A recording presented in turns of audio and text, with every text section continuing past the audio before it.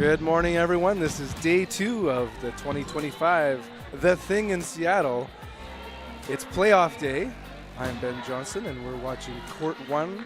The group of 16 women's match right now is about to begin.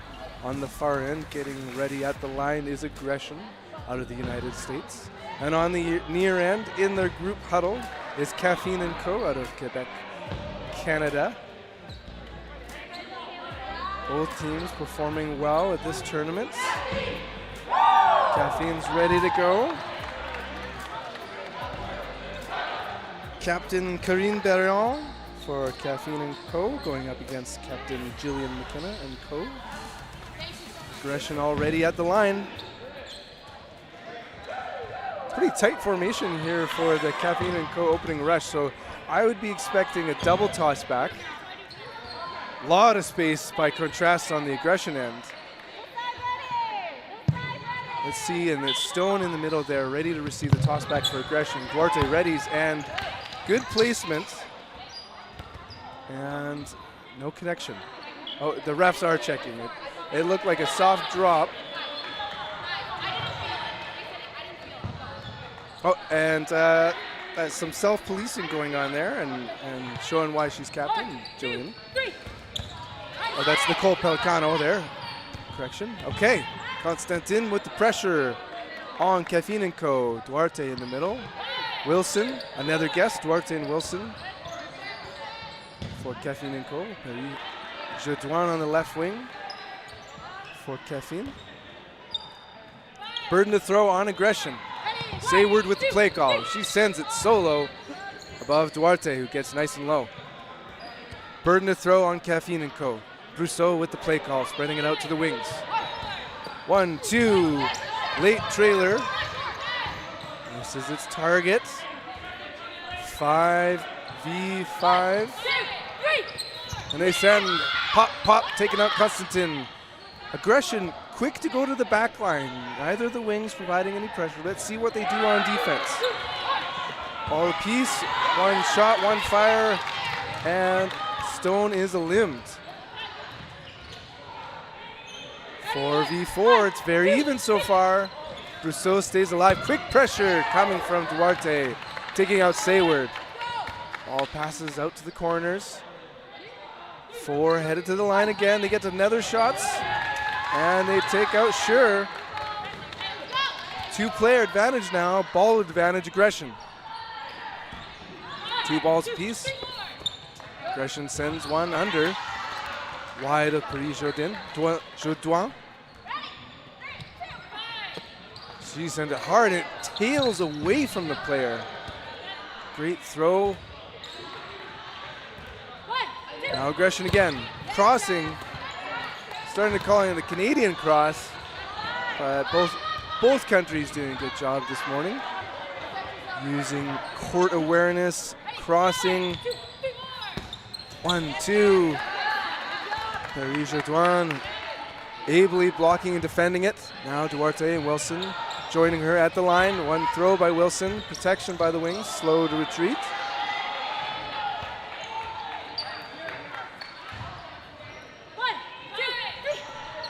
Set throw, no connection.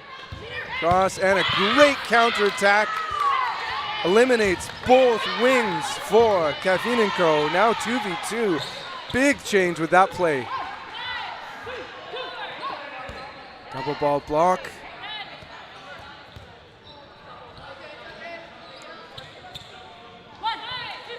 McKenna & Co. sending it right on target, taking out Brousseau. And when it was 4-2, now it's 2-1.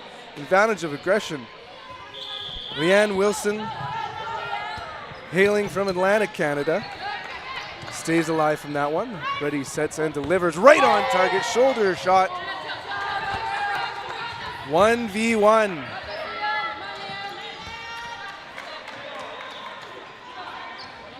Meanwhile, Aggression wearing their Armada colors. Let's see how Wilson does. Firing against the black and red. Great shot, better block. Getting nice and low.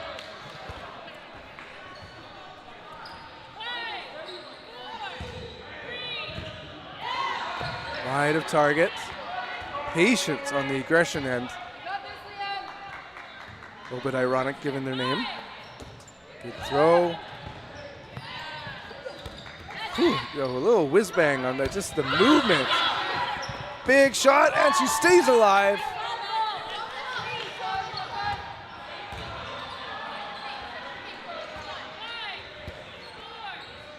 Shot clock counting down. Wilson gets it out in time.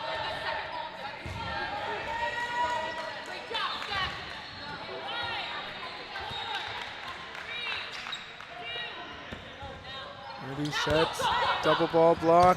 Oh, and a catch! Pelicano gets eliminated on that one. Now we got 2 Pelicanos listed, so I'm going to actually guess that was Stephanie Schmuck because she doesn't have a number. And I'm going to go Pelicano 2. Okay, wow. Meanwhile, taking the courts, Casey Bisted ready for that opening rush. Fortier on the courts.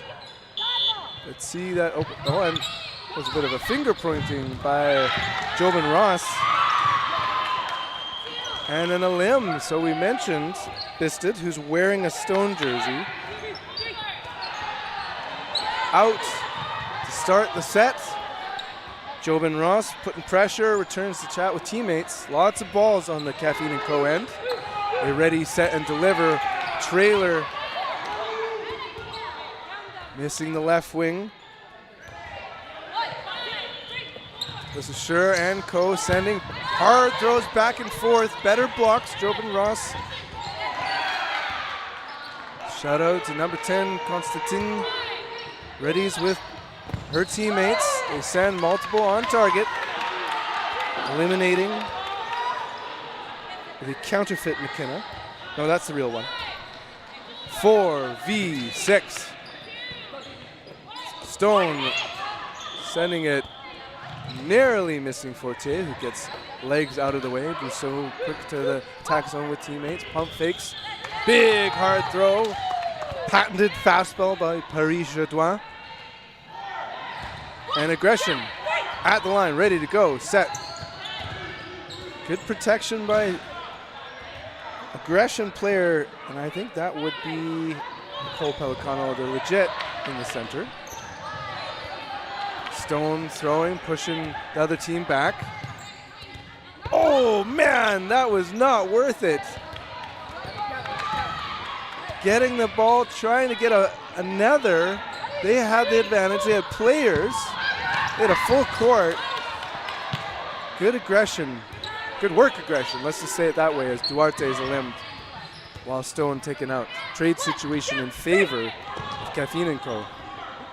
Crossing, counter, and this time Jobin Ross showing Sure why it's not always a good thing to go winger on winger in moments of transition. And Jobin Ross does it again. Top shelf.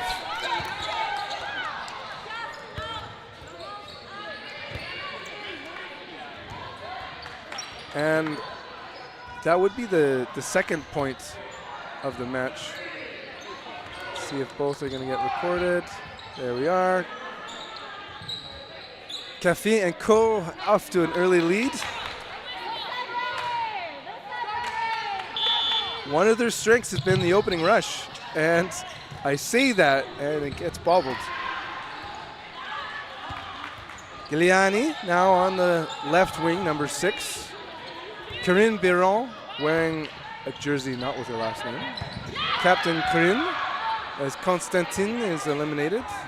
But watch out for that Jobin Ross on the right wing. That has been lethal for them so far. Hard throw, a limb, taking out Pelicano. A counter is brilliant, but the counter of the counter is even better as Giuliani takes out her opposing winger.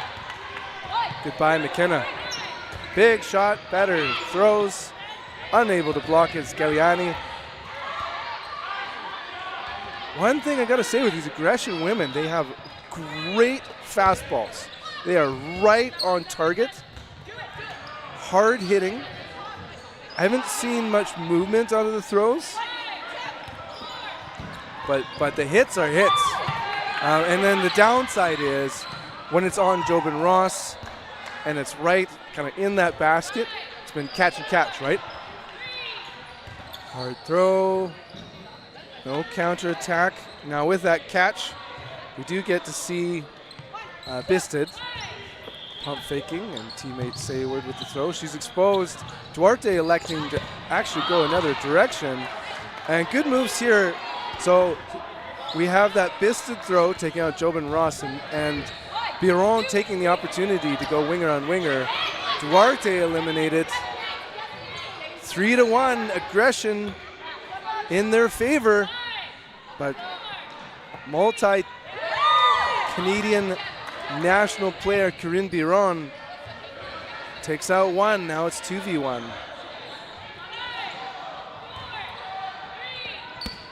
Good block, and it's right on target. Biron says, I'm alive. Alyssa Schur chatting up the sidelines with teammates. Getting ready for that play call. 1-2 on, and that was unable to bring it in. Schur has it. Schmuck eliminated. Squaring up against Biron. 2-1. Anybody's game. Le bon jouet. Bon matin. Okay, let's see. Galliani again on the left wing, la gauche. Duarte tossed back. Biron thinks about it. Pressure, and she's targeted. Big throw coming out of aggression.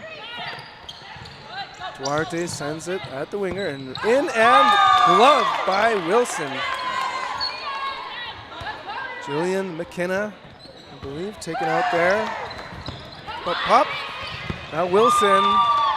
Good throw. Galliani showing why she's a winger. Sayward, Duarte.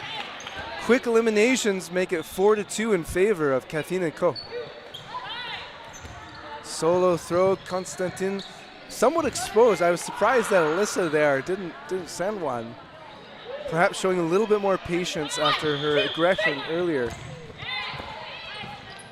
Shots back and forth. Galliani missing. Biron passing to teammates. Haven't seen too many throws from Constantin, but it's Jobin Ross sending it. Passing back and forth. Nikki Pelicano. Schur sends it. She's the target this time. Pushing up to the attack zone. Great shot on Constantin. In the half court there, getting a ball. Now here they are to the line. Coordinated and a great counterattack. Better block. Pelicano in the corner. Do they go Schur? They go Pelicano. Galliani missing, countering on both sides.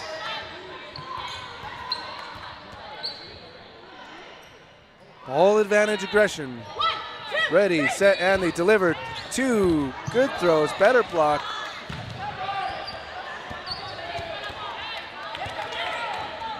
All right, watch in the center. Big throw, double ball block. Back at Jobin Ross. Biron was calling her own number there. Okay, now I would like to see what that means. Oh, it's her throwing left. Okay, all right. 2 balls apiece for the Gresham women. They set and deliver 2 on target. Biron now taking that right wing. I really do appreciate when you see teams switch up a little bit of their formation because we all have a slightly different arm angle. How we square up or cross matters a great deal when there's a ball or 2 in hand for the opposing team. Oh, despite 2 in hand, and this is what we were talking about just now. Sure limbed by the throw. Great arm there of Biron. And that sound you might have heard, that was the ball retriever trying to stop it. Pelicano versus 3. It's tough. She's got an opportunity to have Ricochet Or that was an attempt for a potential shadow catch. If you don't know that term, that's often a player hiding behind as the ball is decelerated. Hey, there we go with a catch! A catch followed by an elimination. Galliani staying with it. Job and Ross, herself a lethal catcher. We know that.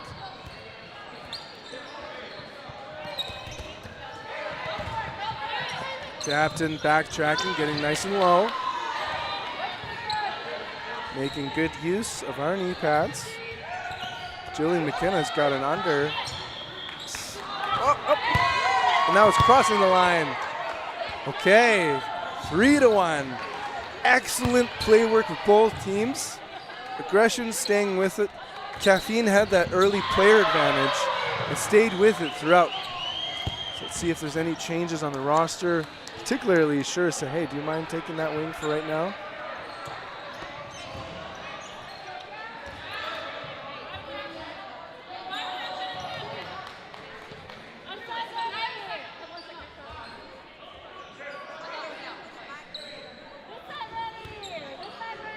Both team sets. Allez-y. Biron. She's targeted before even taking it. Wow, this is a. Oh, was that an invalid? Oh, how was? Okay. Biron is alive because that was not a. The ball wasn't activated. That's my guess. But meanwhile, Sure seems eliminated still.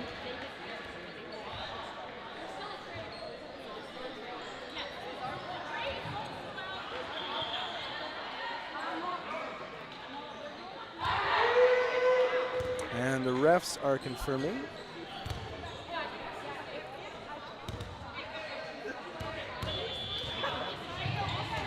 So it was an interesting move there because we had definitely an advantage. Like Biron had ball, so it's okay. Jobin Ross, it was a trade situation on what we're viewing from our angles, the right side of the court. A couple aces taken out on each team. Now Fautier on the right wing. Watch out, aggression sending towards her. Nikki Pelicano with the throw. Soon we're going to be talking about your VC Dodgeball Player of the Match. She's been a player of the match earlier. And something that VC Dodgeball would like to point out is all their shop is currently sold without tariffs. So my fellow Canadians, wonderful company making wonderful gear, honoring their existing pricing. Big shot, no connection. That's Stone, and she is shot back in a trade. Schmuck and Biron. Fakes, hard on targets. Great catch coming from the ball retriever. Galliana, Duarte play call, sharing it with the wings. Big throw. Remember, Paris Jourdouin has a great arm. 3 players to 4. She's targeted. Up and over at me. I'm unable to catch it. 3v2. Probably was pretty loud on the mic.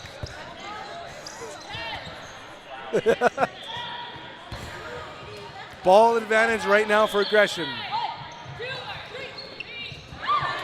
2 Sayward target. I was about to say, I thought Forte was going to send it back at Sayward there. Now 2 balls in her hand as she's taking the corner. Reddy's on defense. 3 Kevin and Co. ready. 1, 2, 3. And no connection. Good double ball block by aggression.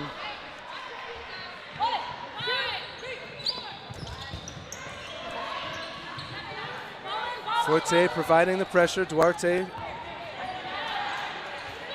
confirming. Galliani having a no ball play call, but she gets one late in the game. Big shots and action happening. Chaos ensuing. A trade. Duarte and Galliani. Oh, no. It's now 1v1. That was a lot of action in 5 seconds right there. Duarte, a member of Team Canada. hailing from Manitoba on Team Rogue. Big shot. Permanently on Caffeine & Co. Oh, wow.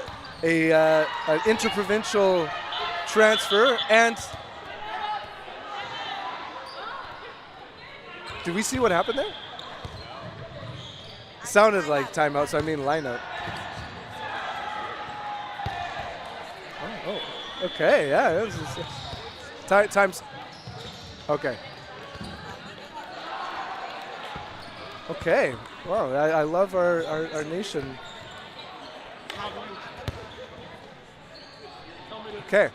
So, as I refocus here, we have a battle 1v1. Samantha Sayward here on the aggression end. Mira Duarte of Caffeine & Co., now a resident of Quebec.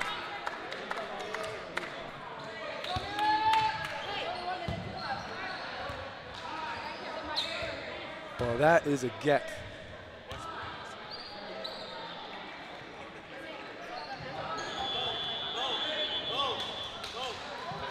Okay, so both sides ready.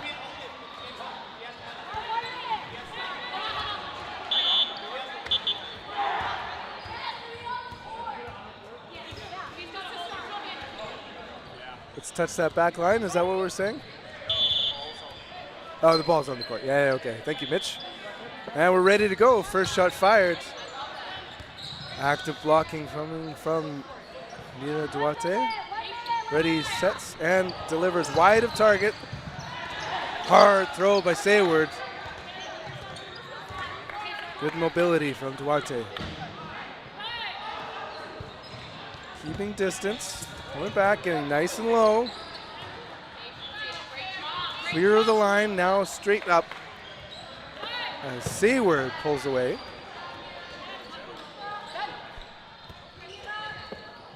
Good movement on that throw, actually. Tailed away from the player. Not close. Oh, that one though. Wow, that is dangerous. The movement and the trailer expertly blocked. Rips it. Sayward's throws. Scary to defend. Duarte thankfully getting the ball at the nick of time. So I feel like Sayward's throw, she needs to throw it wide of target so it arrives on body. Her throws are very accurate in that you can see it starting right on target and pulling away, and that means we're at the end of the half. So we're at first half no blocking. This will change the strategy a little bit, but both teams were both players electing to dodge. Burden to throw, doesn't matter. Ooh, preemptive strike, no connection. Duarte, like we said, likes to get out of the way. Watch out.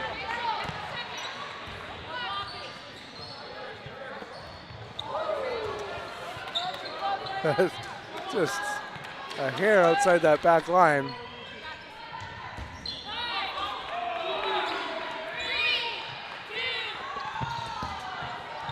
Ready, and oh, look at the jump!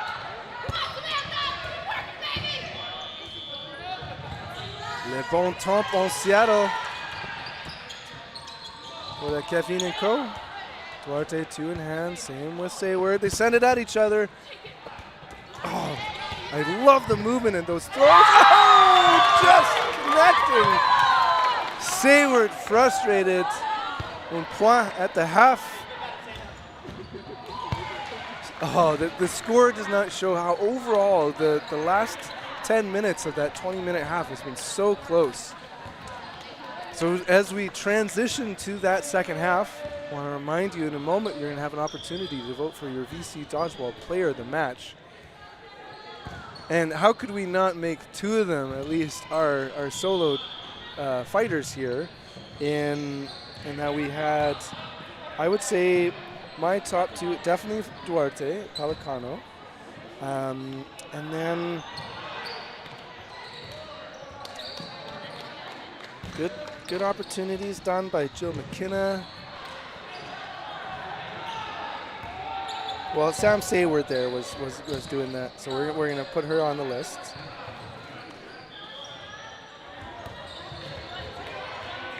Jobin Ross had a couple of great hits, great hits and catches particularly, and amazing right wing. So you're going to see that opportunity later as we proceed to that second half.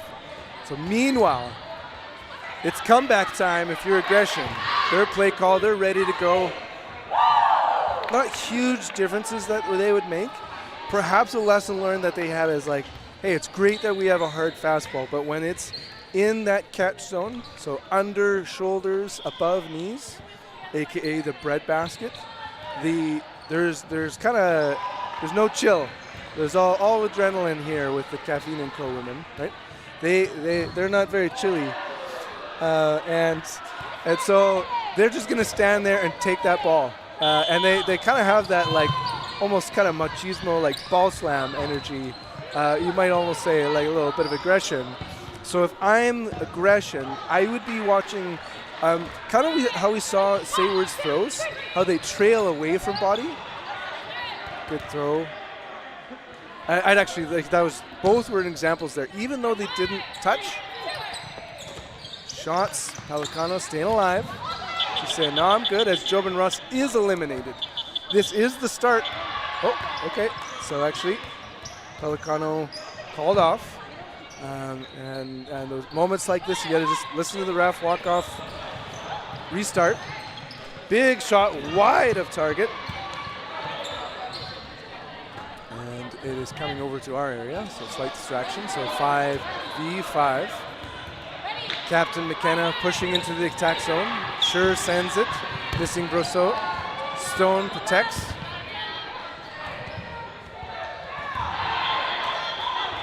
So if I'm Caffeine and Co., you have a 3-point lead. Sometimes you'll be tempted to switch up your strategy because you've got a lead. Maybe within the final 5 to 7 minutes, if we stay that 3-point lead, you can start to slow down the game. Otherwise, it's really just like get back on the court, keep playing how you've been playing. If you can get a 5-point advantage, amazing. Because otherwise, the other team is adapting to you, and if you move to defense too quick, that can be trouble. So remember, on that far right, that's Casey Bisted for Aggression, not Stone, because there's no 2 stones. Meanwhile, the legitimate Stone is targeted and ably blocks. Crossing and countering, not connecting. And Ashley Bossino, she's now on the left wing for Caffeine and Co. I think she missed the entire first half. This is actually a strategy I really like, particularly when you're playing tournament style. A Schmuck is eliminated and Bisted. Is you have your second half start. They're coming in fresh, they're ready to go.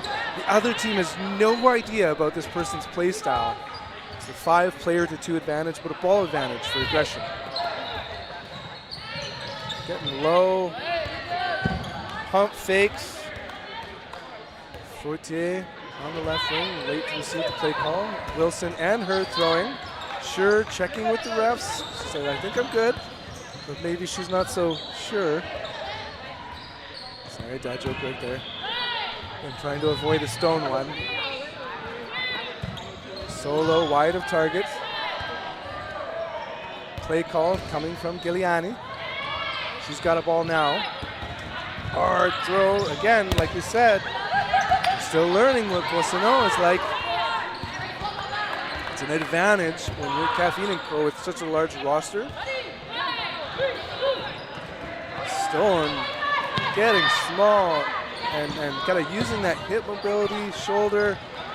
It's not just for throwing, it can also be to do that matrix style dodging, as Brosseau using big dodge power right there.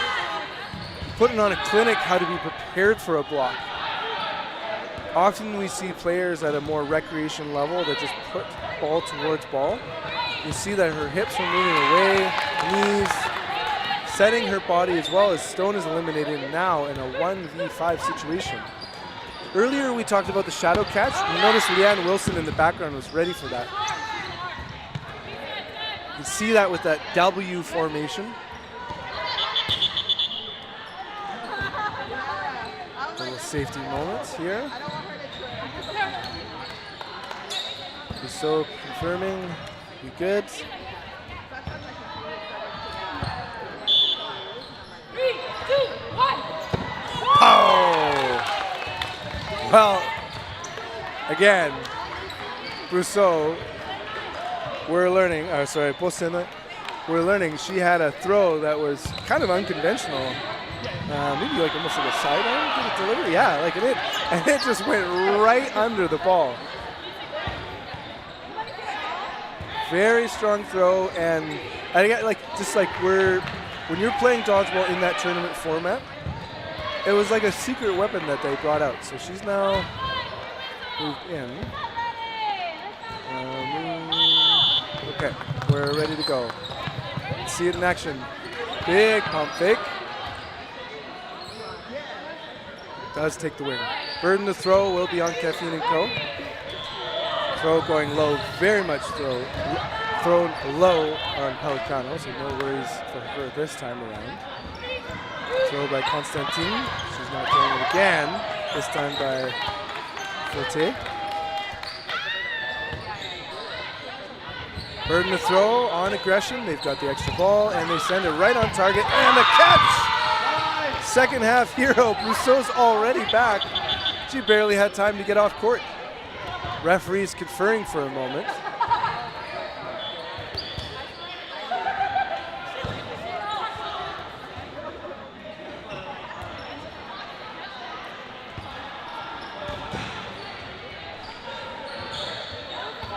Captain Karine Baron checking in, say, are we good? C'est bon. Qu'est-ce que c'est le problème? Yeah, please stop the clock.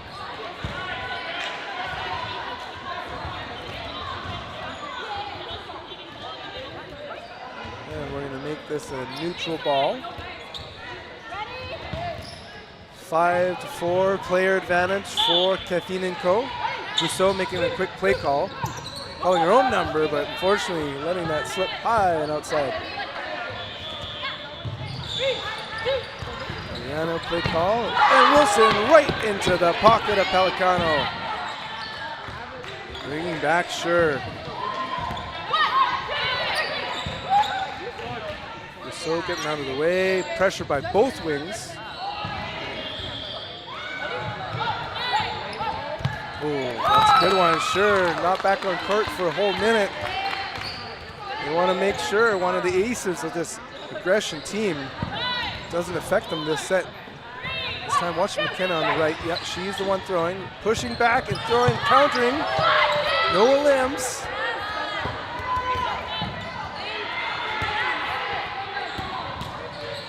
Smart move by Schmuck, trying to get Poissonneau at the line there. He sends it, protected by teammates. Pressure on their part. McKenna unfazed. Bisted, wearing the number 1 in middle. It's been a while since we've seen some throws from her. Pressuring, but unlikely. So maybe one. I imagine she might be a dangerous catcher. Oof! As it just clips outside shoulder. Good throw. Player advantage again. Caffeine and Co. Ball blocking. Constantine getting another ball again.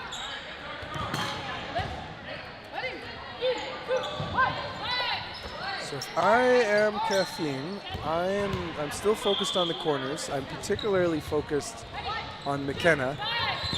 Oh, barely stopping that. So if you want to see the opposite of a great blocking opportunity, we talked about how great Brousseau did it. It's like when you let it go all the way into your body. Yes, it was a successful, good move. Now Sayward on. So yes, it was a successful block, but the odds of that thing ricocheting still on your body as Brousseau is eliminated. And hard on target. That's what we said, those aggression women could just huck the fastballs. 11 minutes and 20 seconds in this second half. Still good energy on the Caffeine & Co. end. The Wanderers keep that multi-point lead.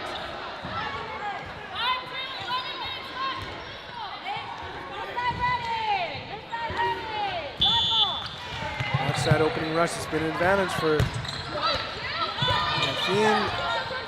Ably blocked by McKenna. Now Paris Jodoin taking that left wing. Not to say that we're mixing it up, but we got used to in the second half having Bolsonaro there. And that just the heaters coming from Paris Jodoin. Again, lots of balls now for aggression. Likely to see multiple targets. Paris Jodoin eliminated.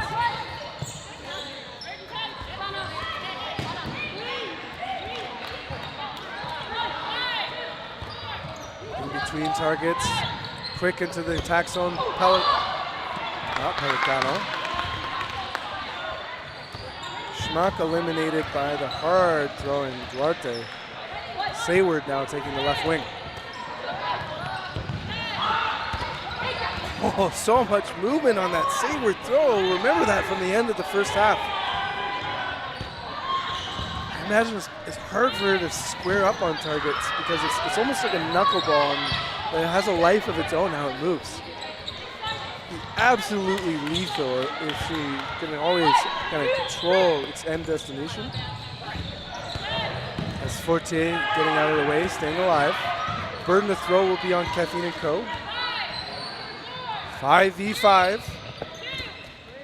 Sayward just blocking that out of the way. Pelicano getting a ball, chatting with Captain McKenna on the right wing. Straight fastball, this time unable to block. So that's what we're talking about there, when you kind of keep your ball with body, you're not providing it as much of a radius for protecting it. Same way like a goalkeeper pushes out from the net, creating that small defense area.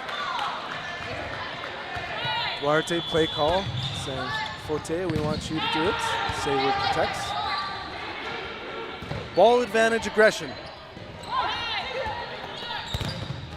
Wilson now on the left wing, pushing against McKenna.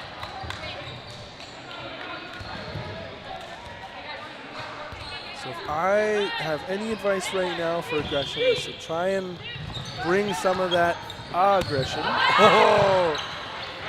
As they take it to Constantin. So good work in transition from defense to offense. But right now you notice they're hanging at the back line.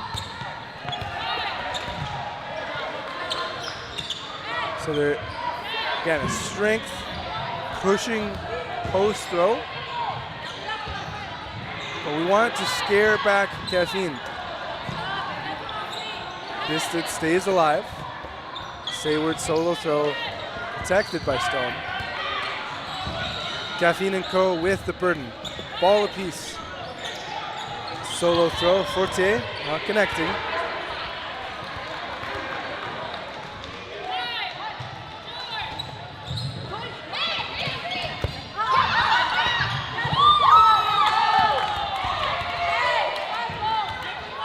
V3. 2 balls in hand by Duarte. Watch our wings. Whoa, getting nice and low, but not low enough is Bisted. McKenna pushing back. Missing some aggression was Caffeine & Co. They had an opportunity there. Play call, Paris Jodoin with the catch, brings her back. Boissonneau not targeted after the throw. McKenna sending it towards Paris Jodoin. Maybe they remember her from past years, rifling those balls. It throws back and forth. Stone and McKenna out, and that's a point, a crucial point, making a 4-point advantage.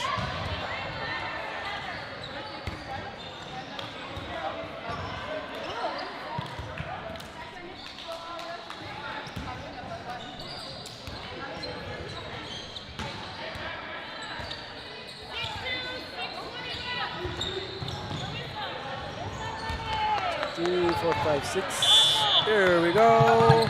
Double toss back. Duarte. Pop, pop, stone. And oh, there was an opportunity for a catch. Oh, we might need to pause for a moment here. Brousseau gets that. Tosses it. Wow. 2 a limb per side. You don't see that very often in the women's matches just because there's so many times. Jumping jacks. Forte. Better accuracy here, or kind of the heat seeker, making sure to go with body. So the one thing is, once you are seen to be jumping, players are likely to have more of a rising fastball. Note that Paris-Jourdouin now taking that right wing. Whew! Like we said, she can send a hammer at you. No defending that one. Sends it again. Wow. Kapow! And it's a totally different spot. It sends another one. We have a late opportunity to switch to VC Dodgeball player of the match. Player of the set for sure. As she is targeted. You can see why they made sure earlier to get her. Casey Bisted wearing the Stone jersey. Now you do have an opportunity to vote for your VC Dodgeball player of the match. It's Brousseau, Paris-Jourdouin.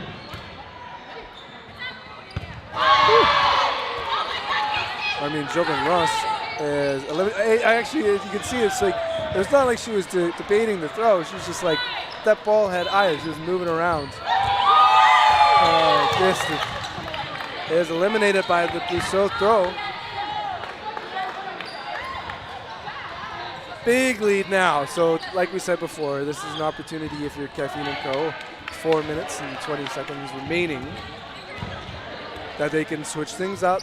If anyone needs a rest, this is absolutely crucial in a 2-day tournament that has so many games. Nothing big changing for aggression. Duarte sends it. They're soft throws. They might be kind of unexpected for aggression. As Wilson is eliminated. Jobin Ross now taking her spot in the wing. Lots of players in Caffeine & Co. Balls in hand. Putting 2 on Sure. But a catch on the right wing that I didn't witness brings back Sure, leaving a big player advantage. Okay, so the ref saying, but at the time of the catch, okay, I would actually dispute that, saying that she got a limb because we had good eyes on that. She just wasn't in the official spot. And with a 5-point advantage, I think aggression is saying, like, I don't think it matters. Pas problème. De rien.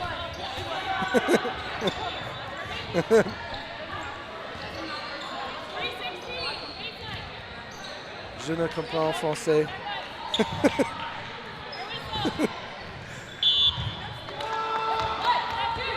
Here we are. 2 throws, crisscrossing like scissors, but not connecting. Watch out for that Biron throw. Duarte sliding in the attack zone. Keeping an eye out in case there was a late throw at her. There was not. Lots of balls on the Caffeine & Co. end. Counterattack unsuccessful, and Bisted is eliminated as well as Stone. So both Stone jerseys off court now. And what was an advantage is eliminated. Now 4v4. That's when you send 2 at different angles. It's just nasty. You can see, I imagine Biron just had to close her eyes there. It's just kind of coming at you. Ooh, Sayward pressuring. That is great pressure work.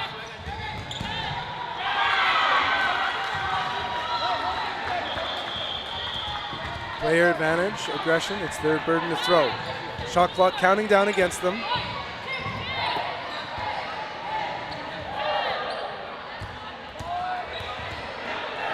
Quiet in the action as we approach 2 minutes remaining in the second half. Victory at hand. A great dodgeball to be had. Good counterattack. Oh, did I miss? I missed the catch. That's what it was, because otherwise, sure would not be. We would have now 4 players to 2. 2 ball blocking by Mira Duarte. dual province representative, recent 2024 Team Canada squad member.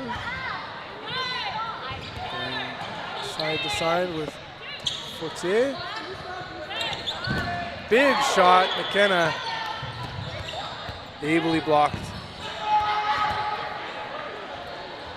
A minute and change as we finish this group of 16 match for the women. Congratulations.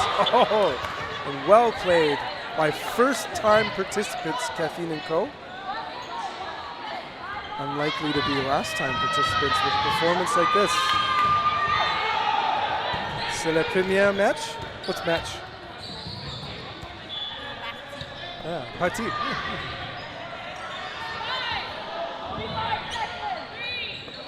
Oh, a no-look open shoulder throw. Those are tricky.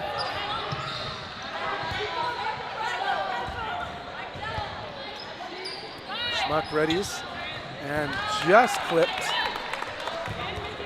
Final 30 seconds. Duarte not struggling to hold 3. But she said, no, I'm just going to go with 2. Rip 1, cross again. McKenna pushing that ball off body. Duarte using her mobility. Up, down, left, right. Okay, that's pretty consistent that she's doing the open shoulder throw there. The trailer does it. Duarte confirming with teammates. That one got me, and we are at the end of the second half. And no need to play, no blocking. Congratulations, Caffeine and Co. Moving on to the next round. Speaking of what's next, it'll be the men's group of 16.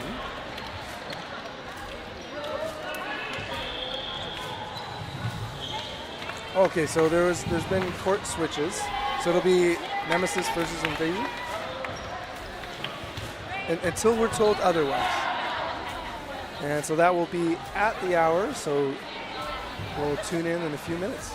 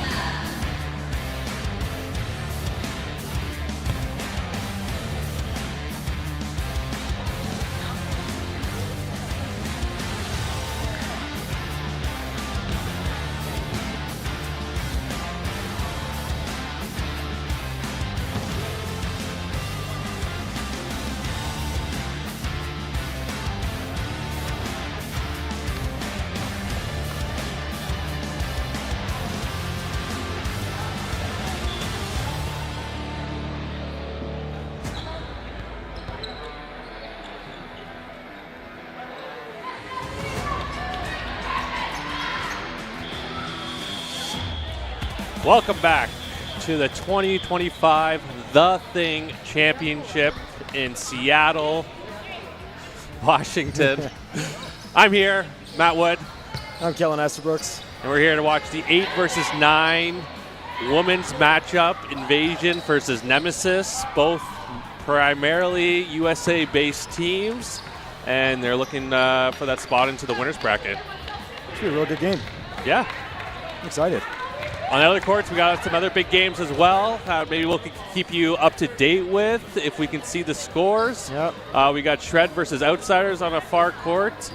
Big 8 versus 9 matchup as well. They placed 1 and 3 at the thing last year, so one of them is going in the losers bracket, and one of them is not winning this year. That's for sure. Exciting to see. And then we also got Bloom and Finesse right beside us as well. That's also a placement game into the winner's bracket. The last women's match is Aggression versus Feral AF, if I'm not mistaken. In the losers bracket, yeah. In the losers bracket. Yeah. And then after that, we can't see that far. Yeah, I can't see that far. Actually, I think it's Howl versus Future on court 5, and then Fortune versus, I don't know. All right. Fortune's playing over there. We got all 6 courts rolling, though, now. Oh, yeah, we're going. You can go on Dodgeball Hub, and you can look on the streams there on Dodgeball Hub for the other 5 courts. Sure. Did our viewership go down after I said that?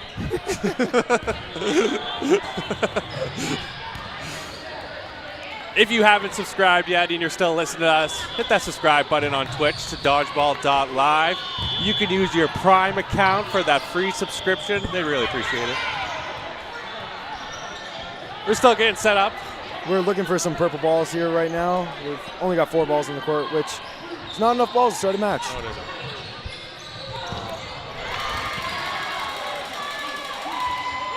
So who does Elite play?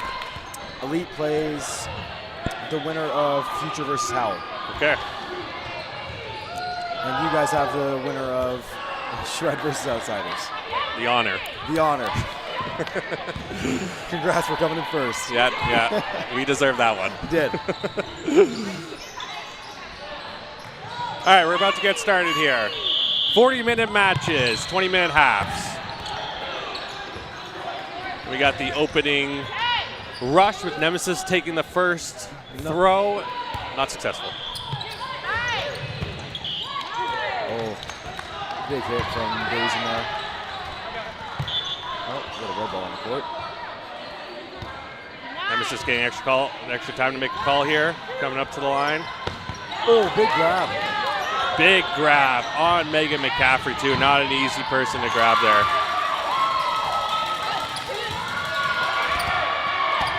Oh, nice little follow throw there. Yeah, great follow-up. Invasion getting that third ball back. Burden will be on them now with more players. Both teams kind of finding their accuracy pretty early in the match here. Big crossboard. No go. Good moves there from Monroe to get low. Up to the line with 4 balls. There you go, finding her stride there. Missing off the mark a little bit. Invasion's looking good though, off the hit, off the beginning of the match, finding their hits. A little bit of a player edge here. Got blocked there out of the middle off of Sam. I don't think she saw that coming. No. Look a little Nice little surprised. reactionary block. Yeah. Big hit on the Sam there. Yeah, Greco looking for that notorious catch. Nemesis chipping away here. Great underhand there. Phenomenal. Good pressure on the Nemesis side. 5, 4, 2. We have a stoppage to talk about it. Oh, line ref making the out call. And we have an out. They're telling me incorrect. There should be refs up here with us. Really should be, We have a real advantage. Yeah, these headphones are just doing wonders right now. Big hit on the shagger there. Huge. 10. No, it was. Ready? 1,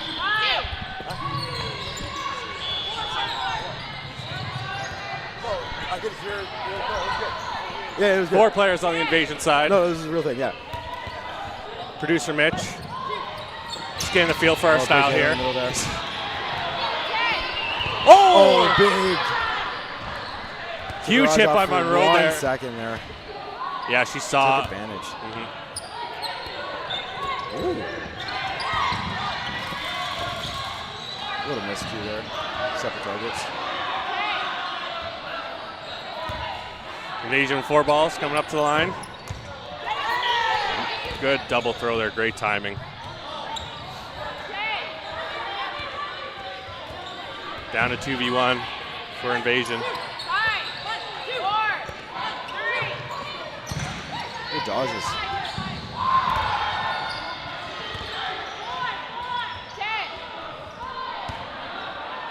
Tough task here, 2v1 to start the game off. Oh, big grab! Huge grab! With the back towards one player, but looking at the right ball, right into the pocket. Now can they finish? Job's not over yet. That was big. What a swing. Good block. Nothing goes. Great. 1 ball for Nemesis here.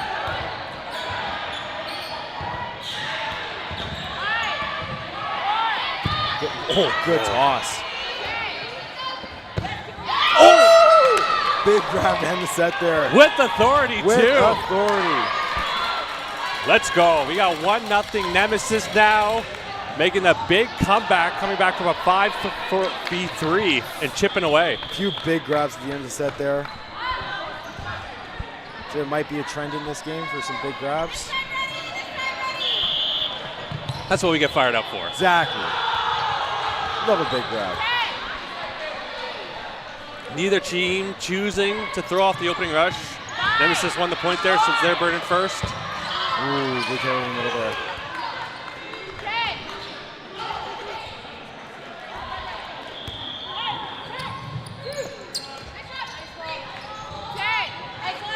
Left wing on the Nemesis side getting high and small to dodge that. And good moves on the Invasion side as well.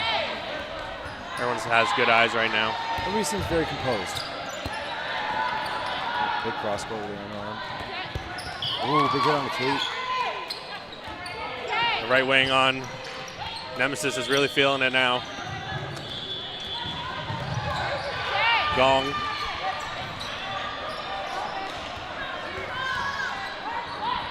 Oh, that's the other team. Morales. Excuse me. Yeah. Another big head out of the middle there. Nemesis really finding their shots here.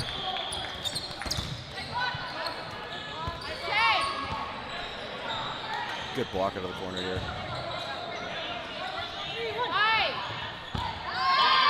Excellent throw. Ooh. Ball's up and too far Good away shot. for McCaffrey to catch it. I do like the new rule here that we don't have in Canada where you can just jump out and have control of the ball. Yeah, you want you want Canada to I implement like that? it. Okay. Well, I don't like it because Maddie's really good at it, but Okay. so is Roman. So maybe not. Yeah, you know what? Let's keep it in America. Yeah, good call. Backtracks extremely quick Yeah, depending yeah, yeah. on which team he's thinking Yeah, about. no, I instantly thought of Mavs and just no thanks.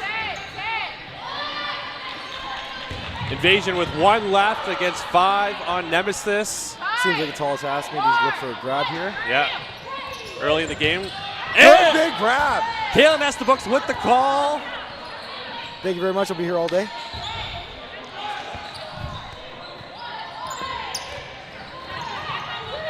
Can't find the mark in front of the corner there.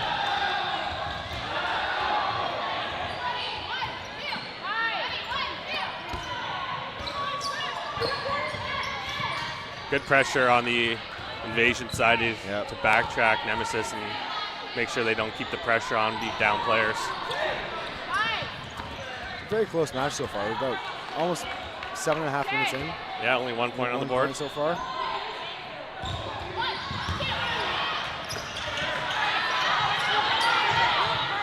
Nice little aura dodge there.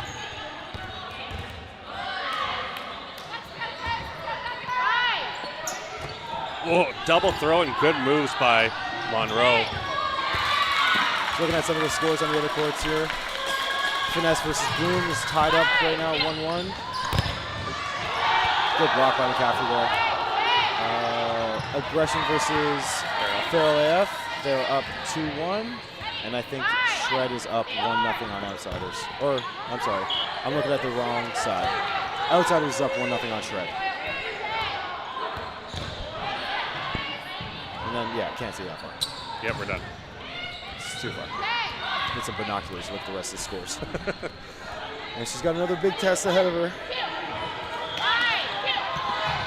Another big grab. Huge grab. She is coming in clutch. There was 2 balls coming at her. We got the refs configuring something here. This line ref is on it, though. Let's see what's happening. Oh, catch is good. Okay. 2 balls coming in, and she's able to pinpoint one that was right in the sweet spot. And they have 4.5 balls here, as I think they can grab that ball that's over the line there. Oh, ball's up. Oh, no, just out of reach there. Howell's up 2-0 over Future right now. And DMV Grizzlies is up 2-0 versus Fortune. I think that they're the dark horse of the tournament a little really bit. are. Came in 6th place, had a good performance. They played quite well at the Dodgeball Toronto tournament as well. They did. They weren't, no, they had some guys on DMV Grizzlies and Honeybacks.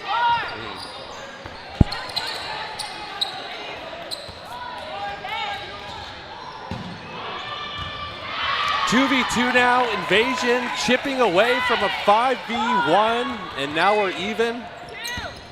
And now Invasion is up. Players and balls rolling, getting a favorable bounce. Tall task for Megan here. Decides she only wants 1 ball on her side. And gets tagged. What a comeback. What a comeback from Invasion. Tying it up 1-1. We got about 10 minutes left in the first half. Team's playing very controlled, making big grabs, being patient.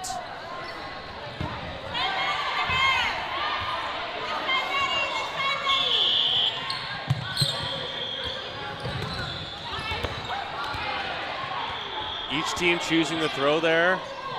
None of them successful off the opening rush. Big cross court.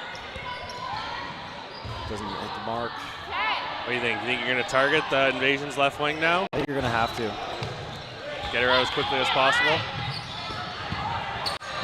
Big dodge there. Saved by the teammate not lining out.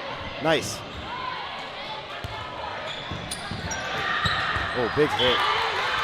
Oh, big hit and grab. Oh. Couple trades back and forth. Invasion coming on top with 5 players versus 3 on Nemesis. They did grab the left winger on Invasion though, so. The hero from the last set. Little miscue from Megan there. That's the word I was looking for, was miscue. Good word. Yeah, good one. Big hit there. Those rockets. Underhand, overhand, it does not matter. Kate with the big pressure. 2 Morales is on the court right now. I think the real Morales is on the right side, and we got McCaffrey on the left side of your screen.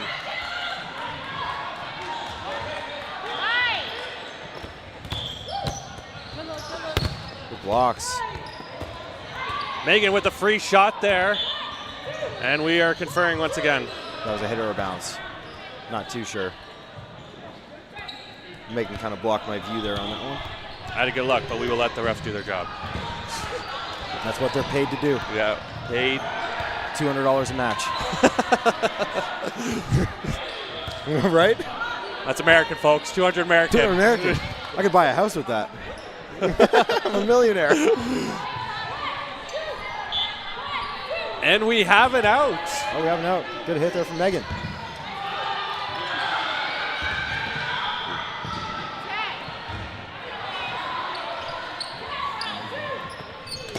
Good movement there from Megan.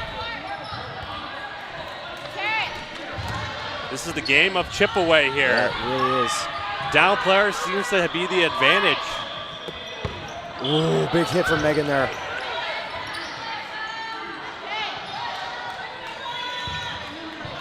Invasion coming to the line with 3 balls and 3 players. Yeah, Megan got tagged there. Right off the left shoulder of McCaffrey. Just cut your fingers off, Megan. Don't need them anyway.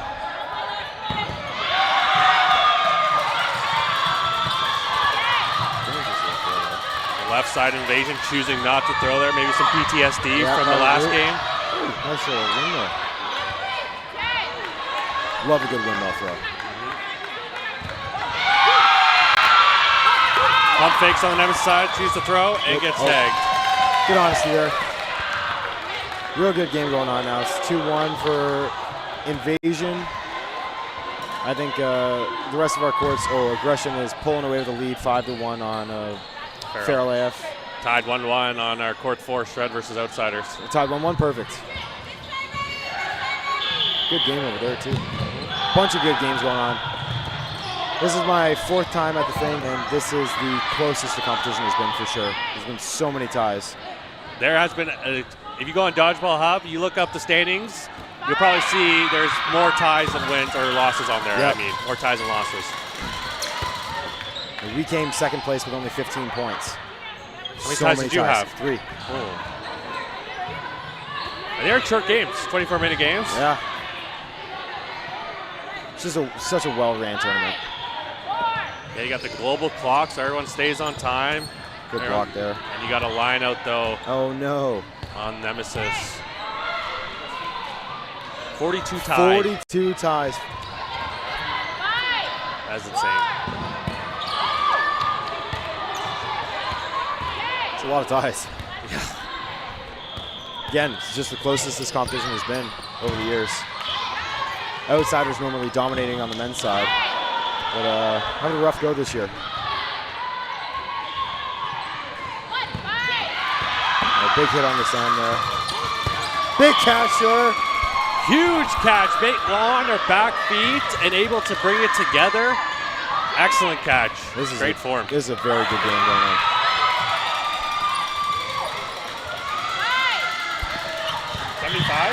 Total.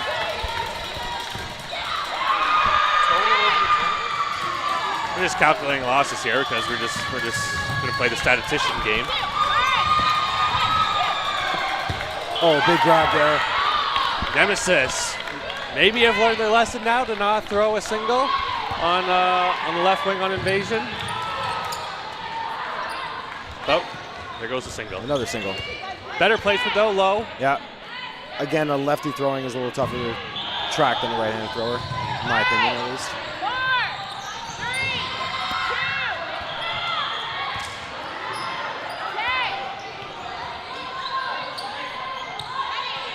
4, 3,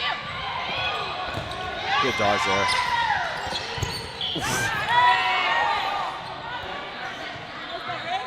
Bit of a face shot there.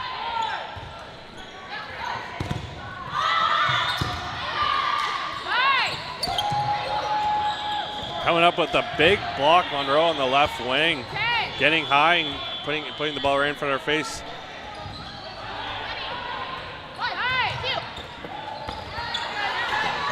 Just a bounce on the center from Invasion. Invasion now with 4 balls. Kate showing off her soccer skills. 5, 4, 3, 2. Good movement there from the right wing here. Now Nemesis with 4 balls. See if they choose to throw 1 or 2 here. 1, 2. Choose to throw Big 2. grab. Big grab there. Timing was just off on the Nemesis sides, and they got punished for it.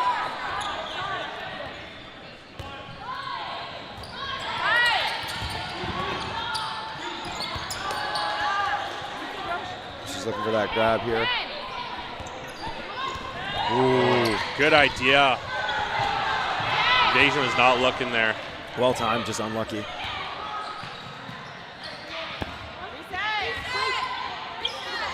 Calling for a reset on the Invasion side. Smart. 4 balls. Another set of eyes to look at. Oh, line out there. Oh, that's tough. Tough player to line up for right now on the Invasion side. Free throw. Resending again. Here's just a little early on these throws here. He's just looking for a hit and a grab. It's just a little too early right now. Yeah, the goal is to get it when they're most vulnerable, right? Exactly. Huge 3 balls coming in and gets a block and dodges 2. Oh. Split the wickets there.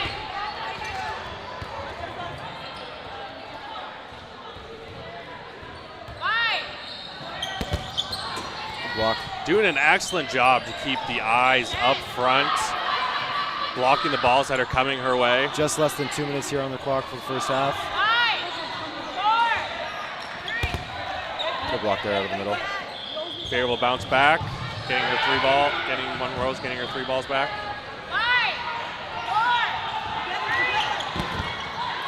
Bounce. And we will refs have are going to confer again. Line ref. Is that right? And we have a no call. All right.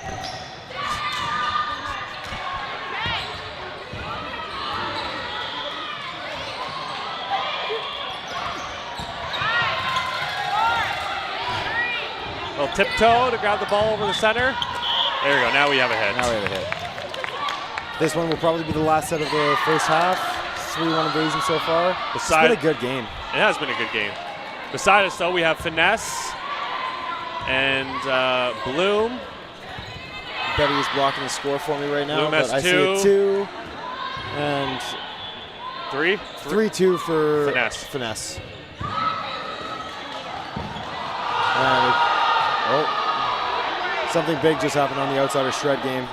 2-2 right now with big plays just happening. Made a big grab. Yeah, he flexed. This game seems kind of chippy over Now there. 3-2 for outsiders after no blocking. Looks like it's 4-2 for Howell versus Future right now. And can I see that far? It is 5-1 for DMD Grizzlies over Fortune. Yeah, 5-1. Yeah. Maybe I can see that far. Yeah. The scoreboard is bigger on the 5 It is a little bit. It might be 6, but it looked like a 5. No, it's a 5. I see Parky's Yeah, it's 5-1. pretty afro over there. Yeah. About 45 seconds left of this first half. I expect Nemesis to be coming swinging out of this. Ooh, big hit there. 2! Excellent follow up there. With Love the a player. good follow. Yep. Player looking for the bounce off her teammate. Oh, big rip there. Very hard throw.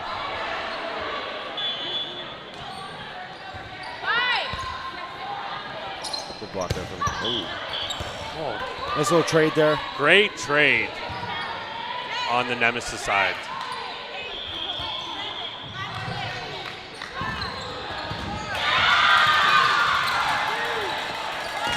Big hit, corner on corner. And I think we're into no blocking now. 3v3. If you're just watching this for one of the first times, we go into no blocking at half. Each team gets 3 balls. And as we just said, there's no blocking. If you block it, you're out. And we do it. 2 on the pre-counter from Invasion. Greco tiptoeing along the line. Just staying in bounds there. Nemesis with a miscue there, giving him 5 balls. Oh, unlucky. Late on the grab there. The earlier ball that hit her, most likely dead. Oh. Almost comes up with the snag, but right. Invasion with a 4-1 lead. running away with it slightly, but we still have 20 minutes left. Plus, it's a marathon. It is.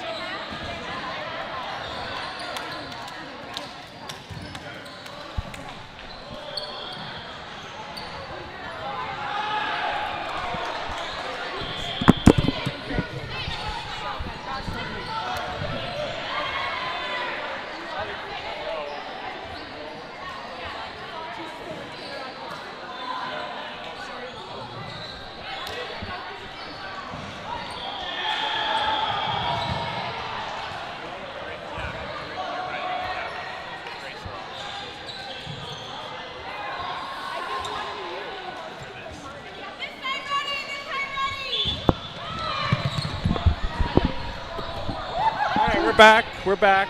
We were just picking out our MVPs to put up for the VC MVP Player of the Match.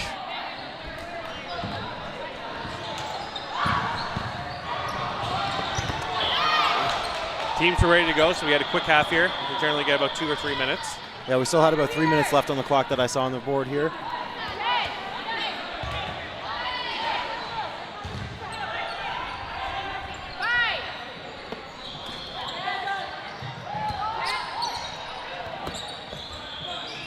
Very quick release there. So who do we got? I think we had Monroe, and do we have 11 on the Nemesis side? Is that what we chose? Yes. Okay. And then on Big the hit there from Monroe. Invasion side, we got also number 4, Rowan. Yes. Hope that's her last name on Yep. the back.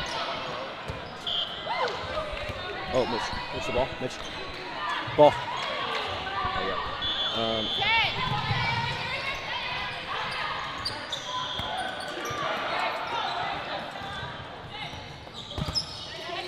Rowan in 2-4. Sanchez.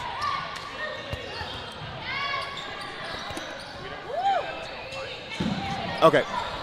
We always change it. So 5 minutes left in the match. We will pop up your VC Player of the Match, so we might be a little quick to the gun here. So we might change our nominations. My first time commentating since we've had these MVPs. I know you did a little bit of provincials, right? A little bit, yeah. You also have the option to do a post-game interview. Oh, look at that. I love a good post-game interview. Ooh. Oh, good honesty there. Oh, let's go. Let's do it. All right. We're doing a post-game interview, We're talking guys. about golf. I have Kalen Esbrooks here, post-game interview. What's your target handicap for this season? I want to get down to a 2.2. Damn. Okay. Oh, big double there from Megan. Oh, my gosh.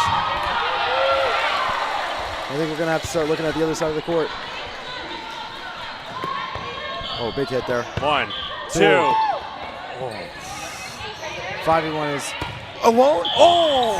Almost brings it in. Dangerous throw there from Kira. Yep. Worked out, but dangerous throw.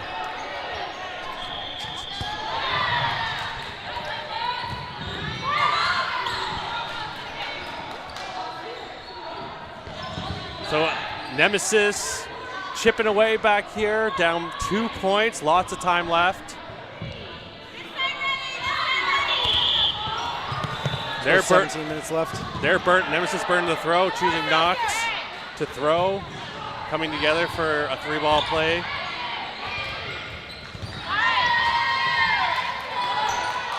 Missing on Rowan. Good target, I would say. Yep. But there's, Kalen, you could talk about this. There's also strategy to not hitting the best player first. Exactly. I like to do, I like to bury a player.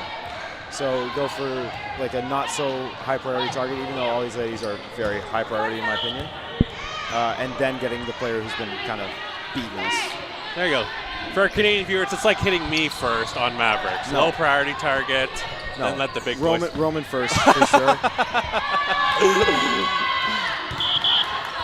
Roman and then Mergler. Okay. I think Roman will just catch me like 8 more times. It doesn't matter. Or hit one of the Jeffs. Yeah, Yeah, hit one of the Jeffs first. one of the Jeffs. There's 3 Jeffs. There's 3 Jeffs, there's 3 Matts, Yeah, but there's a Matt that is a Jeff. that's Very correct. confusing. Yes. If you know, you know.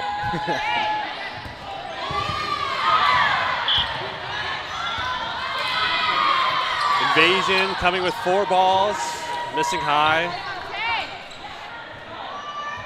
Still 5 players on each side, playing very good patient dodgeball. And Big just grab there. Oh, that was a hit.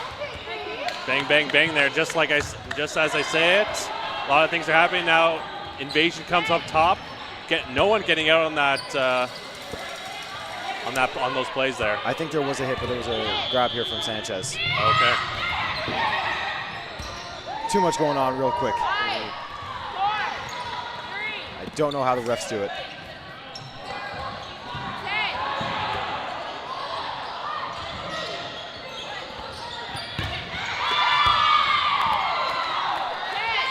Bloom is taking the lead over Finesse.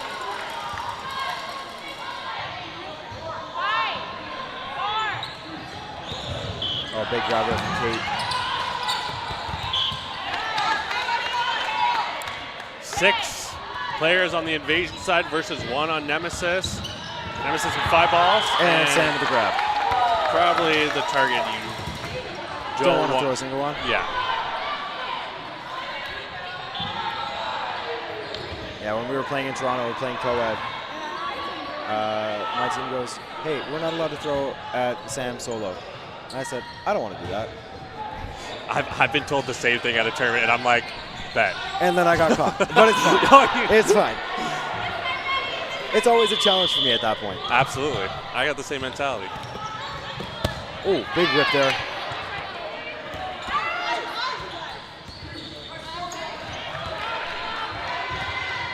Little confusion happening there.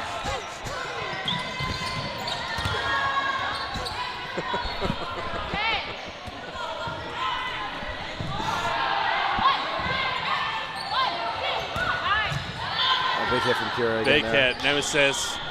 6 players still on their side. The clock has become very dim. You no longer see how much time is left. Let's check the computer. About 13 minutes left in the second half here. Day 2 of the thing. I'm a little sore today. Yeah, my glutes are sore. Running a lot yesterday? No, I don't have to run anymore. Oh, yeah. I take the pitch now. Maddie runs. Spence. Good guy. Oh, yeah, that youngin with the biceps. That's Spencer Tate. Yeah, Spencer Tate.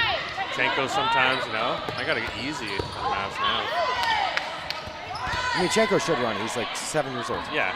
He eats McDonald's 3 times a day. Oh, my God. And still doesn't feel a thing. It doesn't gain down a single pound. Probably loses more pounds. Most likely. If he cut his hair, it'd be like 10 pounds lighter.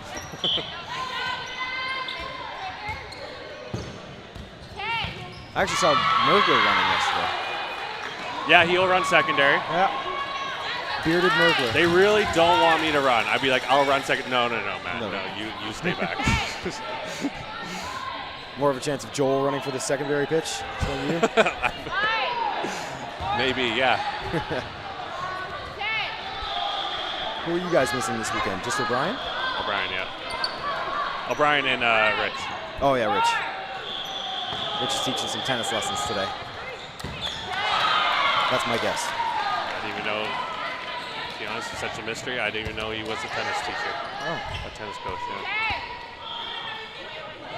Nemesis still up players here, but down balls. Invasion with the throw. Oh, big 2-ball attack there. Oh, big dump. Oh, Greco almost bringing it in, but good job on the Nemesis sides to dodge and make the quick throw. Nemesis with ball and player advantage here. I suspect they are going to throw a few ball. What happened there? The ball slide? I think so, yeah. Again, with the player and ball advantage, I suspect they throw more than one at one target. Nemesis awfully close to that front line. Big hit there from Megan. Dangerous throw there. No, ball was dead. It's a good call, but it's just a little too late. Nemesis with players, but only 2 balls, so Invasion's turn to throw. Nemesis rushing up. Unsuccessful on the 2-ball rush. 5 balls here for Invasion. A little delay on the Nemesis side on that rush. They kind of looked at each other. Like, are we going to do this or not? Yeah.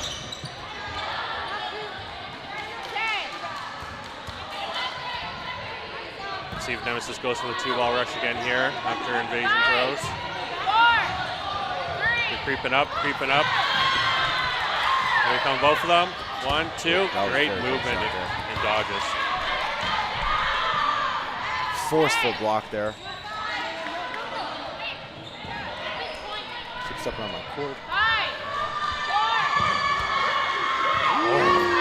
Oh, and a finger block. Good honesty there.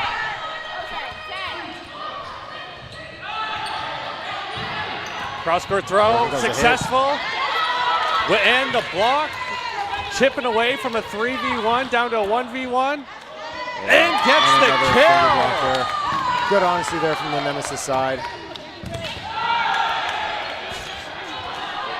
Great honesty from Nemesis. All of them.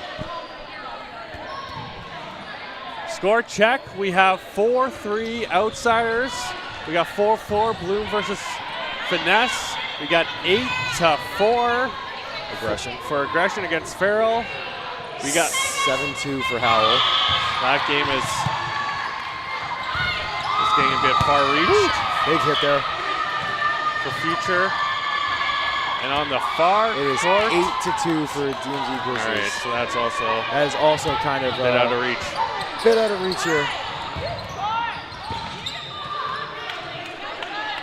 We got about 10 minutes left here. Yeah, Nemesis just needs 3 points, and then they're back in this match. absolutely. Big hit there from Megan. Yeah, Megan keeps throwing those. But we do need to play with a bit of a pace.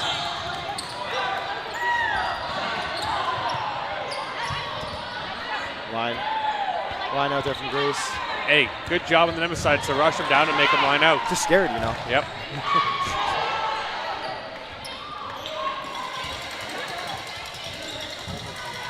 McCaffrey a target there and able to dodge. I feel like the lines this weekend are just coming out of nowhere. Just me? Did you line out? I lined out yesterday. Okay. Yeah, just you right now. Just me, yeah.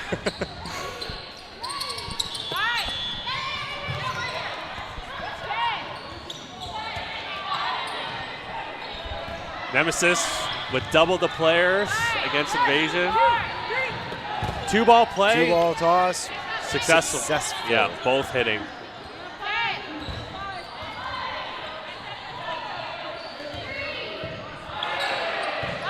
Some good pressure from Nemesis.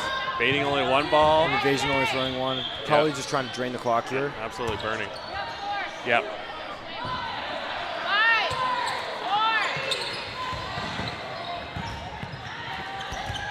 Good block there.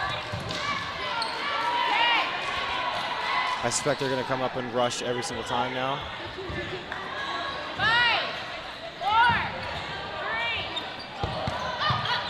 2-ball play and A little bit of a confusing one there. refs are conferring. If I was Nemesis, I would want this clock to be stopped whenever the refs They confer. are stopping the clock. Well, not No. stopping the clock. So 2 balls hit on the Nemesis side. The one that popped up was caught, but the other one died before the catch was made. Right. That's what I think happened. Way too, I think it was you're way right. too fast. Yeah.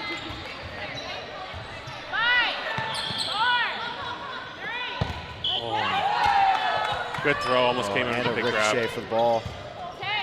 Oh, little miscue from the Shagger there. Good ball retriever. Okay. What's happening? Back and forth, back and forth. Little Shagger ping pong going on. Oh, big hit. 2-ball toss there. Yeah, Invasion not shying away from the 2-ball throws, up by 4. Some wild things going on in the courts around us.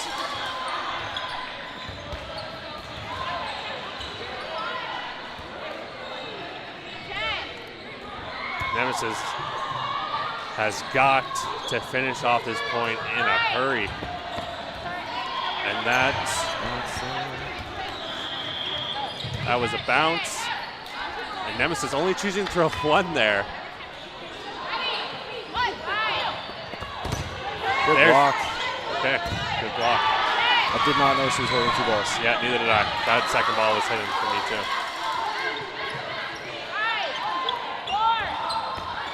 Good movement there from Megan. One fake. Just over 5 minutes left. Invasion doing an excellent job winding down the clock here. Good placement, just better movement with the foot. Yeah.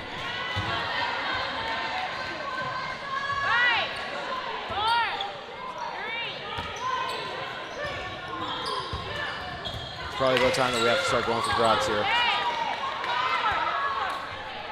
Your player of the match will be popping up in just a couple seconds. Please vote for your player of the match. Oh, I think that could have Down to 3v1 now. And Nemesis with 5 balls. I suspect they're sending the house here. Bounce again. No teams electing to use their timeouts yet either. Kate is being very aggressive here for trying to wind the clock down. Here we go. Our player of the match has been posted. Nemesis taking that one. We got about 4.5 minutes left.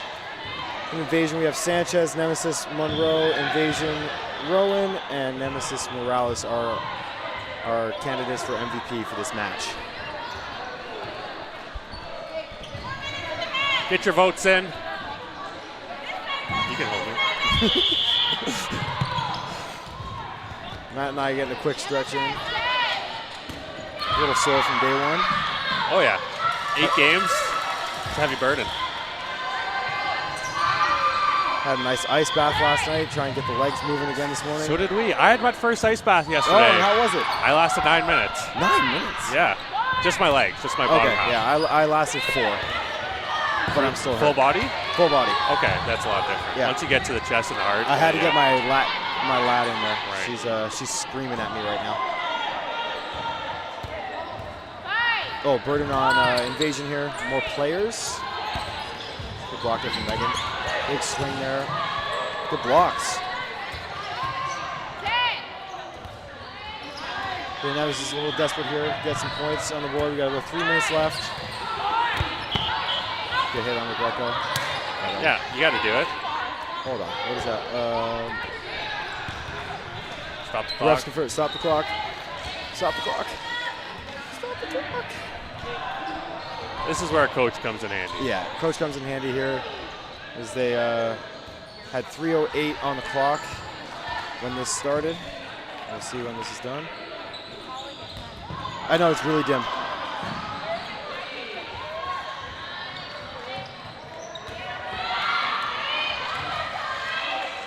I want to yell, stop the clock. I know it's not my role, but just killing me.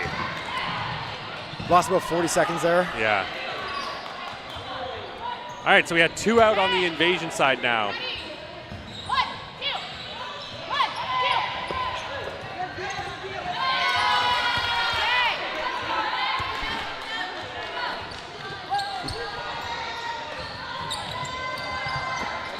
2. Good push there from Megan, just Yeah. no dice. Neither connection from each quarter on the Nemesis side. Get a score check. Trying. 5-4 for Shred, from what I can see. The other 2 games on the men's side were Yeah, they're wrapped up. They were wrapped up pretty much, but Bloomin' Finesse is 6-4 right now. 6-4 for Vanessa. 6-4 for Finesse, yes. And Aggression is up 9-5 on Farrell.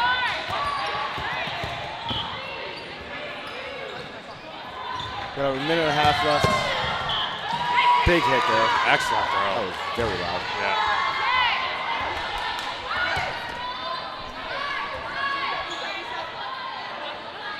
And they're just not helping the Sagger here. No.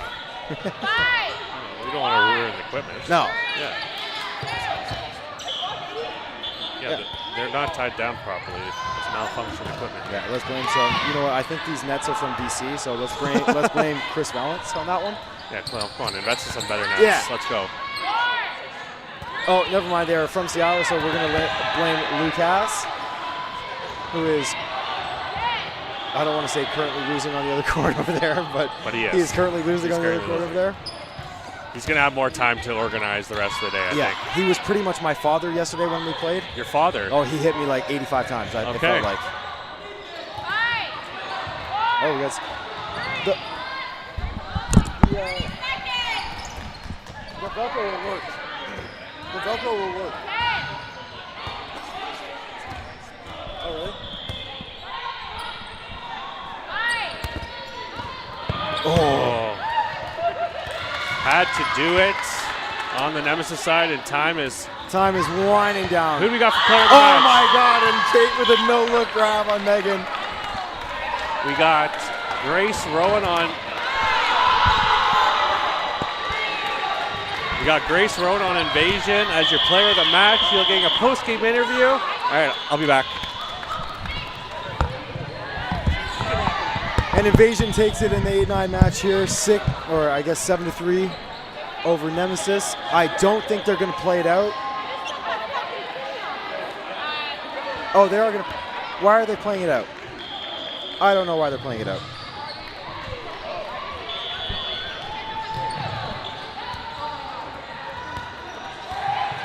All right.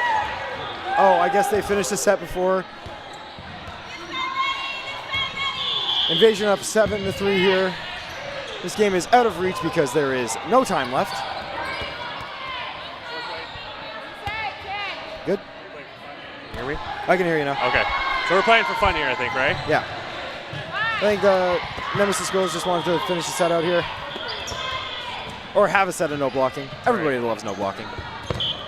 I think that would have been a catch because The ball was came still down. in the air. The ball came down. I don't quick. think we need to confer here. Just, Yeah, let it play out. let it play. The game has been decided here.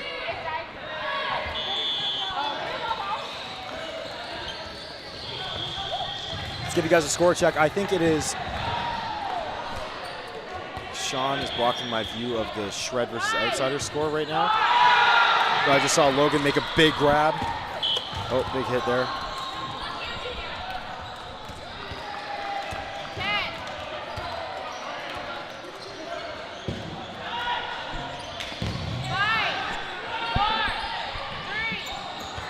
Oh, big hit there in the corner there for Grace.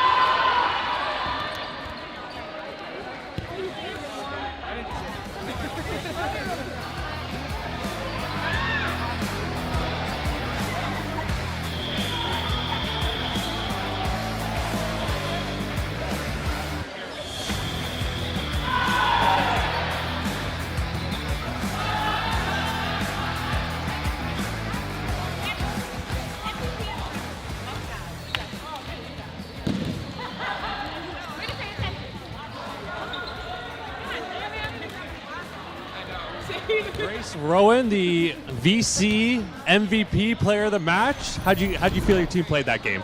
We were still a little sleepy, so we're working our way up. So it was a good first round. Good first round. So you're going on to there's winners bracket now.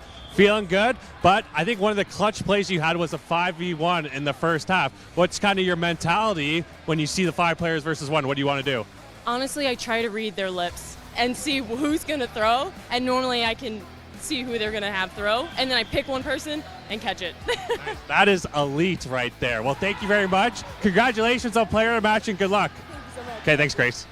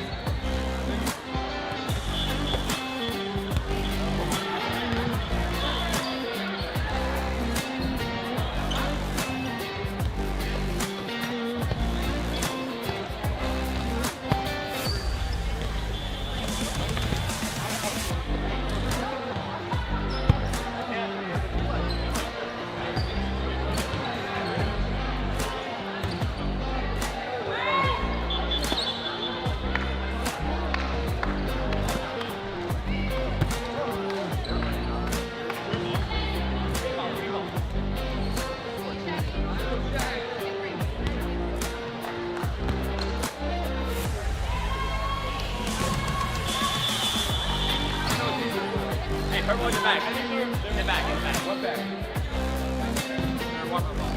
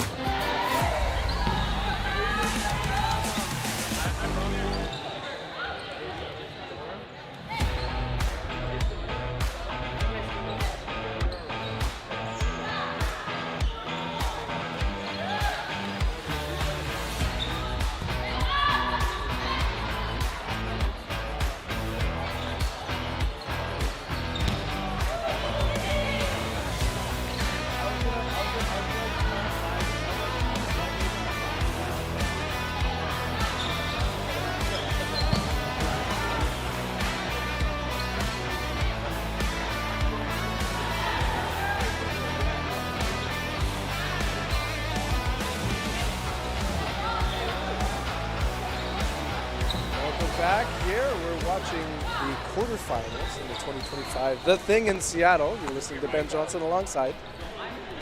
Yep, Michael White here, coming back from commentary 4 or 5 times yesterday. Looking forward to doing some bracket match today.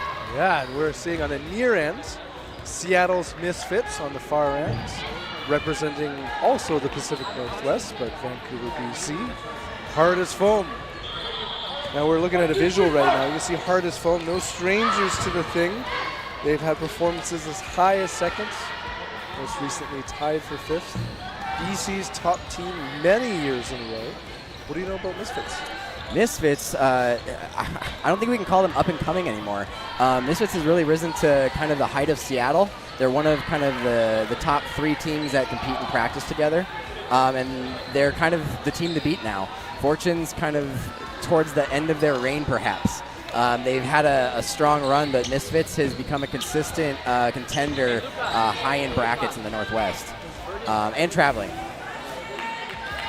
Love to see it. They are the underdogs right now, taking on Hard as Foam. They've got to rest their arms and bodies as the Misfits beat DMV Grizzlies earlier in the bracket. A tough matchup, as I understand it. I didn't get to watch any of it, but it was a close fought battle in the end.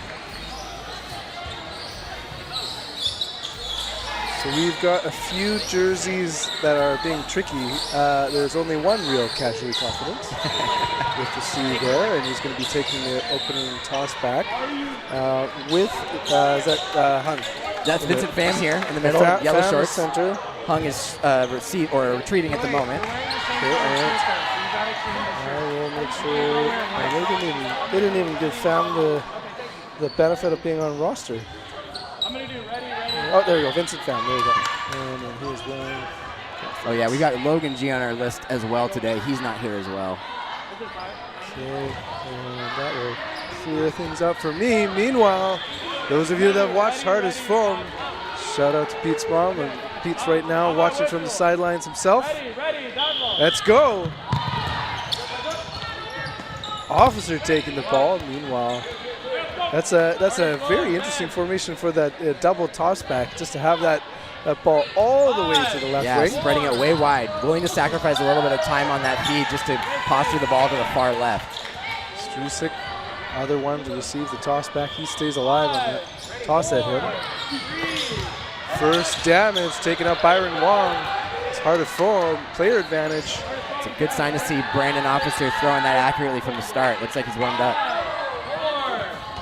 Ooh, and he is targeted. Answered. Finish takes him out. Play call on defense by Willier. Watch out. Misfits targeting and just missing. Hard as Foam. Derek Stevie on that left wing. Looks like we're opening at a slower pace, which is interesting.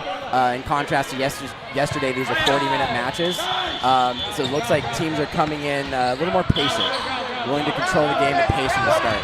And the real casually confident is Limbed. Now 3 players remaining for the Misfits, 5 Hard as Foam. A little bit of chatter happening, the refs coming in. Refereed by the Outsiders. Recent victors in their bracket. Confirmed to Lim. Williams is out. 2v5. A couple of very clutch players still in for Misfits. Vincent Pham in particular is notorious for making endgame catches. He's wily and very reactive. On the opposite side of Vincent is nicknamed Friendo, is Gerard Montejo, I believe. He's a lefty, though. Yeah. As we just saw. Easily underestimated. There's a couple times throughout the tournaments we talked about how sneaky that lefty throw is when you're so conditioned. And a cross, like calling it the Canadian cross here. Extremely well executed. Didn't Hard look like throw. Fam said, hey, you got me there. Co ends that set. Those are the kind of situations where Vincent makes that snag. He likes to be up in your face and just make that reactive catch. Sometimes it'll sneak behind his blocker. That's what I thought I heard there. Pull but it right in. Bobbled out. Sometimes a player, you think they're exposed, but then they're actually ready for that quick reaction. All right, this side ready.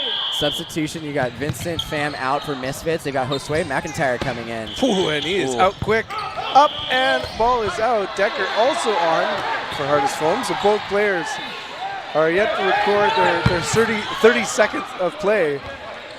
Confident Limbed. John Bell running up to the front line, trying to create a little chaos, maybe trying to bait a ball there. Got caught a little too high, and Cody able to eliminate. Pump fakes for days. You know that's Hard as Foam. Running away, DVS. He stays alive, but not long. Getting clocked in the noggin there. Yeah, back to 4-4. It's a big swing. Hard as Foam had control there for a second. Earlier getting that shoulder out of the way. And something you mentioned was pace.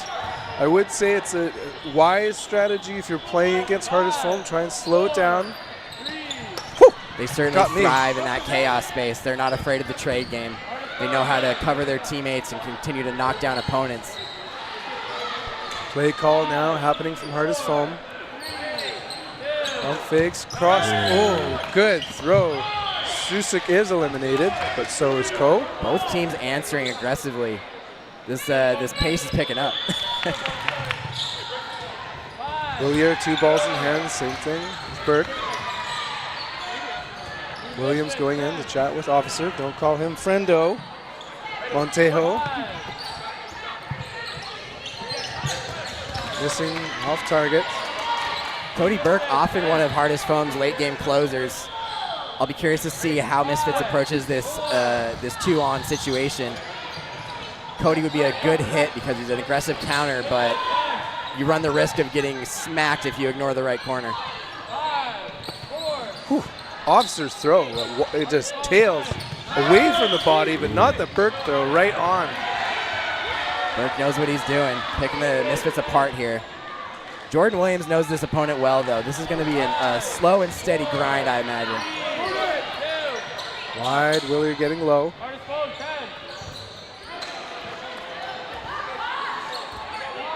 Play call, 2 balls in their hands, ready, set, well wide of target there.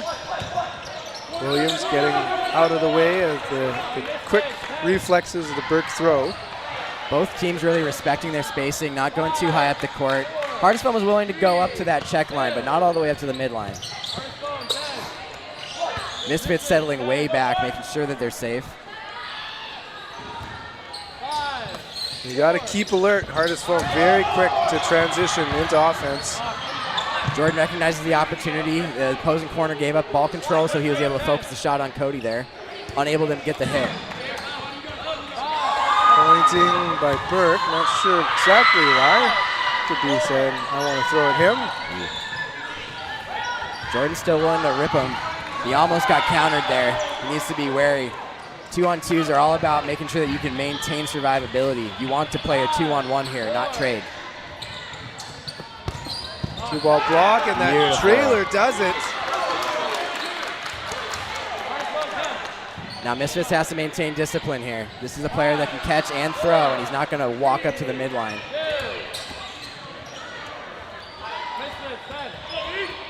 Brandon Willier, number 12, Hardisfeld. Looks like he's sporting a knee brace. Misfits playing aggressive, and it works out. Well-placed balls, 1-1 ball game. Former underdogs, lower in the bracket. Really appreciate, we've got a great angle for Officer's throws. A lot of movement. This should be fun to watch from this angle. He definitely knows how to move the ball, and he can do it in several ways. So it's always interesting to see how he approaches mixing that up throughout the match. And I would contend that's a great throw to have to go up against Hardisfeld, because they are, especially when they practice amongst themselves, they're just so conditioned to catch the hard fastballs. Yep. You can't throw it too fast for them to catch. Big rip. Especially on day 2. Your arm might not have quite as much pepper as it did yesterday, so you have to be really mindful of how you're throwing the ball. Co-captain CV, Chris Fallance. Beautiful rush off the back line. Gerard really demanding attention from the middle with support from Officer, opening the cross for Jordan. That's their bread and butter. First time I've seen that much hair on Cody for a while. Kapow. Cody's firing on all cylinders. He may be our one of our MVPs of this match. Beautiful lefty cross from Gerard. McIntyre now taking that left wing. Shares the ball with teammates. Ball burden on Misfits. Ball apiece for the Misfit men.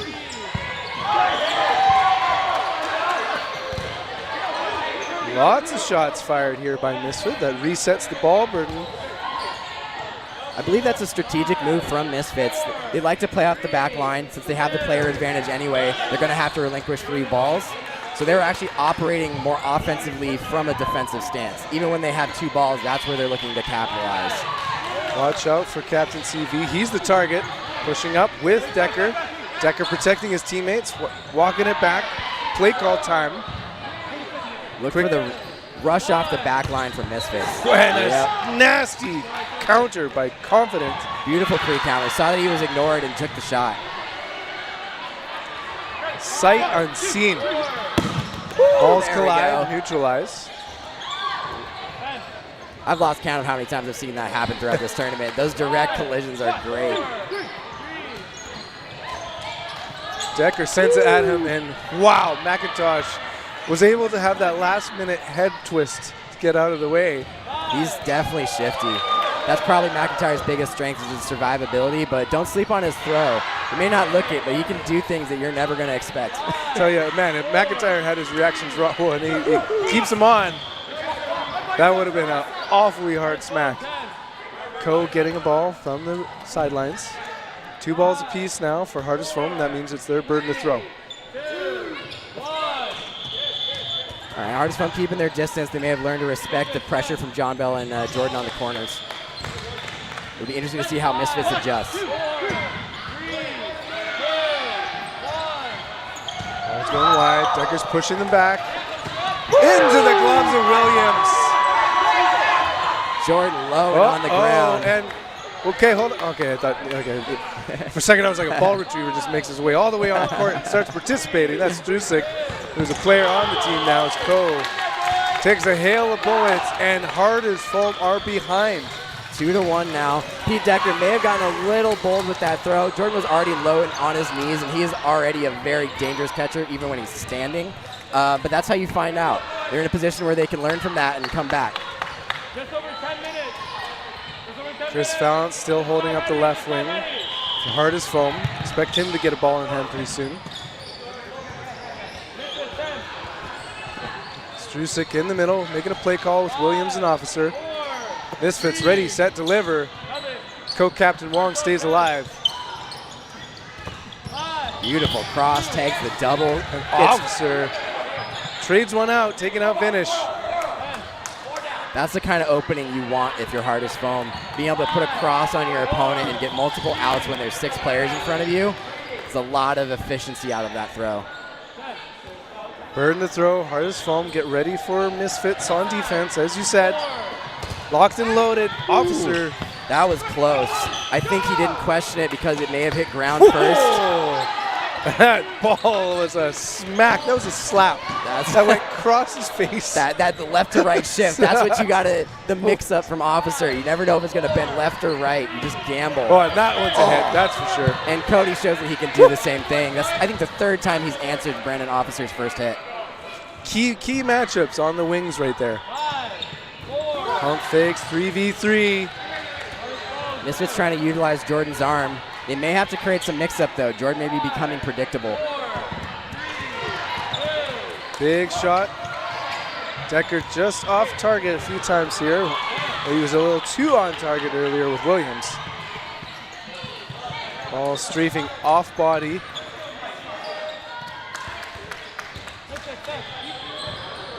Play call now, Misfits. Ball apiece. So head into the attack zone. Misfits has been taking their time here to communicate. I'm a little concerned that it's taking so long.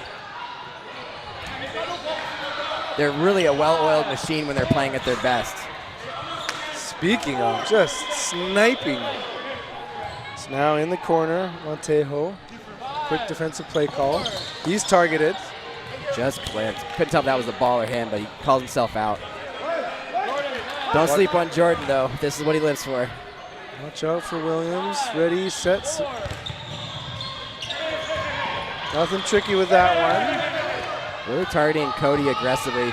I'm sure he'd like to have Cody off the court, but that's a wide open right to left cross. If he turns his body like that again, Hard as foam isn't going to leave him standing alone. They're going to put a ball on him. Goes for Decker. Decker exposed at the midcourt, and referees are coming in.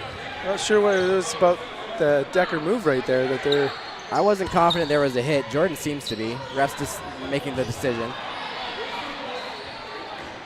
There was, like, whether the ball got dropped in process, that might kind of been part of it. Yeah, I think it's fair for Pete to let the refs make this decision. He didn't seem to be confident that he got hit, so it's a fair question to ask. Let the refs make that call. Actually, good work on his team, because I think he kind of had a moment going like, what? Yeah. And he's just a little bit of frustration. Yep. And then the team being like, stay on court. Yeah. Let this be resolved. Absolutely. It's fair play. The refs decide to make the call. Now we can move forward. And we still got a 2v1 here. Burke, CV, ready to go against Williams. 5, 4. No need for a 2-ball block. Sends it low. CV goes high. Jordan doing a great job of moving laterally, making it difficult for them to pinpoint where they want to throw at the same time and together. Whoa. Yeah, speaking of pinpoint, holy, Burke, clearly one of our potential. Yeah, I think we can probably call it at this point.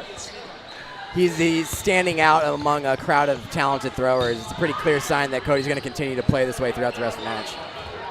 Thank you to VC Dodgeball for being one of our partners for this tournament. You're watching the 2025 The Thing in Seattle quarterfinals. 2-2 And a false start, yeah. That's significant. Once you had your first false start in this rule set, any subsequent false start results in playing down a player, I believe. Per half. Per half, yes, per half. But it's any subsequent false start. It's not, I guess, tied to the individual player. Defensive opening rush for Hardest Foam. I'll be curious to see if Misfits really tries to explode off of the rushes throughout the rest of this half. Sorry, all I had was like an ear my noise. It's like that defense from Officer, and we are so close to the play.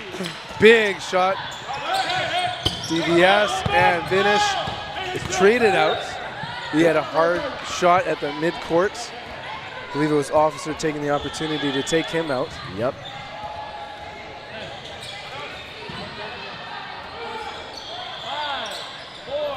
Good. Unfortunate hit there, but I like to see Misfits pushing off of the back line the way they were. They weren't watching Hardest Foam throw. They were trying to interrupt whatever they were trying to do. Hardest Foam is one of those teams, I mean, most any team in this tournament, if you allow them to walk up to the front line and throw the way they are capable, it makes it so much harder to outplay them. Another nasty throw from Chris Valance. A little quiet smile as he heads to the back. Gets another ball. Derek Van Stiebe sharing it with him. Big rip, Officer clipped on the shoulder. Now 2v4. Great pressure and pump faking from Hardest Foam there. McIntyre in the corner and goes up to the line. Beautiful. Sends it right on DVS. That's the movement I was talking about. Josue, especially in a pressure situation, gets sharp. Heat seeker, open shoulder. He's targeted. Right on target. 2 balls. Byron Wong finishing it out. And now 3-2 lead. Extremely efficient execution so far from both sides. That's why we're seeing it go back and forth. The pace isn't really out of control, so I'm curious if teams will try to slow this down or pick it up. Misfits now has the advantage on the false start because they don't have a warning.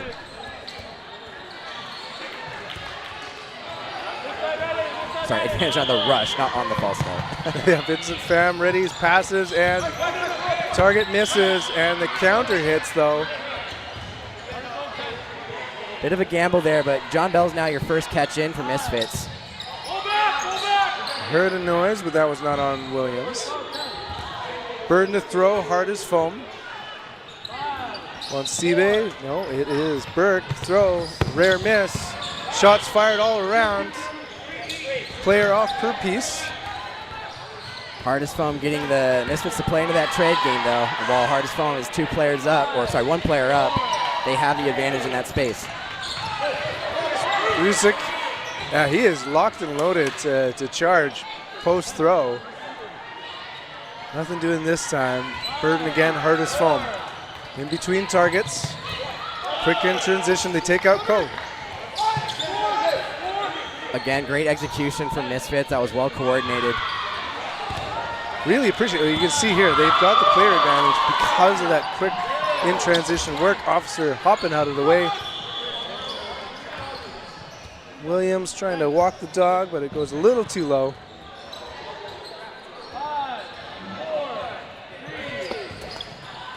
As does the Wong throw. And that one is perfectly placed to tie Vinish's shoes.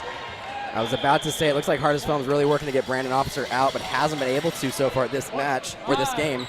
And it's... Up and cut! Oh, a line out, though. Is it... Are we going to see that from... Looks like the line ref is up. Yep, they've stopped play.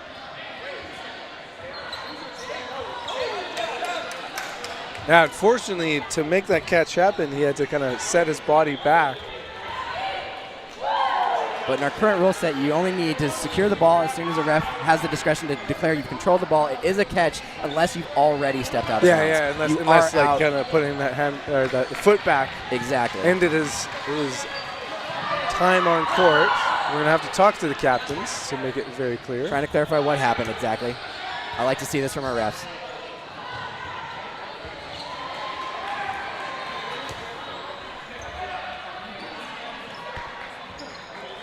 Yeah, no dispute happening there from Misfits. So it looks like we're calling a catch and an out. So the catch is valid, steps out of bounds after having secured the catch, and therefore he's out as well.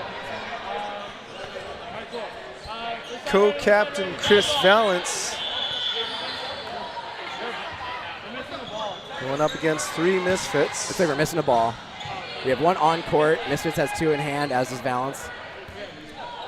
So, not that we're useful there. That's a different color. There we go. We've got one on the far court now. Burden to throw then, hardest foam. Shot clock counting down against him. Missing officer again. 2-ball block. Dangerous play here. Wow, it pays off. Boy, does it ever pay off. That's John Bell's game. He wants to be up in your face and take that gamble. He knows he's got 2 teammates behind him, so he's very comfortable in that situation. Bell is just like a hip shake, up, bam. Just like the moment he's able to survive, he has it. Yep. And he's got a reputation as a catcher. That's why it's hard to hit him in that scenario. You can't just put it on his body. You have to respect his talent and his ability, and that means taking a well-placed shot rather than just putting it on body. That's how he gets away sometimes. Timeout called. 3-3. Quarterfinals. Have any other potential MVPs been emerging for you? I was thinking about Brandon Officer earlier. He was having trouble surviving early on, but in that last game, he was a critical factor. I believe we saw him take 3 outs. I think it'll be interesting to see if someone else can help Brandon Officer carry some of that load. Jordan's been surviving. He's the other one that comes to mind. Working that right corner opposite to Brandon. Big catch moment. Yep. With those 2 players not on the court, I think we'd be looking at a different story. But that's the nature of Misfits. John Bell can influence a match steadily throughout the game by drawing attention. I'm waiting to see that have a lasting effect. So far, it's kind of gone both ways. He's gotten out early, but then he's been able to finish a game like that. I want to see that trend in his favor. Thanks to Brandon Officer, we've had like front row seats to 2 dozen throws. Yeah. And you can see, like you said, there's like that gravitational force the top player can have. Exactly. And it's funny because they can often seem underrepresented for like big plays because if they're targeted again and again, what we know is that right side is wide open to action. And the beneficiary they had is that one moment they took out Chris Valance when he was just not paying attention to this end. Exactly. And that's the trade. Brandon may not be surviving, but he is at least earning the attention of his opponent. So even if he's getting out, he's drawing the attention that creates the opportunity for his team to answer. No damage this opening set. Here we are, 4 men heading to the line for hardest foam.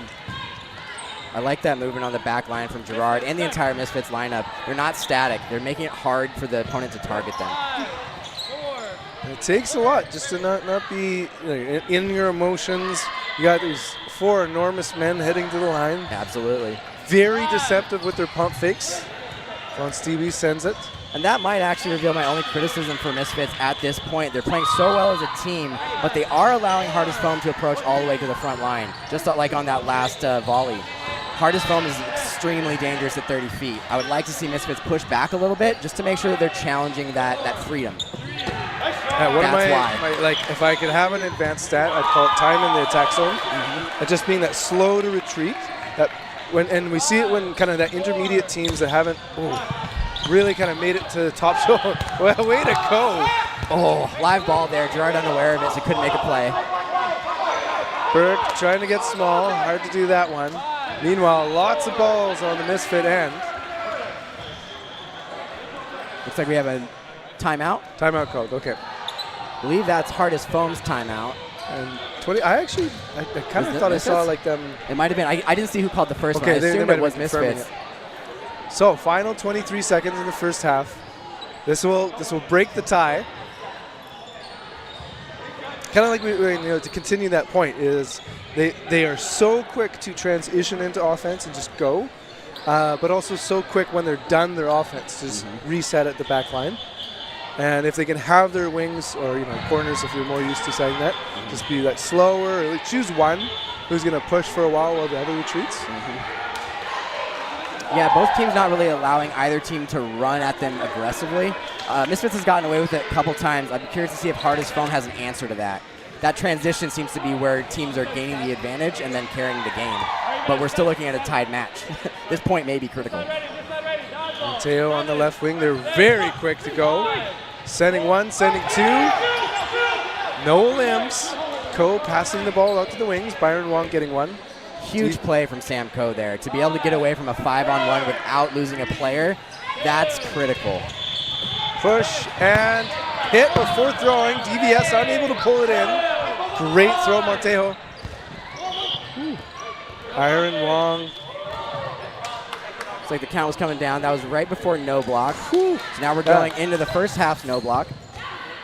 Each side resets with 3 balls apiece, and we're looking at 4-4. Shout out how Wong uses, like, kind of, you make your body smaller by pulling that secondary hand in. Sometimes you see people not knowing what to do with their other hand that's not holding a ball. Yeah, there's a lot of real technique to that. Foam is a 7-inch foam is a small ball to protect yourself with. Both fingers also count as an out. How you posture yourself, even your hand behind the ball matters significantly. Now we are at the end of first half, no blocking, player advantage. Beautiful curve from Vincent. Yeah. Pham sends it to the ground though, not to Ko. Decker now in the right wing, ready, sets. He knows he's being targeted. Nothing on body though. And Pete Decker, tricky target. He's one of those players that likes to be in your face, but he's a lethal catcher. And especially if you give him momentum, that guy can just run away with it. And sends it ground first. Yeah, I believe that was clearly ground first. Tough from our angle. Strusik getting a ball. Oh, are they calling a catch up here, or is he stepped out of bounds?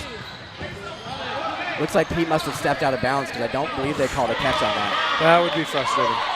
3v1. Ko ready to go. Missing Strusik. Tough situation against him though. Ball apiece for the Misfit men. Sends one, sends two, and in and out of the breadbasket. Strusik taking a risk there. Yeah, Sam Ko is a master of the one-on situation. I've seen him close 1v6s. Oh my goodness, yeah. And not necessarily with ease, but at a pace. He knows how to control the game one out at a time. And that was a beautiful example of how he can posture himself. Places the counter, gets the ball exactly where he wanted it from one of Misfit's best throwers. He very well could have made that catch. The battle of Cascadia right now. BC boys, back to back to back to back. I don't know how many times in a row now, champions and provincials. One of the teams to beat. Everyone wants a shot at hardest foam. As many as we've had competitive provincials, they've won them. Misfits, as you mentioned at the beginning of the broadcast, rising up. It's one of the things that is great in communities that have sufficient volume of teams. Misfits, they've been tied for 9th as their highest national rank in 2024. Local participants many years at the thing. Most recently 11th, they've had 9th, they've had 5th. So this would be their best finish, even if they lost. True. Top 4. Yeah, I was looking to see how Misfits performed in round robin. I was talking to them earlier, and they had a very difficult matchup against Hardest Foam. My understanding is that Hardest Foam ran away with it. I was looking to see the score if it was a shutout or if it was like they got a couple games. Because right now, Misfits is on top, and they eked out the critical game on that at the end of the half. This is really good to see. Well, and it actually, like, also at the highest competitive level when there are timeouts, like, it sounds weird to say, timing your timeouts and just what to do. It was like sometimes you see it in a 1v situation, you want to give that player a rest. In their case, it was like, hey guys, we want to take this. There was lots of players to be had for them, and just to have, and you can see it was a full on assault.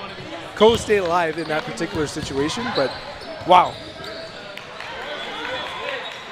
Well, yeah, it's interesting. We actually got to see some separation. That was closed as a 3v1. Most of these sets have finished in a 2-on or less. Officer sends it. No connection. Burden to throw, hardest foam.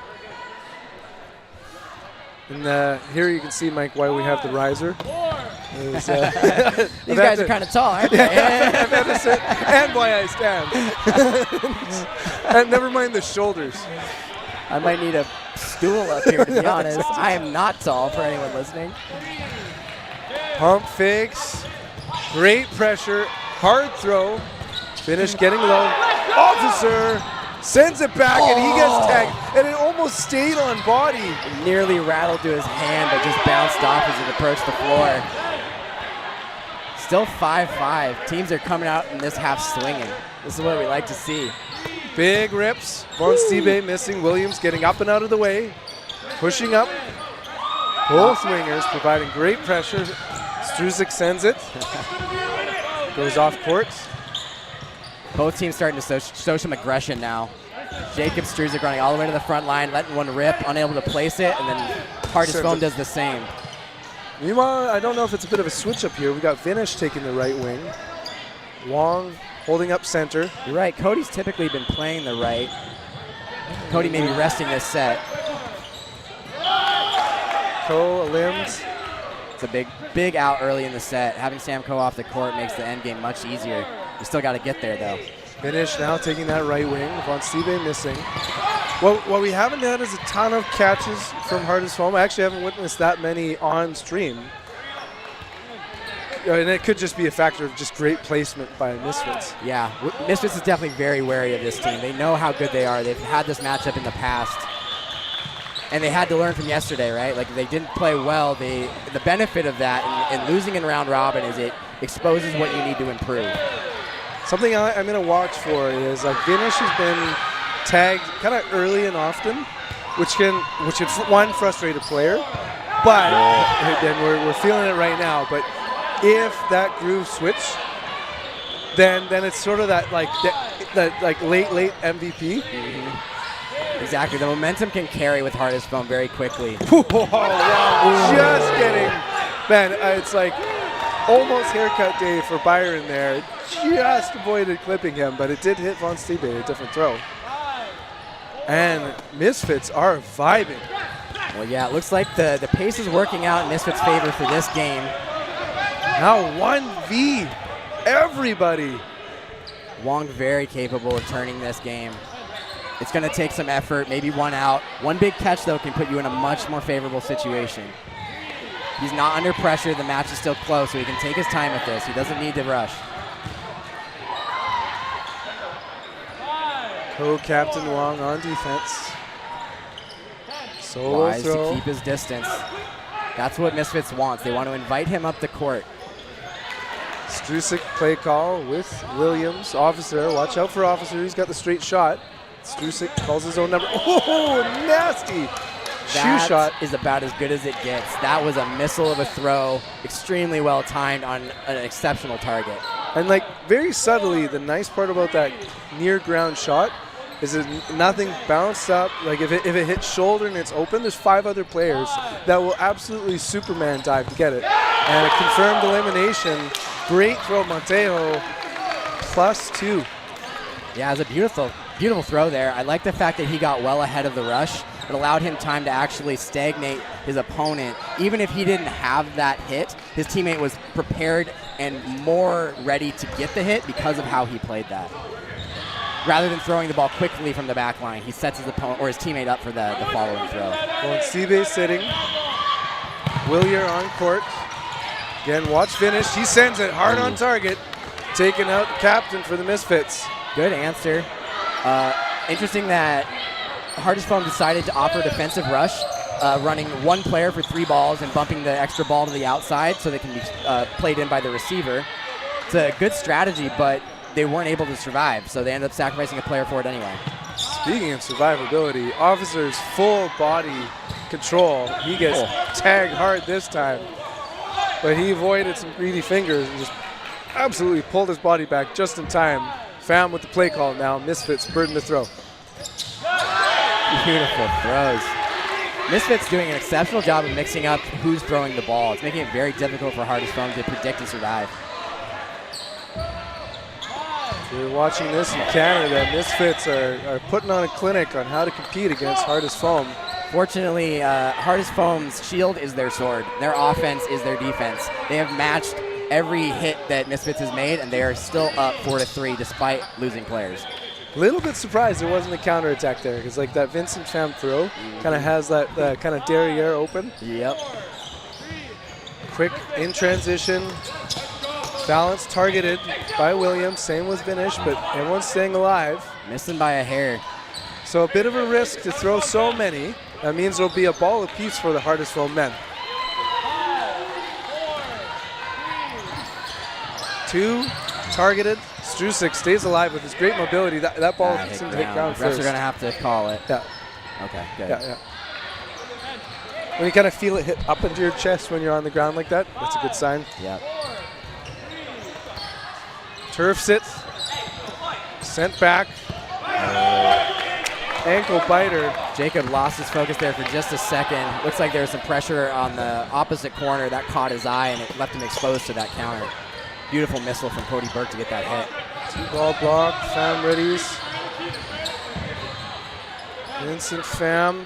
Feel like he's got like a 12-6 curveball because that was a lot of arc on his most recent he throw. likes to put some top spin on it, but he's got some mix-ups. Absolutely what you need at this level. Much like baseball, fastballs are not enough. Absolutely. At this level, it's extremely hard to hit players unless you have at least 3 tools in your bag. And most of these players probably have 6 or more. Willier taking a risk, getting the ball for Valance. Valance now is going to protect him. Is the target of Williams. Thanks to that ball, he's able to defend himself. Vinish, Burke, Valance. Hard throw, Williams stays alive. Vincent really being aggressive on that opposite corner. It's risky, but he understands how critical it is to keep Jordan alive here. That one. Jordan Williams unable to stay alive. Vincent was a little static that time. He just kind of sat and waited and tried to survive. Left Jordan available to be targeted. It's difficult to maintain that kind of defensive pressure. And a clip. I also like Willier hanging back, and it feels like if Pham were to counter, he's ready for a shadow catch. Yep, that stagger and pressure. Extremely well executed from Hardisville. They controlled that all the way through. Well, and here we can see a 2-point advantage, plenty of time, now a 1 point. Slow and steady, discipline. All right, we're starting to think about our nominations for MVP here. I think we already have some standout candidates. What do you think? Absolutely. Well, it's like, our minds constantly go to, Burke and Officer holding up. And like, if anything, we've got our wings. Maybe Coe had his moments, and Williams. Although it's been such strong teamwork of Misfits. Yeah, and I think the balance between their corners has really set them up for success from the beginning. I'm waiting for John Bell to do something to really get in the way of what Hardisville wants to do here. Our eyes on him, and he has oh my goodness! Sam Coe, you're on the list! Wow, I'd already given up on that ball. I can't believe he got underneath that. It's so great because you mentioned we were watching the throw. He was about to get a double out. Coe now eliminated. Vinish stays alive. Watch out for him. He's got ball in hand. Like I said, he's yet to be unleashed. The 2 Codys on the right end. That's where my eyes are going. And Vinish sends it hard on target. Jake was willing to throw their third to last ball there, and it may have been an unnecessary sacrifice. Having 3 balls on defense may have been more beneficial. And it is throwing the rock time for the Hardisville men. Williams, eyes up. Hardisville knows Jordan very well. This is going to be tough for Jordan to come through. He might have the gloves out. Was that clean? No. It's like a dropped blocker, maybe dead ball. It's not a disarm to be clear. I believe Jordan dropped the ball he was holding, and the ball that came in hit his drop ball, because those would technically be opposing team balls. As soon as they touch, they're dead balls. He did catch it, but the ball was dead before it was caught. Williams, 3 in hand. And there's 1 on the sidelines. Burden to throw, Misfits. But he sets, delivers 1. Wong goes upstairs, stays alive. Ball returns to him. Misses Wong 3 times. Jordan playing very high up the court. I'd like to see him settle back a little bit and not overextend. That's why it's tough. Hardisville is a lineup of missiles. Yeah. How do you dodge 4 missiles? And really that one moment where he's sending 1, 2, 3 on Wong. Wong's survivability which is like it's an underrepresented part of dodgeball, just that ability to kind of get out of the way. Of course, I guess we put it in the name, dodgeball, but True. We tend to forget the dodging part. The value in that really is critical. It's one of the things that John Bell actually thrives on the Misfits side. He likes to play out of that middle to really funnel balls towards him and allows his team to collect a lot more balls that may otherwise ricochet. well said. And we saw that highlight moment for him as he hops up and out of the way of a near point-blank shot from Valance. Valance, Wong, and Burke ready to go. Burke, winger on winger violence here, taking out Officer. Crucial moment of this set. I think we have Burke as an obvious MVP of this match at this point. He's just been working that matchup against Brandon Officer to an extreme level. Brandon's struggling to survive, and that's really taking away one of Misfits' best weapons.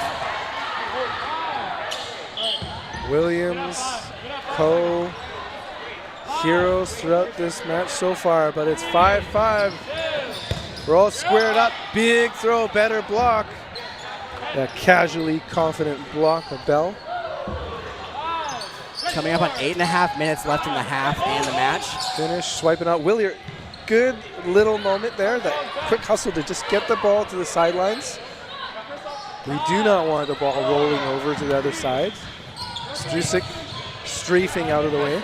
Again, one of the most underestimated skills in dodgeball is peripheral vision. Being aware of where the balls are while also being aware of what's in front of you. You can't turn around in this sport, so you have to have peripheral vision. Even just for your own safety. Like when you ever see someone just like cold cocked with a ball and they didn't see coming. Even as commentators, spectators, anyone around the court, like you have to have your eyes up viewing this sport. 100%. At any point, a ball catching you when you're not ready for it is how concussions happen. It's why I think it's also a fairly safe sport because it encourages that awareness. It's one of the interesting parts about dodgeball. At this level, concussions don't really happen, partially because we use 7-inch foam, but we also play cloth at an international level. That awareness is what protects you. Surprising minute here as he solo throws. None of them is like that extreme. Willier unable to pull his in. Bell right on target. Hardest foam unwilling to go too high up the court. McIntyre joined by, and don't call him friendo, Montejo. Gerard might be making a case for himself in this match for MVP. Brandon Officer was in our mind, but Well, maybe it's just the left wing. it may just be that left wing. I see Vinish heating up. Outside hip shot. Now 3v2. Player advantage. Misfits.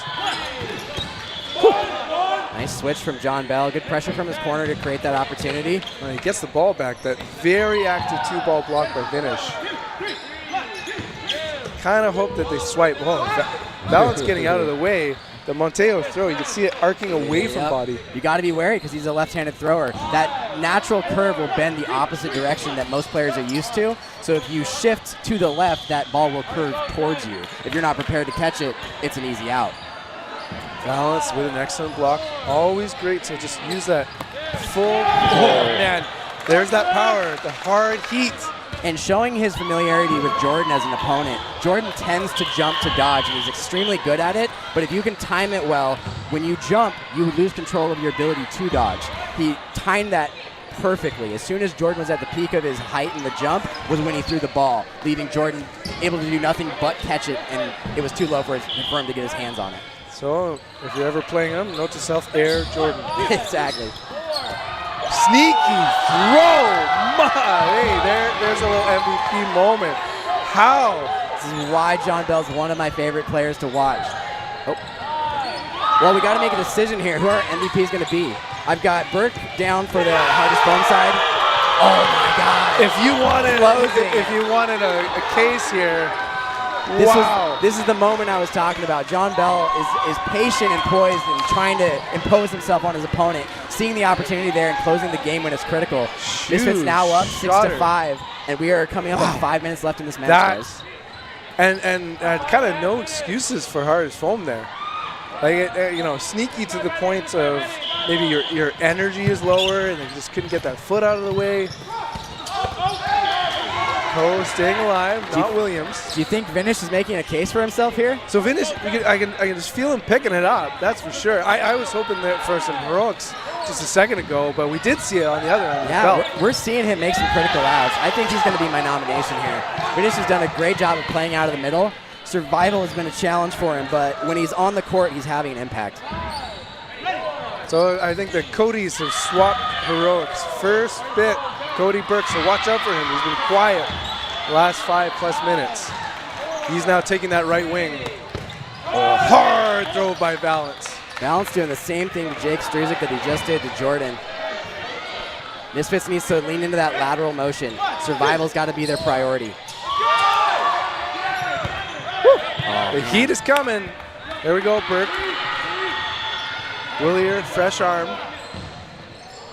My eyes are on him after Valance's throw. He does it. He turfs it low. McIntyre staying alive to talk to teammates. He gets a second ball.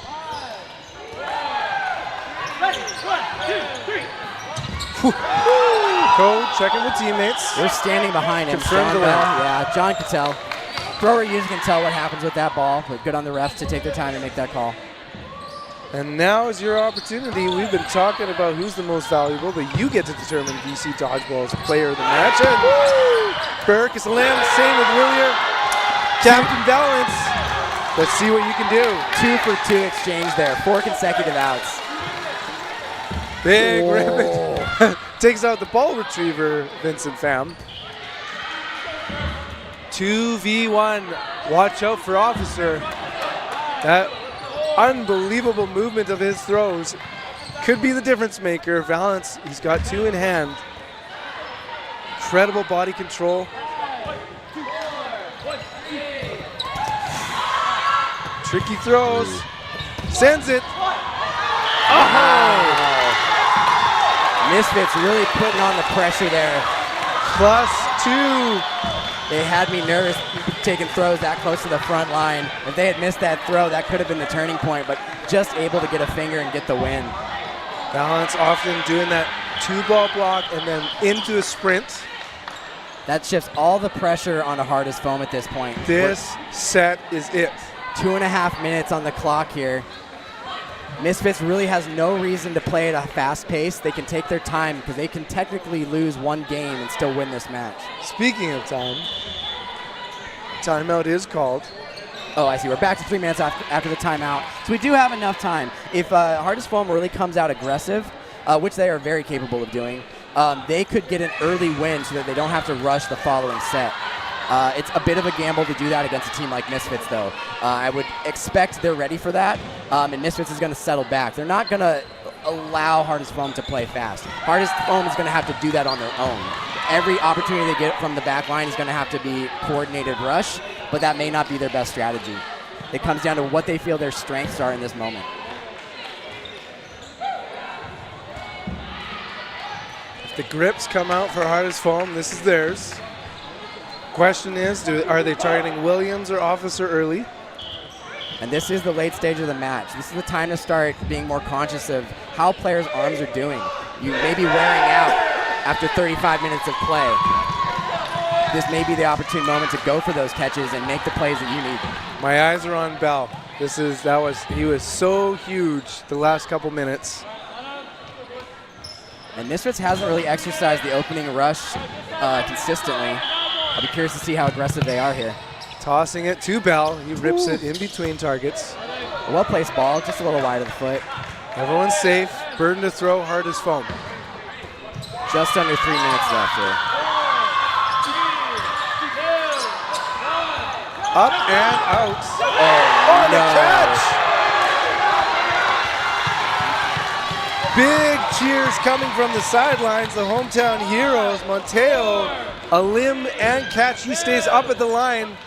Officers, wide throw. Coe staying alive. 2-player advantage, ball advantage, Hardest Foam.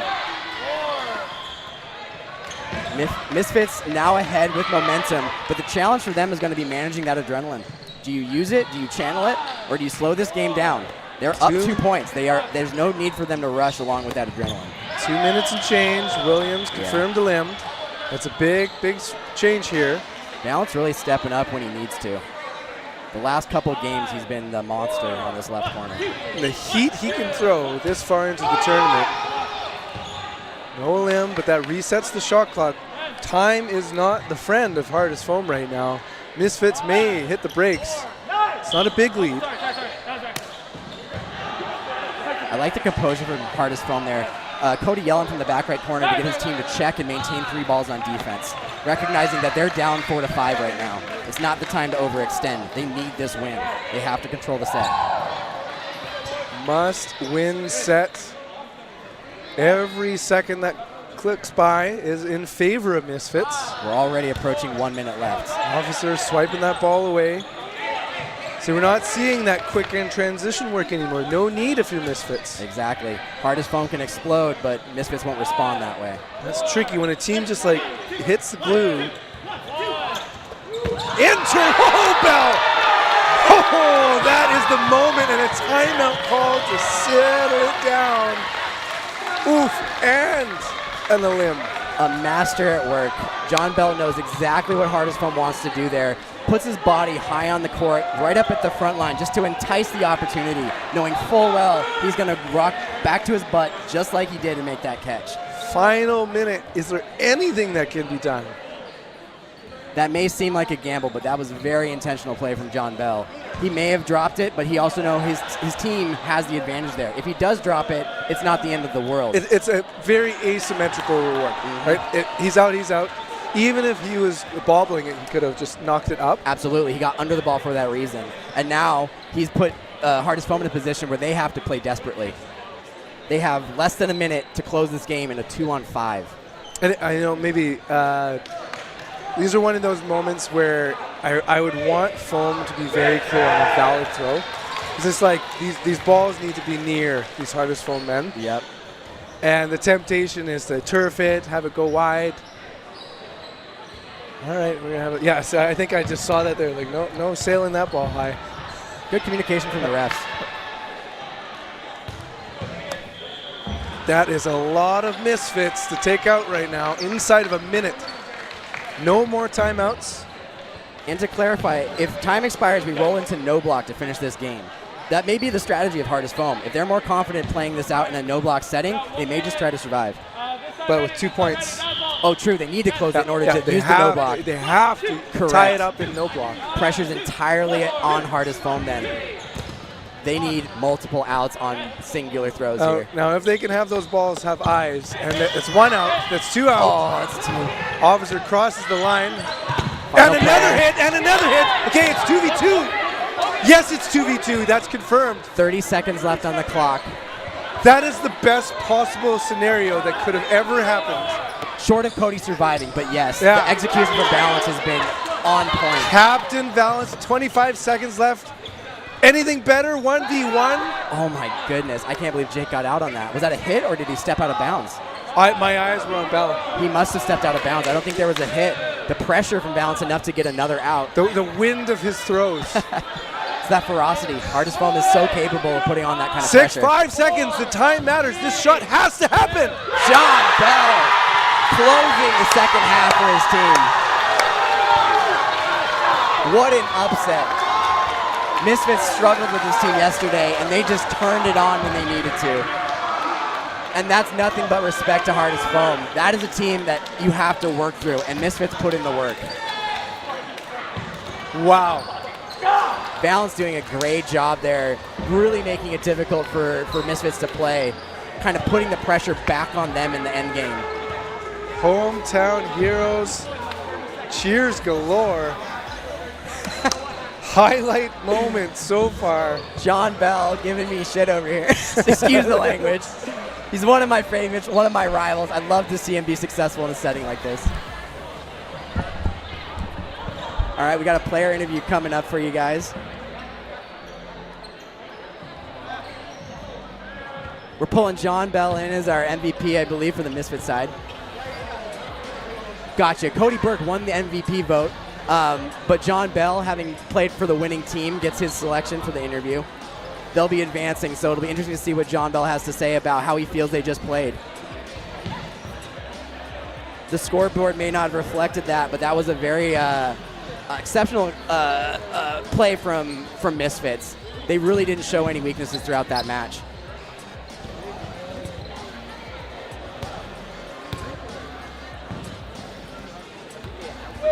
Yeah, what's our next match here? Looks like we've got Valkyrie and Invasion, and this is the women's quarterfinal, I believe.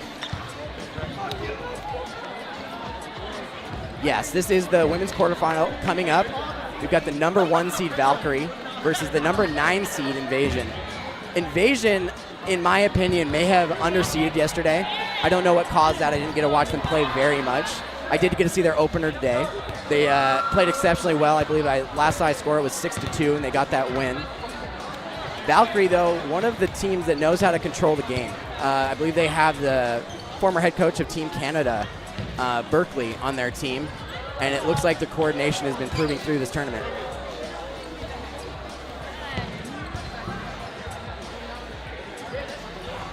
Looks like we're waiting a matchup on the men's side.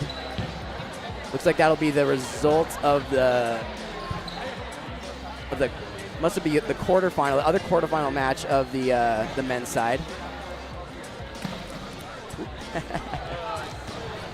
All right, we got John Bell coming over for the interview now.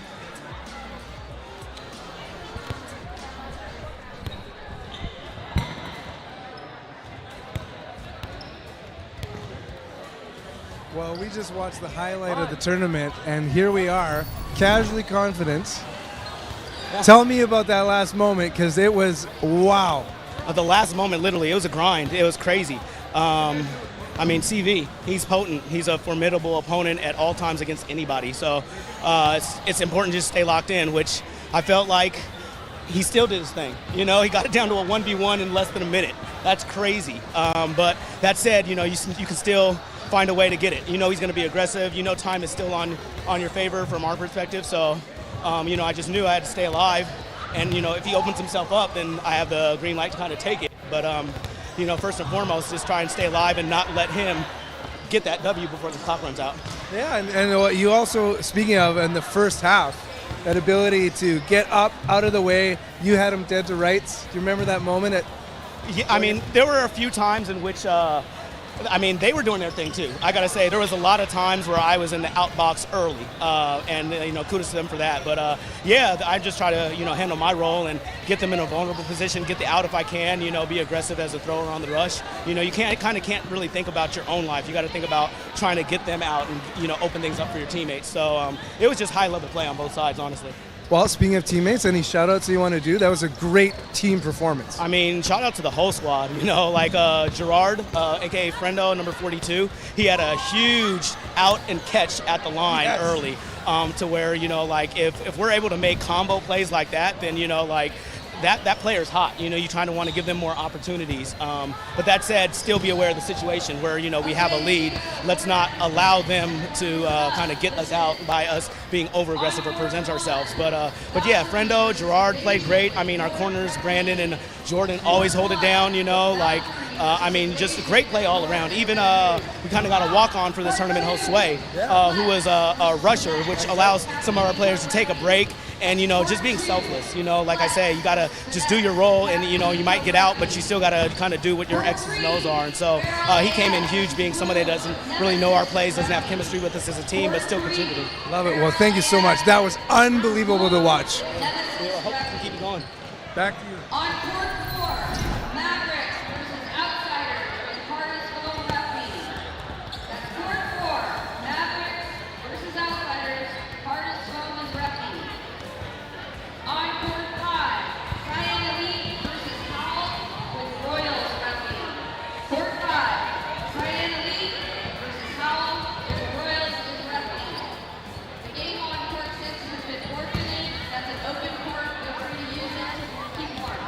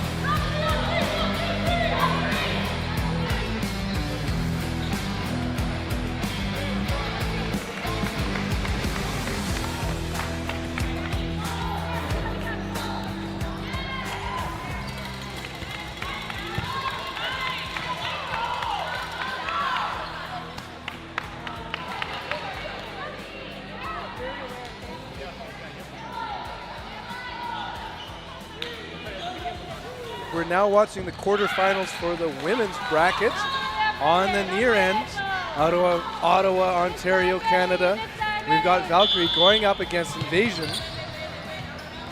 You're listening to Ben Johnson as the first strike is happening from Veronica Baird. It's a great release from Veronica. I'm really happy to see her on court. I know that she had injured her back at provincials, but she's out and coming out swinging. Absolutely. You played against Invasion. I would love to know a little bit about them. Oh, Invasion! I love Invasion. They're my American team. So very, very catchy. Sam Greco over in the number right beside Grace, one in from the left here. She's got incredible hands. She's one of those players where even if she's not looking, she's dangerous to throw at. You have on your left corner Grace Rowan, one of the fastest rushers I have seen off of the. So if they had just gone on defense after your throw, her rush is incredible. She's very dodgy. You also have Tia Hoover over on the right side. She's been doing fantastic this tournament. I've seen a lot of great catches. And then you have Becca and Koyo, incredible players. Both have made some great catches, great hits. They're working very, very well together. And Becca is that salt? Is a little salt shaker? I believe she does have salt on her jersey. I don't think I've ever seen Invasion all wear the same jersey before. It's just Invasion-esque, you know? Meanwhile, the break in the action, refs conferring. Yeah, they're discussing whether that was a double hit, and I think it was off Wentz and, I guess they called a solo. Okay, and now 4v5 player advantage over to Invasion, and I say that as Koyo is eliminated. 4v4, play call coming out of Baird in the middle here for Valkyrie. Watch out on defense. It's a really interesting mix-up, too, on Valkyrie, because you have Chili from Sirens coming out of Nova Scotia, and you also have Wintz, who's returning after, I guess, retiring. We love to see her on the court. And then you also have Betty and Yvonne from Rack Attack and Tara from Rogue. It's a great mash of fantastic talent. Well, who's who in Canada? Meanwhile, Gray with the throw. She is OG on Valkyrie. Wearing the Connor Cooper number 2, as you said, Chili, Angelica Dale. Returning back to the scene here. Previously, it was an injury that kept her from performing at the thing. Like you said, injuries are an issue in dodgeball, but recovery is beautiful to see, like you said, with Baird. Oh yeah, she took really great care of herself. She sat herself after she felt, after she wasn't feeling too great. And then I was talking to her leading up to the tournament. She wasn't sure how she was going to do, but I'm really, really happy to see that she's come through it. Gray pushing up. Baird with the throw. Also wearing the gray jersey, Betty Mack inside the right wing. 2 balls on Veronica, and she stays alive. Good placement from Invasion. Now 4 to the line. Going up against 3, they put 2 on target. I believe both made contact with the target. Now that's Becca with the salt, right? Yes. I'm gonna put that notes out. Yes, that's Becca So with the Becca. salt. You have Greco on the left and Becca on the right. Nice Greco. whip from Jess. Very accurate, very deadly. I personally hate going up against her throw. It's very, very hard to read, and her snap is so quick. Ready, set, and pump fake. There's good pressure from Baird. It draws the attention and the fire, stays alive. 4v1.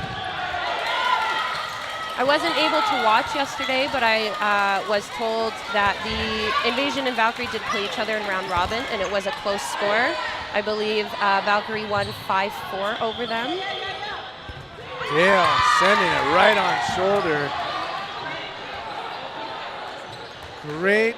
And you can be that confident too when you've got players all around you. Like if you get taken out in that moment, so be it. Absolutely. Going for a trade in that moment is probably one of the best plays you can do because Becca's more of a catcher than a thrower. Meanwhile, Yvonne Schur and Shade Berkeley on the Valkyries team in Ottawa. Meanwhile, Wincy O and Tara Flat. We have a major change on the roster seeing here on the Valkyrie. Do you see any changes on the... So we have Rowan still, Gong now inside of the right wing. I believe Invasion only has 7 players, so it looks like Koyo's sitting, and yeah, Kate Gong came in. Good double tap on Yvonne. Katie Sanchez, the captain of Invasion, is on the left wing. Does she have a windmill? Or she? Katie? Yeah. She does. Okay. Like She does. Trickiest part about that windmill is having a good windmill fake. From what I've seen, she does more of a stationary windmill, but it's extremely accurate for most of the time. Beautiful catch from Greco. What did I tell you? Fantastic hands. Yeah, and kept feet to the ground. Beautiful cross. There was a potential catch opportunity. No one on the right side took it there for Invasion. It is their player advantage right now and their burden to throw. Whew. Ow, swiping it away. Provides the pressure, sends it solo. Rowan unaffected.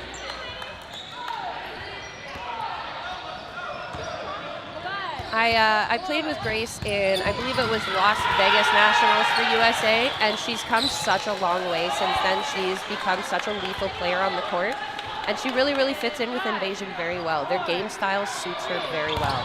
Rising star captain stays alive. Sanchez moving in to talk to teammates. Kate Gong in the middle. It's rolling with the throw. Action happening, and the Mac attack. Ao is targeted and gets so low, as is Gong. Is anyone eliminated? Wow. Gong is eliminated. Gong taken out. Looks like Veronica did find her knee or maybe a hand. You know, Kate Gong has got that same casualness of Cody Danforth. Her face doesn't change. Yeah. That's a great comparison to CDF, actually. That's a really good comparison.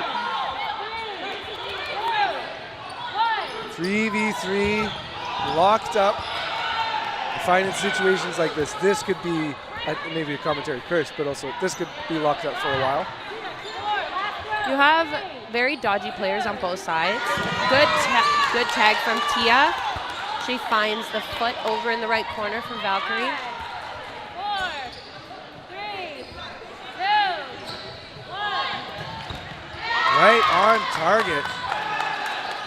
Doing the splits, but can't get away from the Barrett ball. Also tricky, lefty. Right on the hips. Great release from Betty Mack. Grace also can catch very well, so as long as they put it outside of her halo area, outside of her body. Woo. That's the way to do it, outside shoulder. Like that? Well, and maybe this is also another moment when you're not used to lefties, the way it kind of comes in on you. It's so unintuitive after seeing so many throws. And Veronica Baird, we all know that she's got a cannon of an arm. See where they place Gray. Is she going to make her way? So I guess they're giving up the left wing to Flat when she's on court. I believe Gray is trying out middle and support right now. Great tag from Veronica. Sam almost pulled it in. Close, very close. They have really great flow on Valkyrie. There's no set corners, there's no set middles. Everybody can play everywhere. The versatility is quite impressive. Well, I would say, like, what's great about Valkyrie, it's like strategy first, talent second. And so just being able to be kind of the best in any given moment. Valkyrie have an elimination here. Berkeley hitting quick to retreat. Gray getting that ball. Quick play call. Flat wearing Keitha Cowley's jersey right now. Looks like Rowan tried to take an early counter and was unsuccessful. And now gets punished because of it. Tara Flat with that accurate windmill. Gray, quick play call. Berkeley, ball on ball. Gong pushing up. Play call now coming from Invasion. Their burden to throw. In between the wickets of Flat. Berkeley providing pressure, also a lefty. I think that's the first time I've ever seen Tara released overhand. I've only ever seen her with a windmill. Well, you've got first-hand witness. That was two, first and second time. Play call again, Invasion against the full court for Valkyrie. mythical heroes up 2 points. This quarterfinal match for the women's for the thing. Beautiful catch from Kate Gong on Shade Berkeley. Looks like she pinched it right between her ball and her thighs, bringing in Sam Greco. 4v5, that's what you need to do. Great Another hit, Sammy. Gets on court and quickly makes her presence known. She has a very unorthodox way of throwing, but she has a cannon. Mac calls her own number, sends it right across, taking out Koyo. Well, we've got double gray in the corners for Valkyrie right now. Unsure, ball's up, and wow! A catch from Betty Mack. And sends And it a on the hit. attack. MVP moment. We're going to have to remember that later when we're picking out our BC Dodgeball player of the match. I highly doubt she'll let us forget. Whew. Presence of mind, and meanwhile, Every single ball was right on target. just the advantage of that kind of diagonal run that you're doing is it's so hard to have a pinpoint shot on someone. As much as they are getting closer to you, they're getting that farther away, and it's so easy for a ball to be thrown and fall behind the player that's running. So not a stupid move to just like go for it, and the upside of catching. In that situation, I mean, realistically, you can dodge until the cows come home, but it's not like dodging is going to bring a player in, right? So essentially sacrificing yourself for a catch would be the move, especially against a team like Valkyrie. If you can keep doing something like that, picking them off one by one, because they're very well put together, they're very strategic, they're a well-oiled machine and always have been. Timeout called, probably by Invasion, if I were to guess, once that kind of that first 3 points. Maybe trying to upset the momentum that Valkyrie currently has on their side. And maybe Mitch, he's doing something else. Can you show the Invasion team graphic? I would love to see their past performance, because if I recall well, yeah, fourth has been their best performance thus far at the thing. So they have yet a podium finish. This is a crucial one for them, because of course they'd be top 4 if it didn't go their way. So can they have that finishing ability to be? I believe Valkyrie was also a 5th place finish last year. They're definitely coming out a lot stronger than they were in the previous year. I myself have only played, this is my only 2nd time at this tournament, but I remember playing the Valkyrie last year, and they look a lot more put together, a lot more cohesive. Veronica gets away from that double throw off of, it looks like Rowan and Greco from the Invasion side. Look out for Chile, aka Angelica Dale, and it's Berkeley. Sanchez is eliminated. Captain Sanchez out. Wincy O wearing the Doyle jersey number 6, holding up the right wing. She crosses and connects perfectly. The Canadian cross. I am such a huge fan of hers. I'm so happy she's here. I found out she was coming and I DM'd her on Instagram instantly and was fangirling. Oh! Attempted catch, flat, falls flat, unable to bring it in. Great wordplay there, Ben. Great wordplay. I tried to moderate the dad jokes. 1-2. One thing, maybe you probably have a great angle for it when you're playing. I would say great, not the most intimidating player, because she has kind of like almost like she's surprised when the balls are coming at her. But then when she throws the balls, you're like, holy, what is going on? Just the firepower. I think Jessica Gray, the way she plays, it's almost as if she's providing the opponents with like a false sense of hope. Yeah. That she's looking so shocked when they throw at her, but she is incredibly effective blocking. She can catch well, she moves well, she knows her positioning on the court, and she definitely has a lot better ball control than I do. She's very patient. There's been multiple times where she's held the ball where I know personally I probably would have released it. It's always tricky when a player doesn't have that serious look, and yet every part of their action is very calm, collected, and controlled. Gong. Goes for the catch, unable to pull it in. So she's been saved for the last couple times now. Valkyrie rolling. 6 and a little more than a half left in this first half. Invasion needs to switch it up. Sanchez now middle. Let's see if there's any changes with this opening rush. A very quick start, if I may, for Invasion. Sanchez is eliminated off of that rush from Veronica Baird, Tradesies as well as wins. pushing up. Tia Hoover chatting with teammates. Now 4 balls, Bird in the throw, Invasion women. Pow!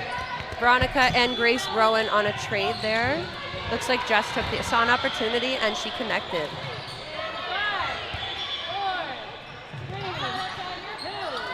Line outside. So you see that you're going to be able to get the sweat off the fingers.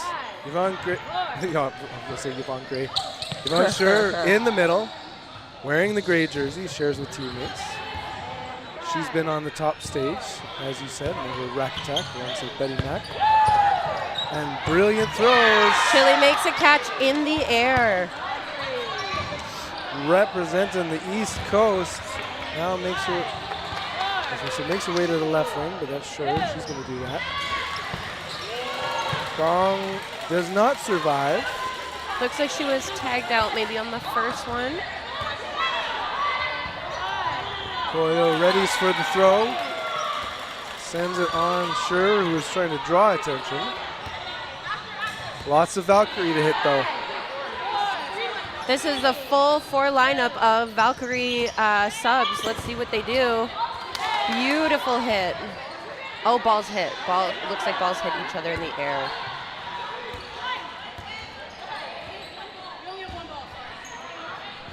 Lots of balls on the Invasion end. Sets, delivers, turfs it, resets the shot clock. Still Invasion Bird in the throw. Scher sets herself, gets nice and low, and Betty Mack.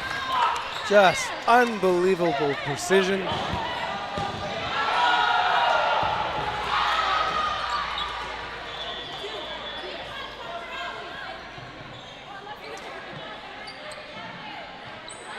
(5-0). Invasion hoping to break a streak. Toss back, Baird. A release from Shade on the inside pass. No connections. Oh, good throws, great catch, and another one. This could not go more sideways. Woof. That was like, these are all great throws, but just everything just suddenly went in favor of Valkyrie. They're always in the right spot. They're always in the right spot. When the other team's panicking or confusion is happening or chaos, anything like that, Valkyrie is always very well put together, and they just... And Sanchez beautiful catch from Katie. Brings it in. Look at the excitement on Kate Gong's face. Unsure why Yvonne was called off. Maybe a line out. So our eyes are on Invasion. Watch out for Baird. She's likely to be pushing. She does. No offense. 4 players to 5. Burden to throw on Valkyrie. Ball apiece. Or 4-on-4, sorry. Now Burden on Invasion. 4v4. Up and another catch. Wow. Another catch from Katie Sanchez. Oh, just taking that moment there for Shade. Places the ball down, brings the other one in. Pop-up catch for Shade, but Invasion answered with a direct catch on Veronica Baird. Captain Sanchez, again, presence of mind to be staying focused on what's happening. Flat now in that left wing. Sanchez is eliminated. A lot of gloves, ready to go on the Invasion end. It's their chance on offense, though. Preemptive throw, no strike, and a double tap, making sure Flat is out. Sammy left against 3 Valkyrie players. A worthwhile trade. Ball advantage is on Sam, and she's on the back line. She was setting herself. There's no warning line. Downside of the women's bracket, and it's just, there was not like she was rushing back. She was just kind of setting her body get ready to be in defense. It's difficult to read where this back line is because, like you said, we don't really have a whirling line. We only have this like There's a little little blue tiny notch strip in the here, which center. nobody can see. Oh, and it's not like it's like a dotted line going throughout. Personally, I've been trying to use my own players because most of them tend to stay up about half court. Whew. That is an excellent shoe shot, confirmed limb. Greco not liking this right now. She didn't have a great angle on it though. She's kind of a little taken aback. Ready, set, and go. Hard throw, Gray. Like you said, taking up the middle. A trade between Yvonne and Katie.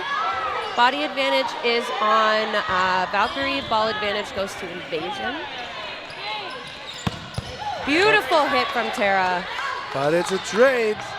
Worthwhile trade. Valkyrie still stays in the lead, and she takes out one of the commanders of the court on the Invasion side. Solo throw, Rowan not connecting. Shade also released and could not find that target. Play call coming out of Salt and Pepper there, Becca Slivka. And Shade with the throw and then the flat dodge. throw to go low. Stays alive, so no trade. Oh, but she gets Great cross from a Grace silent Rowan. snipe. Great heads up work on her end. Ball advantage. Invasion, they send two on target. Betty Mack is eliminated from that rifle from Grace Rowan. Trying to make Connor Cooper proud. We're at the end of the first half. 6-0 lead. Are they going to get a point? Can Invasion turn it around right at the end here? It's a very dominant showing from Valkyrie so far. We have Jess Gray and Chili left up against Grace Rowan and Becca. On target and staying alive.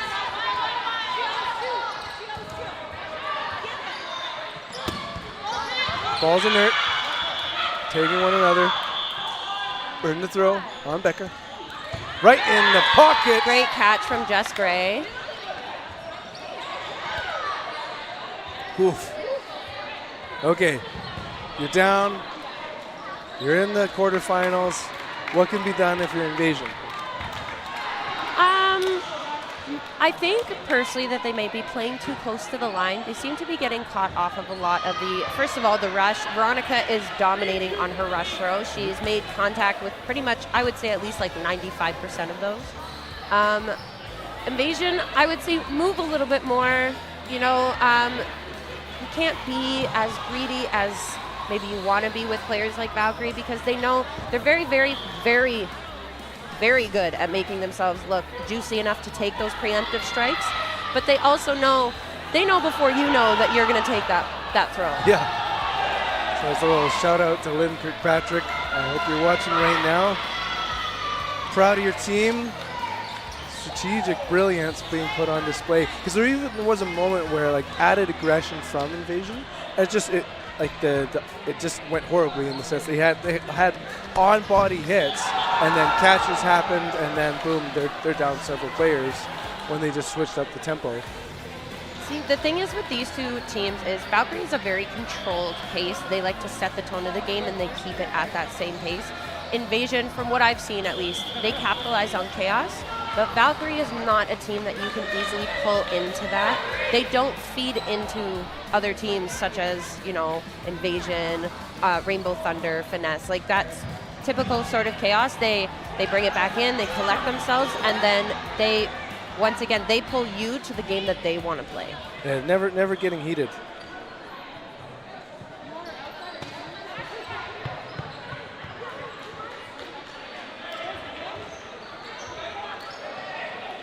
And Lynn, if you are watching, we love and miss you here at the Seattle tournament.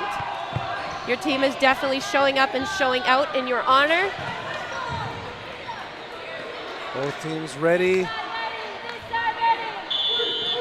And we are underway in the second half. Looks like no toss from either side. Invasion seems to be playing a little bit more of a safe game this set. Big rip. Ground first. Pressure provided by Valkyries in the slow retreat. They're confirming, like, wait, we don't need to retreat. It's our burden. Beautiful. That windmill is so deadly. It's the walking the dog. It stays just above ground. And you can kind of feel the frustration there. He just hits the knee. There's really no defending that. See, and with players that throw like a windmill so consistently, such as Tara, JC Morris, that kind of thing, they often do leave their body open during their windmill, but Valkyrie has such good coverage on their side that you're free to take those shots, the crosses, the counters, anything like that. One like another thing about the Valkyrie is because like they have lefties, they have windmills, there's just the ball can come at you from any and all directions. Oh, you got a little bit of everything on that side. Looks like Grace was eliminated. Now taking the right wing. Captain Sanchez throws it winger on winger, confirming. Finger block from Shade. Great honesty over there. It's always very refreshing when players are calling themselves out like that, because the ref can't see everything, right? Impossible. They're doing their best, but with finger blocks, it's a tough call to make. So definitely depending on the integrity of the players for sure. Until we come up with bodysuits. Put a cam on everybody. I just love it for just light up.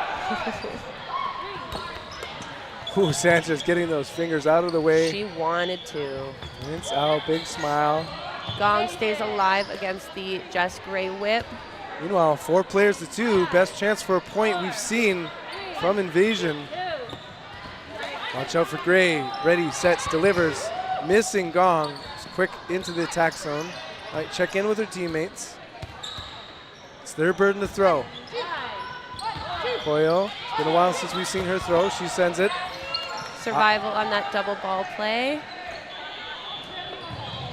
2 balls apiece for the Valkyrie women. Send it at the captain, and that late trailer does it. On shoulder. Tia Hoover now taking that wing. Gong hustling up. I love watching her play. Her and her tiptoes. Nice Cross. hit from Tia. Cross does not connect. Now 3-1. Jess Gray against Kate Gong, Coyle, and Tia on the Invasion side. So We've seen her do it before. We know she's capable. Which is Great placement from Coyle, though, and they find their target. They are officially on the board.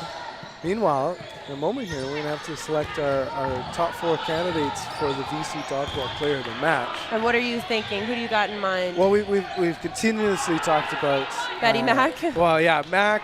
We've got Gray. Berkeley had some pretty incredible moments. We had Rowan, Greco, Sanchez on the left wing has been holding up pretty well. I feel like Kate Gong has had the survivability, but there hasn't been like that big moment. And Beautiful meanwhile, catch from Grace. Rowan showing us she definitely deserves to be one of our finalists. I think for myself, for Valkyrie, I'm more so looking at Veronica Baer. Okay, yeah. Because of how effective The way she's she been off started. the rush. She's very quick on her feet. She's been surviving well. She proved me right. Eyes on her at the perfect time. And that's something to be said. When you can start a match or a set 6-5, get that early contact and stay alive. Mack boots it out of the way. Thankfully not at any person. It was near. And Valkyrie burden to throw. Whew, well, there we go. So let's put Baird on the list. 100% I'm putting her on that list.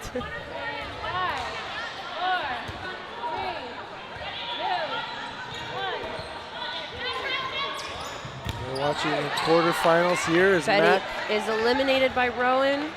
firmed a limb. 4v4. Is it comeback time here for Invasion? Sanchez, hard throw. Great tag from Sanchez on Winsover in that corner. Gong protecting teammates, slow to retreat. Now play call alongside Rowan. Sanchez. Solo throw. Really protects. Ball's inert and no hit again. And gets the refund.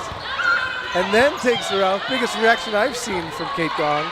That was a wild Very moment. close. Very close to that catch. Just rolled off her feet.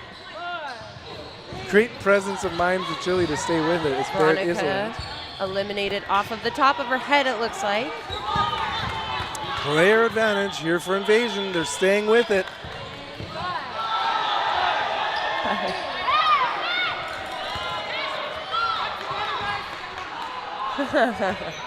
Two balls apiece for the Valkyrie. They crisscross it. Great Sanchez. catch. Let's make sure the right player comes in. There we go. 4-1. Yvonne Sure. Let's see what she can do. Goes up and stays alive. Greco taken out. Sanchez kind of using that body to hide behind.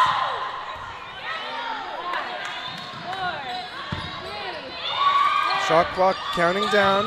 Valkyrie throw. Good movement on that throw. 5 balls, it looks like, over on Yvonne's side.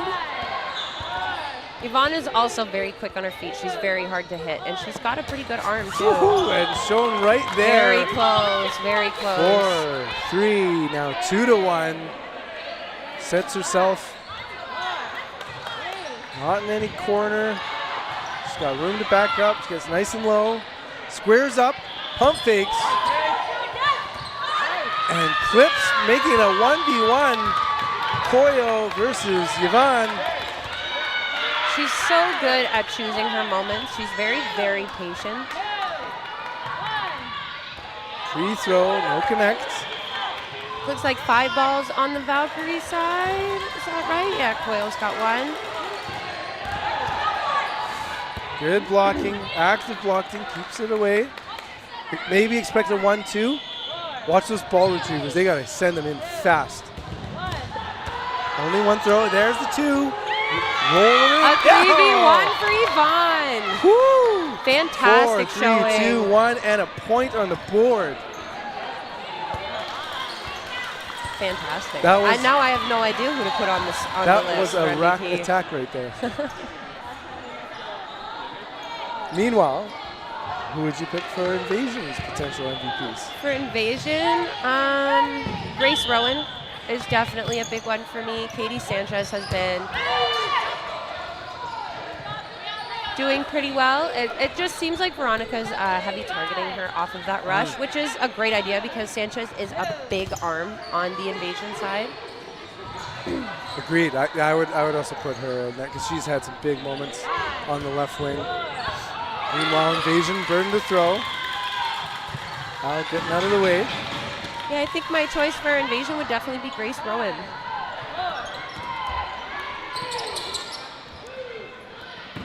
Berkeley providing some distraction there, but passes the ball on to flat. Invasion ready, sets, balls flying back and forth. Mac is the limb. And who did you want?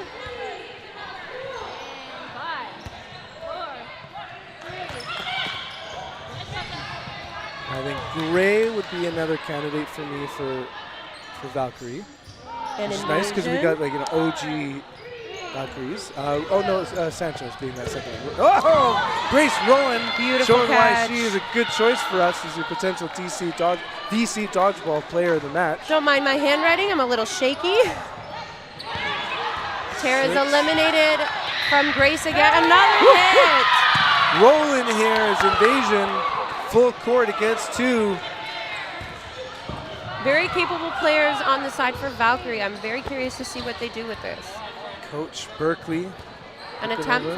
from an attempt of a cross from Grace, unsuccessful. Greco getting body out of the way. Sanchez pushing. We'll check in with teammates. With that play call. Rowan, Gong, Sanchez at the line. Counter cross, not connecting. Good Sal getting another ball. Burden to throw on Valkyrie.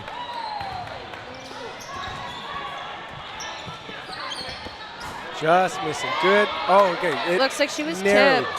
Fantastic honesty. I'm such a big fan of hers. Sanchez taking a great opportunity.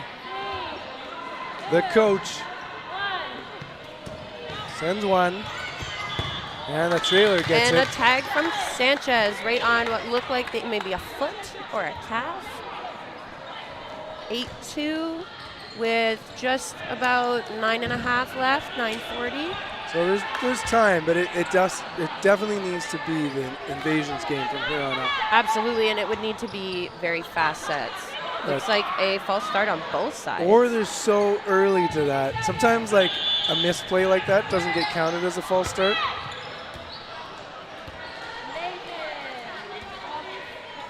Play call coming from Greco. The quick set, fire hard. And I a believe catch that's from Sam, definitely a catch. Even had that ball even been released a little bit earlier, it was still live while she was gaining control of that first pop-up. and it thins the numbers here for Valkyrie. And a tag on Jess Gray. This is the momentum you want if you're Invasion. Mac now taking the left wing. Julie passing to teammate. Cher readies for 2 balls. Whew, Mac, hard throw and an and one. A block right across the court, tagging Tia. Could have been turnaround Tia because she went for it, wasn't able to get it.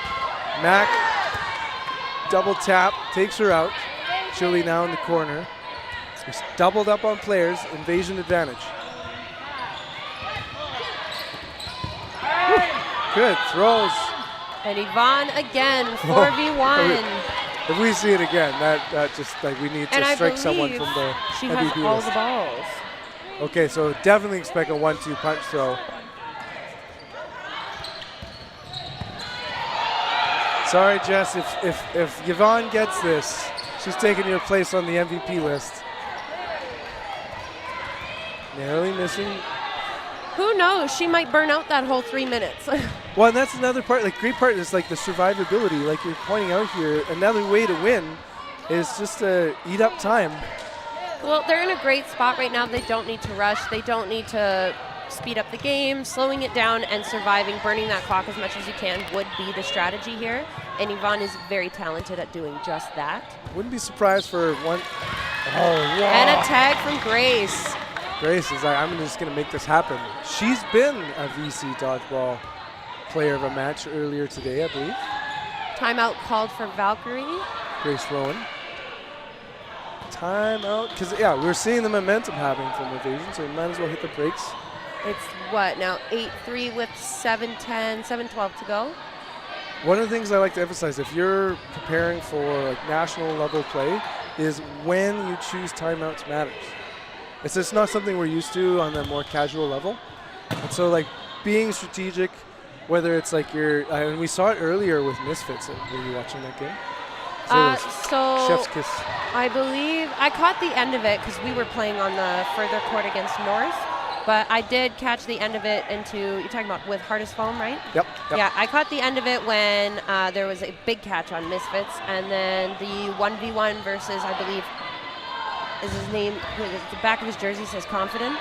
Otherwise known as Casually Confident. I've never met him, so I had no idea, but him and Valence, that trade-off. Realistically, all he had to do was survive for the last 5 seconds, but that one-to-one trade. Well, and one of the things I wanted to point out is earlier, and like they had a moment at the half where it was tied up, and they were like, pause. They were vibing. We're like, we need to close this out going into the second half. And so sometimes you find timeouts done when like you've got a 1v player, and like, let's give them some rest. But like choosing moments either kill momentum or just confirm the sort of high leverage moment that you're in. So here we see it. We're back on court. 3-8 burden on Invasion, and they take out flat. They're the comeback kids right now. They're finding their targets. They're hitting. They're all hitting.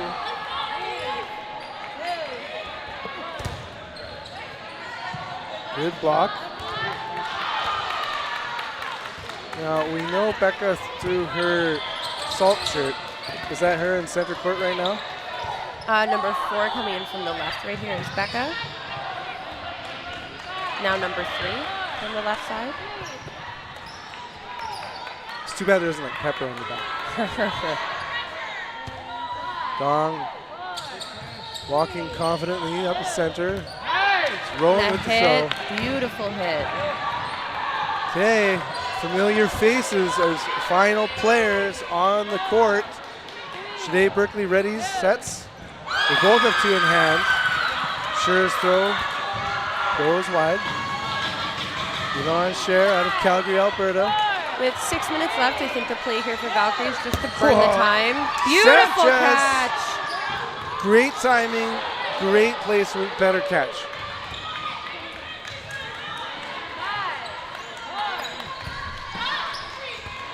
Good moves again. And we're now up to 8-4. We were as high, was it 7-0 or 7? Going into the 6-0? second half? No, like with just kind of the biggest difference we had. Like, you know, I believe we're at a 6 or 7-0 deficit for yeah. sure, yeah. that is quite the comeback because we've had 2, 3, 4 all in a row. They're starting to close that gap. They're finding their targets. They're finding their groove. Sam, get your foot off that line. It's not the way you want to be called out. Because what's the rule there? If you still have your foot on the line when the first play is made? I thought it was like a 30 seconds. I have no idea. Good throw. Better. No, not as good block. Baird. Ever since we kind of put our eyes on her talking MVP, she's been inert. And as we talk MVP, it is now your opportunity to vote for the VC Dodgeball Player of the Match. I see a vote going in there. Was that for Baird? Yep. Immediately as you said her name, she shot up. Up and out is Great Grace hit Rowan. from Jess. Just saying, don't take me off that list. Despite the great play of her teammates, Sam Greco is eliminated. Another hit from Jess. Beautiful throw. And that's another thing with a strong team is you can have players kind of go silent for a little bit. Not that it's particularly resting their arm, but it's just like all of a sudden they're like, oh, Jess is back. Bam, bam. Tara aiming, missing. Becca staying alive.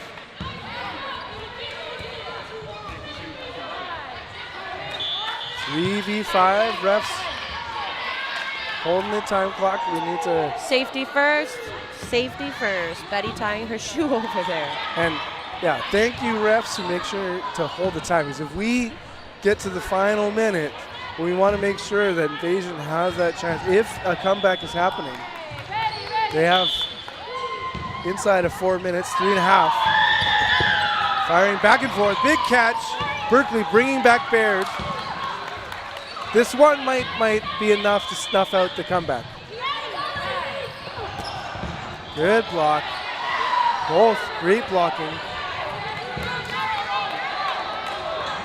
Tia Hoover in the left corner. Slavica to send it, and both get Jess eliminated. takes out Salt and Pepper on the side, and Tia goes 2.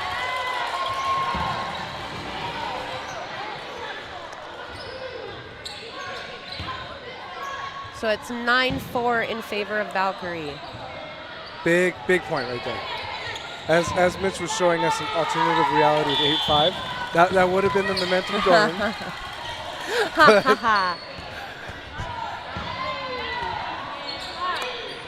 Valkyrie now trying to close it out. They take out Rowan. Jess has really hot hands right now. She's doing great. Whew, big rip. And a catch, pop-up catch off of Shade into the hands of Betty Mack. I don't know if she got hit by more than one. Meanwhile, Rowan off. Ref's gonna confer, clarify. We've stopped the clock. Good vibes on the Valkyrie end. Quiet on the Invasion end. Captain Sanchez is ready. Communicates, as is Captain Gray. A reminder when you're playing, it's only captains that can speak to the refs. Have you ever seen like 3 or 4 I've seen 3 it's Megan's team in the past. Megan McCaffrey's had a 3-captain team, 4 captains maybe. That's one way to make more of your team eligible to speak to the refs. It's just We just send Amanda. yeah. You go deal with it. We send our first. The first among equals. So it looks like a catch and out. So whose ball was caught? Sam Greco. 3 players remaining for Invasion against 5 Valkyrie. Mythical Warriors. Watch out for Baird hanging in the back. In and out of the gloves. That's where she's been catching. Sanchez just going, oh, not this time. Tia pushing up. Right on target. Jess Great. is eliminated. They tried to be sneaky, but Gong was sneakiest. You have just over 2 minutes left. Sure, sending it, but she was prepared for a potential counter. Ball's up and ineligible to be caught. 4 players to 2. Time is on the Valkyrie's side and the points. We're not likely to see an end of half no blocking. Actually, it depends on the teams, really. Like, even in our game, I think North wanted to play it out, so we ended up playing the extra set, as well as the Nemesis and Invasion game. They wanted to play the sudden I was death. going to say, we have seen it on stream earlier today. Good throw. Tia's eliminated. Great spot from Yvonne. And a reminder of a lot of those first half sets. There's Gong v. Many. 4v1. There, play call. Watch flat, shot clock reset, and that's the strategic patience of Valkyrie right there. No one was just going to go anyways, even with the score lead in the final minute counting down. Like that discipline. Dominant 10-4 game for Valkyrie. 10-4, big buddy, that absolutely is. We need to have a sponsor just for the score 10-4.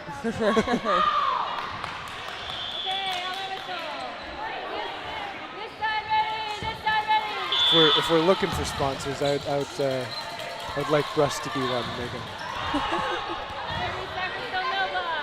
And we're on again. 30 Final seconds 30. left. Jinx. Katie is eliminated.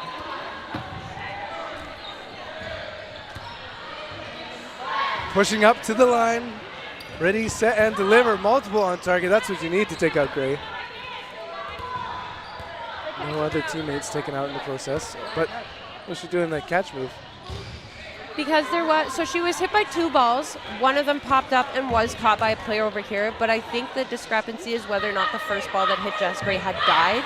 Okay, yeah. That was eliminating her as a living player.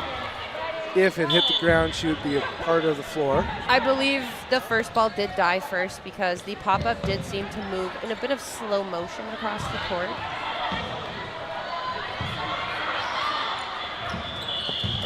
And at this point, nothing's going to be contested because we are at the end of the second half. Valkyrie's not wanting to play on. Valkyrie does not want to play. I mean, it is a huge risk playing it out. Unnecessary if you get risk. hurt for a round that you didn't need to play. Yeah. Yeah, I think Invasion was happy to keep going, which was great on them. Well, Mitch, we're curious, who is our VC Dodgeball player of the match? Veronica Baird with the MVP of the match. We're not surprised. She did amazing in that game. Very accurate. A Team dominant leader. 10-4 win for Valkyrie. That was a great game for them. Meanwhile, we are rolling on. It'll be Royals out of Quebec, Canada. And then me. It looks like. Tune in to 2 p.m. Pacific, Rainbow Thunder. Everybody be there. Would that be- Everybody. this is now semifinals we're watching, right? Yes. So I believe we will play Flex. They just had a great 7-1 victory over Finesse. So I believe it will be us versus wow. Flex at 2 p.m. And then you have Royals, and I'm unsure who the other team would be.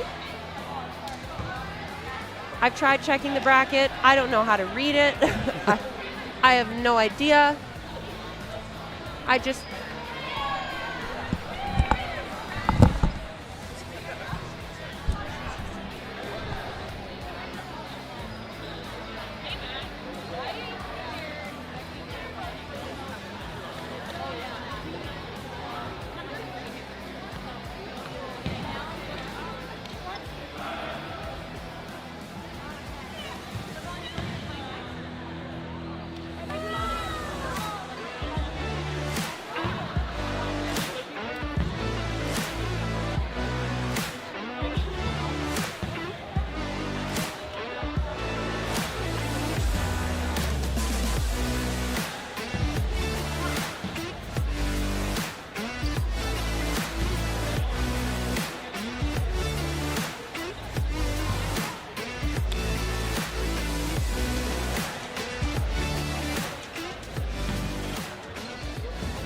here with Veronica Baird. They're celebrating a 10-4 victory right now, moving into the semifinals, which I believe is the best performance at the thing for Valkyrie Yeah, so far.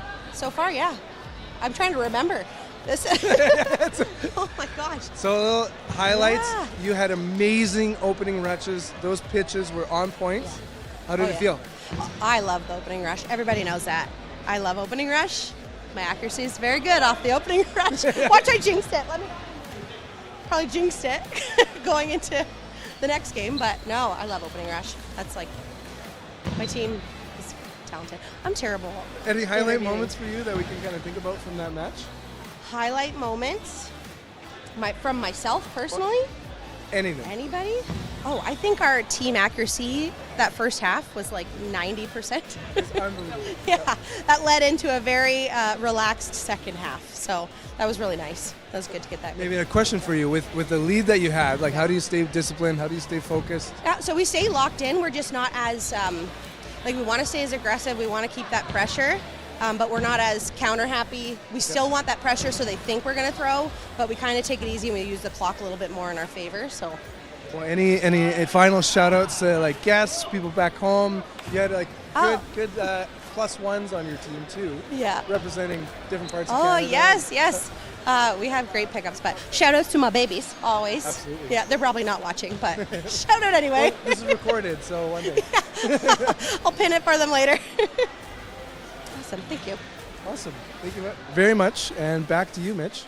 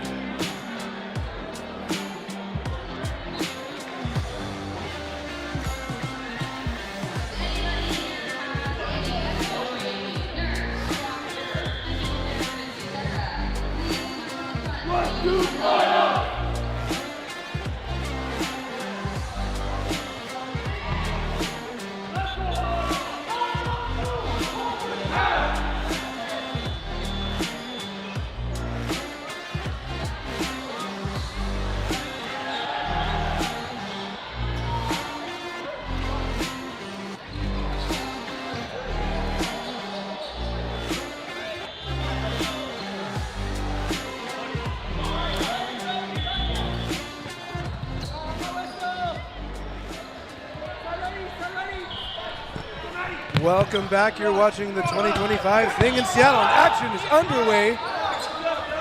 On the near end, the Mavs, aka the Mavericks of Ontario, going up against the Royals of Quebec. So we have a Battle of Canada here. A preview of the 2025 Club Championships.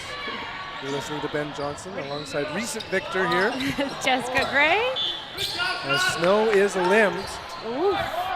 Going to see a lot of firepower out of both of these teams. I'm not sure who Mavs beat to get here. I think Royals took out Hex. Other way around. Oh, this is consolation. Oh my, this is what happens when you plot me on the commentary. So sorry, everybody. Well, and surprises on both ends as both teams performed very well. Oh, okay. Garcia Severo limbed, and then taken out in the semifinals or in the quarterfinals. Oh wow, okay. Still a very strong showing for both Canadian teams. Absolutely. Ooh, nice shot by Savard out of the middle on fellow Quebecer, Rome. Hegler in the middle. Hoping hard throw. Nick Grenier picked up out of Manitoba. Member of New Era. A little bit of a Team Canada men's reunion on this side with some of their pickups. Maximus Patry on the left wing in the corner. 2 balls in hand. Whoop, ups and downs. Staying alive, Tomas Savard. Second one into the gloves. You think you have him. You know, I like to call that a little teddy bear catch. Oh yeah, he made eyes with that one. I keep looking at the women's line and thinking everybody's stepping out. Yeah. But no. Well, you've witnessed it just moments ago. Yeah. So Savard coming up against a tough 4v1. Let's see what he does. A very formidable catcher. Ooh. And new to the team, not new to top performance, Matthew Wood gives it his all. Diving catch. Manages to not take Mergler out by the legs. And we're up 1-0. And he's one of the few players wearing elbow pads, so glad he is. First point on the board. Brilliant speed, both teams. Savard quick to throw. No connection. Spencer Tate now on court. Handing it to Liebel. Good. They go for Maximus. Very good target selection. Not just lifting that he does. Meanwhile, co-captain Luis Pierre Blanchette, he's eliminated. Oh, was that taken out on a double? And one. Good ups. Oh, wow. They take 2 throws on 2 different targets and connect both. Now we're looking at a 4v3. Both teams powerful and accurate. Number 12, also a Patry. That's Robinson Patry. They're just missing their other brother Boris for this tournament, but usually there's all 3 of them on the court. Meanwhile, It'd be really fun to play with your siblings. Yeah. Tries to pull a Mergler and secure that catch on the ground. Snow, brilliant throw. Play call now. Nick Grenier in the middle. Royals on offense. Watch Joshua Walsh. It's Savard with the throw right on Tate. Nice, honest. I thought that might have been a nice jump block there. Finger tag. Martin Dutel, number 77, co-captain. Shout out whoever selected the font size for the Royals. Yeah, very clear to see, even from this side of the court. Easy, smooth blocking, Jeff Snow. Play call with Grenier. Teammates on the world stage. Yeah, Grenier has represented both the mixed and the men's side on the world stage. Good lift again. most of these players, not only can they get up, they just also get their legs tucked away too. I know, especially for a lot of tall guys managing to really ball themselves up in the air. Till calling the ball. Savard saying, hey man, I'm on the wing here with no ball. Oh, Nick. Oh, was that a bounce? Oh, bounce, all right. Now 2-2. Only one score. Hard throw whizzing away. Till keeping himself safe. Oof, nice try on the cross court. And just keeps himself safe. Dangerous blocking, keeping elbows in. That means the ball's almost on body. Seeing a lot of crosses come out of the Royals. Backcourt brilliance here from Snow. Snow read that like a book.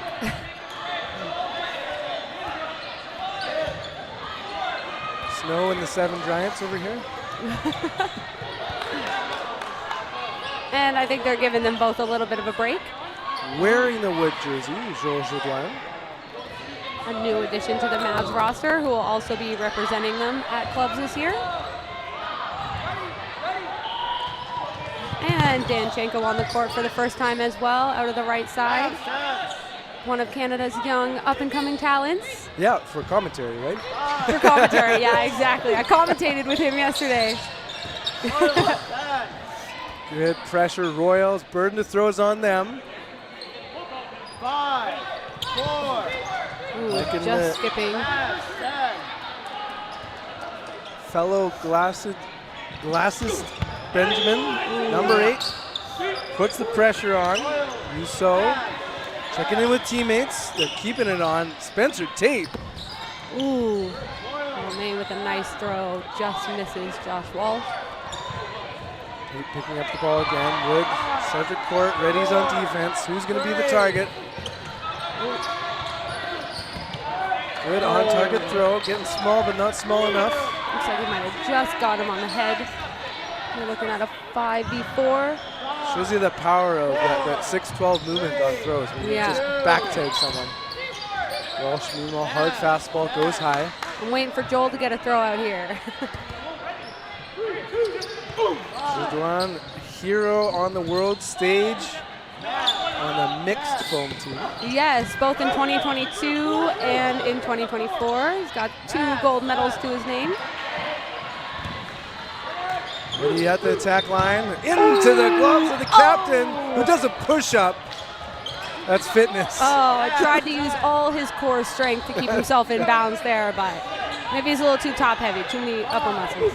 Oof. Joel tries to go for the cross with his classic oof throw. Personal sound effects. Good throw. Getting too low. Oh, they're calling that a hit. Okay. We're looking at a 3v3. Point advantage.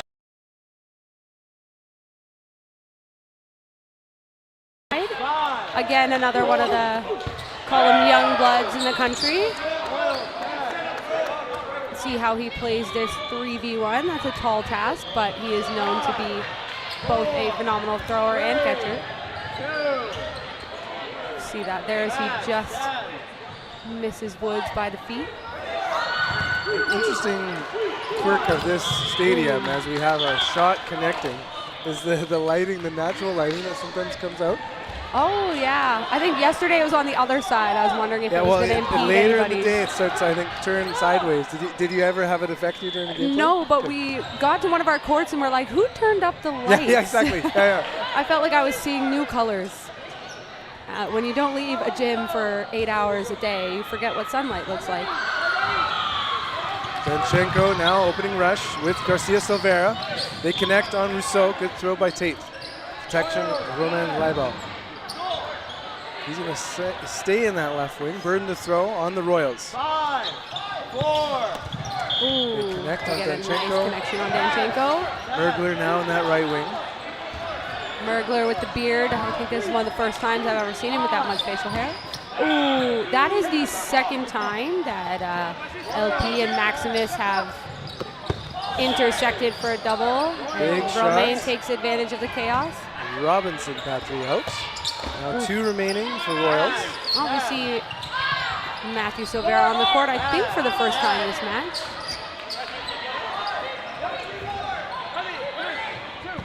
Ready to throw, they take 2, and Oh, that is wow. another point. That was a very fast point. I think Mavs only lost 1 player in that whole exchange. And it's 4-0 for Mavs with 9.5 minutes left in the first half. So you have the opposite problem, but if you were behind 4-0 right now, do you call timeout?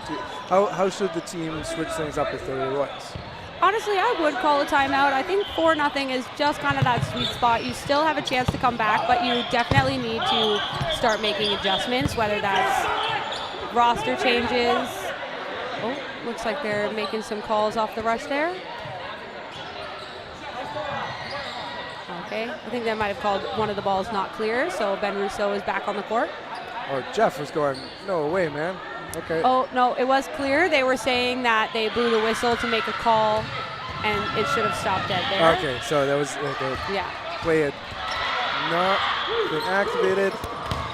But yeah, I think, oh, that was a nice shot out of Ben Rousseau. Lucky he got another life there. But yeah, I would say 4-0 is a good time to call a timeout. Give your team a little break and just kind of recalibrate. Because it's still, with so much time left on the clock, it is not an impossible task, but you do need to make some changes. Obviously, things aren't necessarily working. You can see the Royals getting a little impatient, which tends to happen when you're down a bunch of points and you're trying to figure out a way to claw yourself back. But I wouldn't get too antsy just yet. There's still a lot of dodgeball. Patrick targeted, but he stays alive. Idir Hamel, he was sitting early, and just temptation got him there. Benjamin Rousseau, 2 balls in hand now with Captain Blanchette. Rousseau, early release. Snow is not going to be caught sleeping on that. No.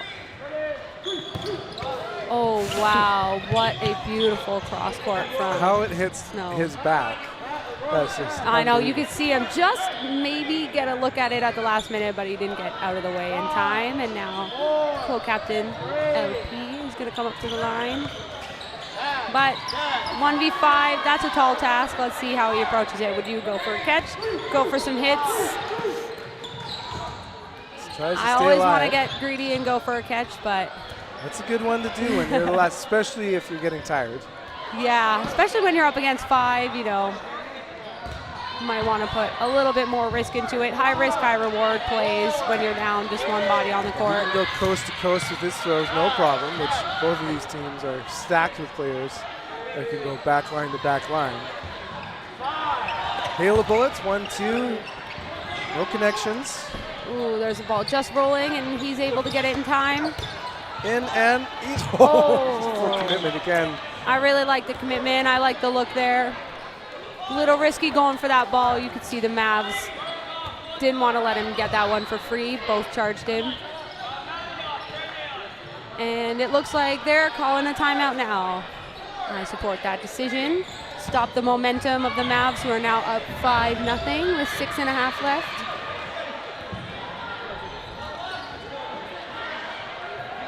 If you're the Mavs and you're up, and this would be familiar territory, is there anything that, are you thinking about club champs? Are you thinking about, hey, let's switch things up, let's try something different?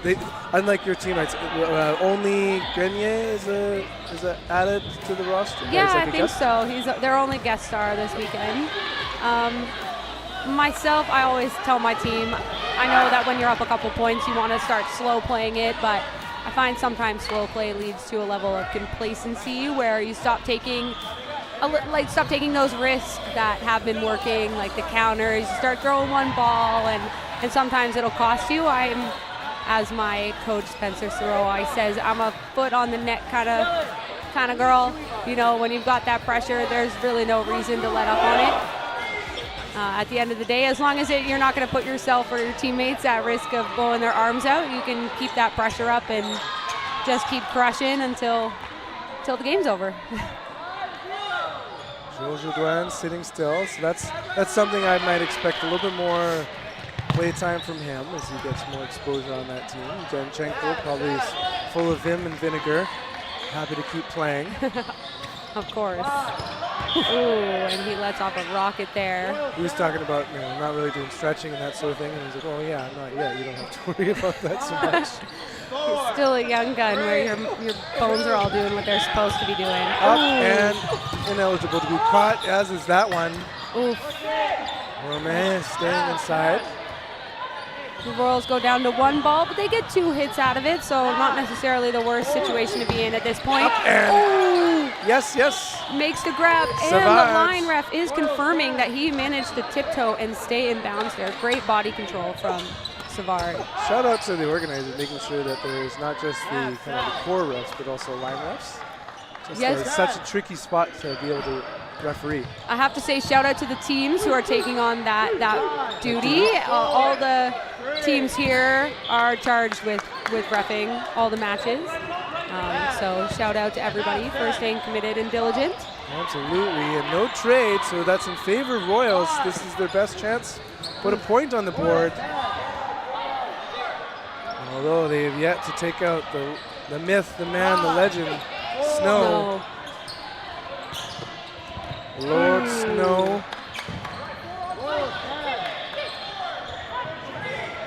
Sporting the double barrel, ambidextrous body. And now, I am convinced that is the key to his incredible longevity, being able to share the load between one arm and the other. Ooh. Put a lot of pressure, but decide not to take the throw. and like the same efficiency of hair that Romain is doing as well. Ooh, Yeah, because otherwise that would have got him. For anybody that didn't, I didn't even flinch on that one.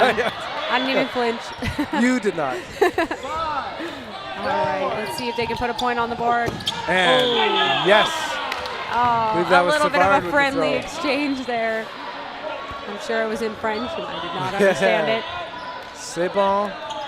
And they get a point on the board in the first half. Just 1 point can make all the difference. Give yourself a little bit of confidence. Know that you can do it. A little bit more momentum. So we are seeing Snow sit. Jodoin now taking the left wing.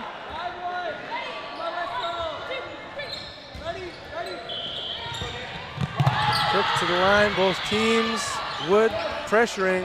A little bit of a fumble on the Royals side on the rush, so they don't capitalize, even though the burden is on them to throw because they won the last game. Big throw, better dodging. Joshua Walsh on the left wing, making a quick defensive play call. Expect him to be putting some pressure on. They put 2 balls on Savard. That's a smart target. He is, as we just saw, quite the catcher. Thomas staying alive, and he sends it right at me. Did it get you? Yeah, we're not going to talk about that one. That netting is just So the first throw got you, and the second throw did get Joel, who I think was their actual target for both of those throws, but a little bit of friendly fire on commentary. Tate now on that left wing. Watch out, Savard again. Big throw. Patry. Big rip. Robinson and Walsh taking the opportunity to throw it Venchenko, but he stays alive. Full court here. Skipped just in front of him. Royals doing well. If you get that 2 in a row, like off by 3 is nothing. Yeah, honestly, 40-minute matches, that's my favorite. I find 20 minutes, it's hard to cut momentum when it hits, but 40 minutes, so much can happen on both sides. 5 players to 4. Extra ball burden on Mavericks. Good pressure detail. He's targeted. That's exactly what he wanted. He's saying, throw at me, and Mergler did. 5, 4. Robinson, Petrie sends it Looks like on they're Wood. calling that a bounce, yep. Just skipped in front of his ankles there. Wood, a former melee player, former Saskatchewan. Also part of the men's program this year. Or this past year, sorry. Just time is a blur these days.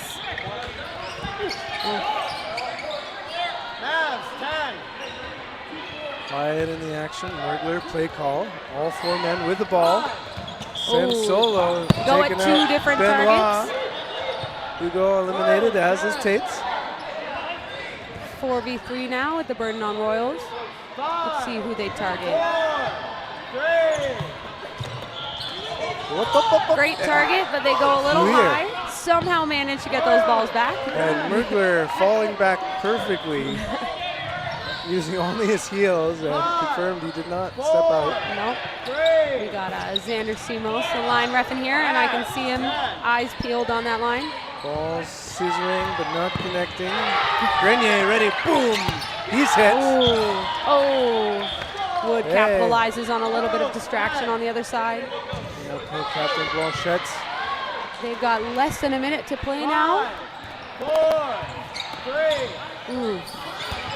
Oh, and one. Wow, that's a double. That ball had eyes. It hit Patry, it turned around, and kind of suckered Walsh. I almost was able to turn for the catch, but the ball was just too sharp of an angle.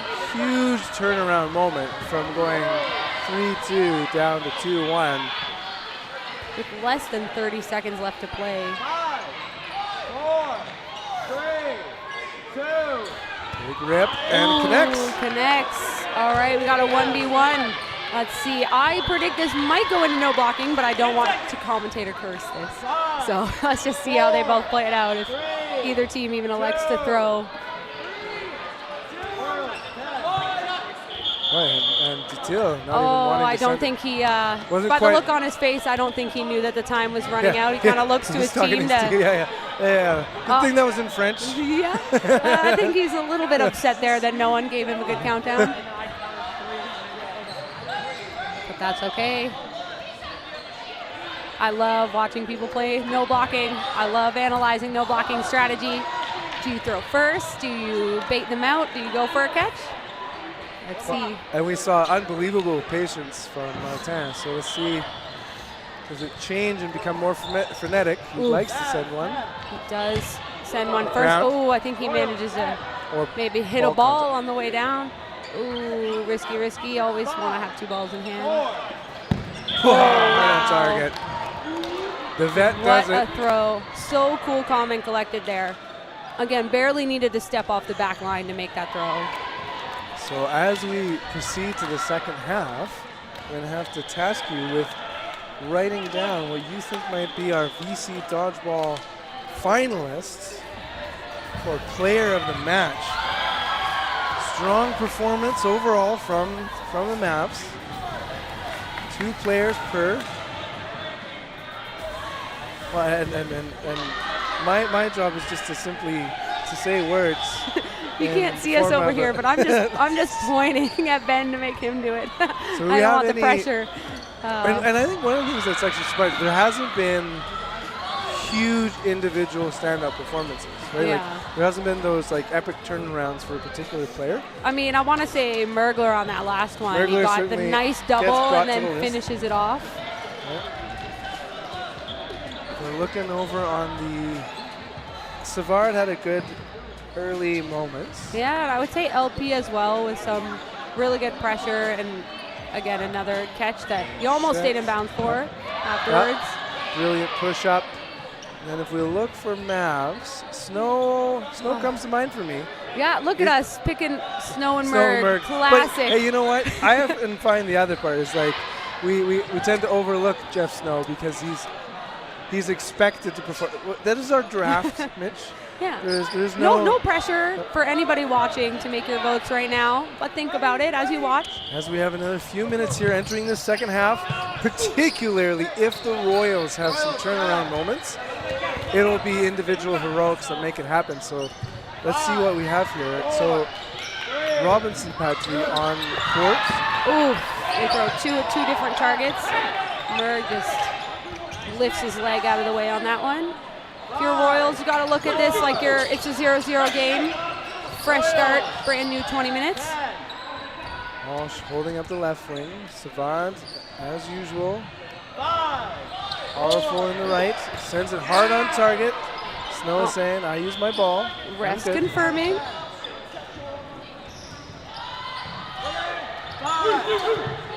Big shot. High, low.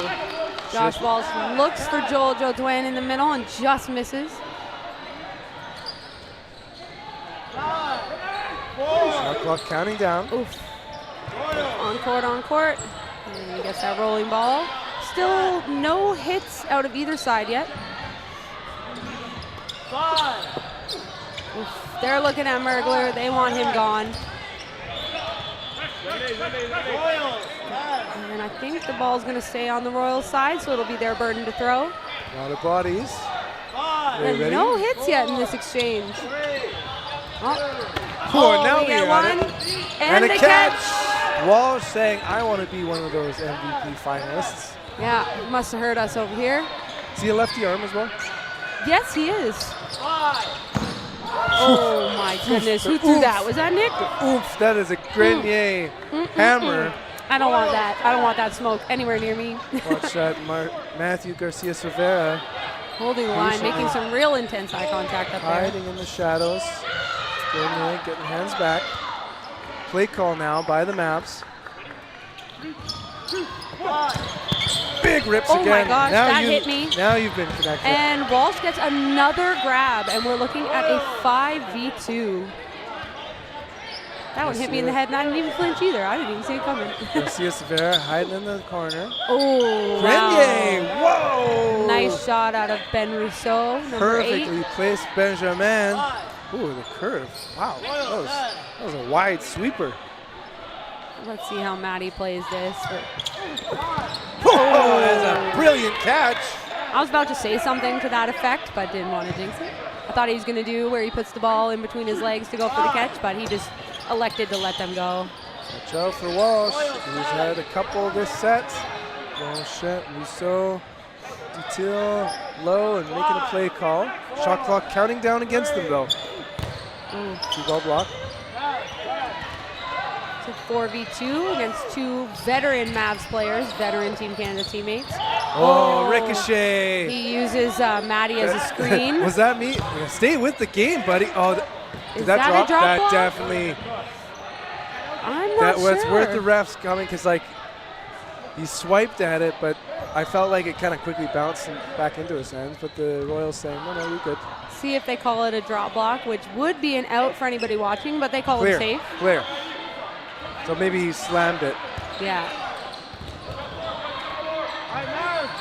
We're talking some of the best grips in the game.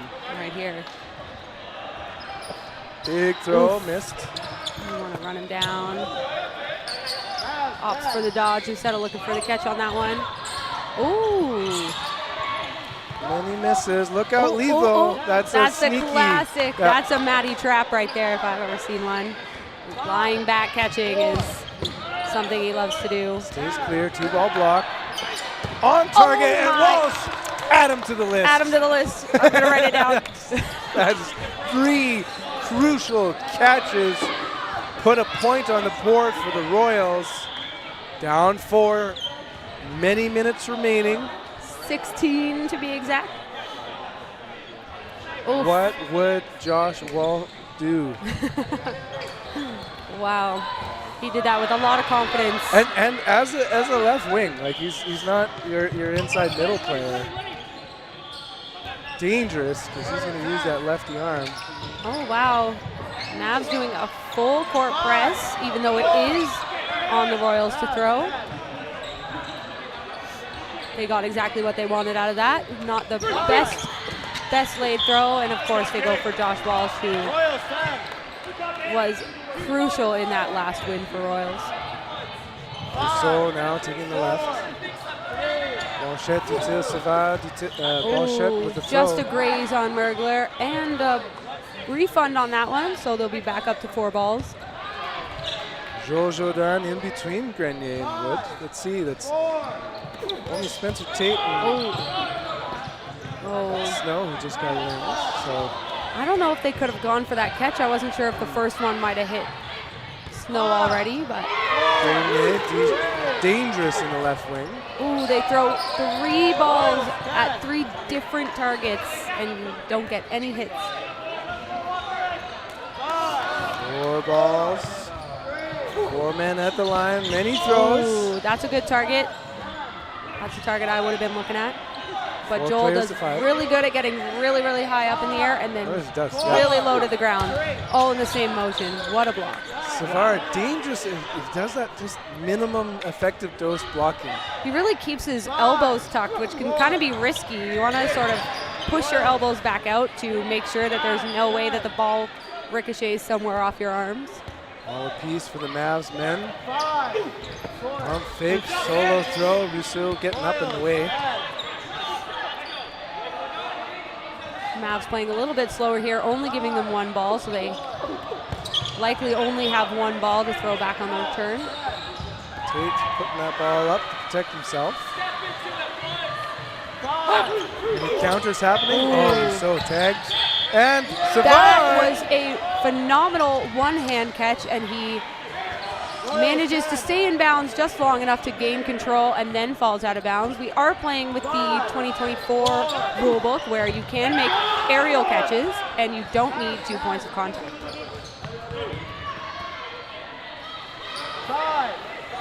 Wood, new to the Mavs team, sends 1. No eliminations. Is this his second year with the Mavs? Or his first year? First year, previously Miller. Oh, okay, so this is his first year with the Mavericks, all right. And another point. 6-3. Royals with momentum. And there's a timeout. I was just checking our list to make sure we did have Savard on there. Are you going to see some more Maximus? You're right. Has he been on this half? Yeah, not this half. Not this half, been a all while. right. Maximus pulling the no knee pad meta game. What are your thoughts on that one? That's a young man's flex. Exactly. My knees are too precious. See, look at those. We got, you really couldn't see. I mean, LP doing it too. We got the other Patry brother as well. I love my knees too much. I don't land on them hard, but I like to slide around the court a lot, and I don't think I can do that without them. Even if you just got the leggings, it's just like good treatment to avoid the kind of the burns. Yeah, there are leggings you can get now that have like built-in hex Oh, interesting. Okay, knee pads. They're It's a decent compromise. really It's more like the elbow interesting. pads. Yeah, they're almost like, they're exactly like the elbow pads. I know Zion Leaf on Howell wears them. Oh, yes, Spencer. He was happy with that one. Oh my gosh, he tracks that down, snags it from his knees. Those arms, it's not just vanity. He just did a bicep curl to bring it in. Oh, and they target him for that one. They didn't like that. Bergler using his hand, making the play call. Wood unable to put it in, but Walsh is. Oh my goodness, he gets the counter on Wood and the catch on Danchenko. He is really locked in this second half. Key performer. Oh, and they big shots throw, on Tate. honestly, when you have those balls, you can risk throwing them. I think they threw 3 there. We're back to our Team Canada veteran performers. players Yeah. on the Mavs side.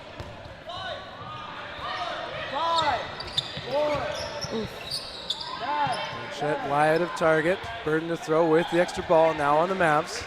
You're looking at 6 players on the Royals. Take your pick of target, essentially. Ooh. Good ups, Benjamin.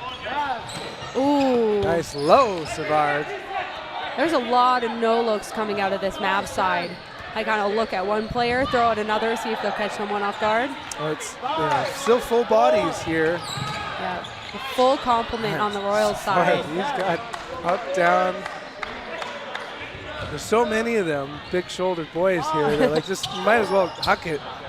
Yeah, exactly. That's what I said. You can kind of take your pick. It's definitely harder on the men's side. There's less room to move, so the fact that they're all staying alive and not dodging into each other is quite impressive. And you see Martin Dutil get the nice rundown kill on Jeff Snow, bringing it to 6v2.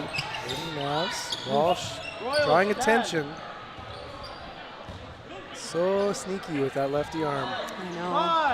I love it. Valkyrie has 4 lefties. Up and the caught by catch. Never hit a man with glasses. The fives are happening right now. Oh, the risk of wearing glasses on the court. I mean, maybe he hasn't bought into the goggles lifestyle yet, but it scares me every time. That's too much glass near your face. See, the thing is, it's intimidating to the other player. It is. Right? And it's like, how dare you hit me with glasses? Even if you got like cheap $20 glasses, the other person is just unbelievably crestfallen. Savard retreating. Oh, wow. Tate stuck at the line, and then Stanchenko. Oh, they get a double. I think it grazes Spencer Tate and then gets Stanchenko on the other side. A little misplay on the Mavs rush. Let's see if Royals can use this to their advantage. Could it become 6-5? Savard is eliminated. Many shots fired. Detail providing pressure. He's not releasing. He wants a ball coming only back. ball in hand, but he's managing to hold them back really well until Walsh gets that other ball. Burden to throw with the extra player. Sorry. I feel like I'm just I keep getting closer and closer to the court. Just be careful. There's one stray ball is going to just knock us out here. Yeah. That was a good throw, but better jump. Blanchette getting the ball. Pressure, Snow. Burden to throw on the Royals. Oh, wow. I'm not quite sure what Mergler was looking at there. Missed the moment. I don't know what he was looking at there, but his attention was diverted away, and Josh Walsh capitalized on that. Oh, my goodness. Write that down, everybody in the chat. Josh Walsh has locked in for the second half and is doing a lot of work for the Royals side, getting those last two kills, bringing it down to 5v1. Talk about release speed that Joel was not able to get his out. No, he did a little bit of a duck, got him right on the back. Wow. Oh my goodness. And look at that, just like that, it is 6-5 with just under 9 minutes remaining. This is getting spicy. I don't think they don't have another timeout. They're just doing a mini huddle over there. And the second half without Maximus. Yeah. I mean, that's got to be hard when you sit yourself, but sometimes you just got to do what's working for your team, running the hot lines. Garcia Savard tossing back to Wood. He's not sending it. Savard wanting the attention. Goes defensive. Calls his own number right here, I believe. Sends it hard. Missing Snow. Good move having Grenier on that wing. He needs to rifle some balls right now. Oh, and they throw 2 balls at Walsh. Great target selection there. He's been doing the most damage on this Royals side. Benjamin Rousseau now on the left wing. À la gauche with the throw. Oh. Stray red ball on the court.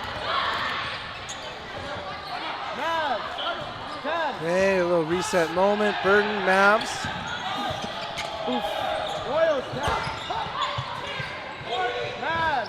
Royals are doing a lot of rush counters. Haven't connected yet.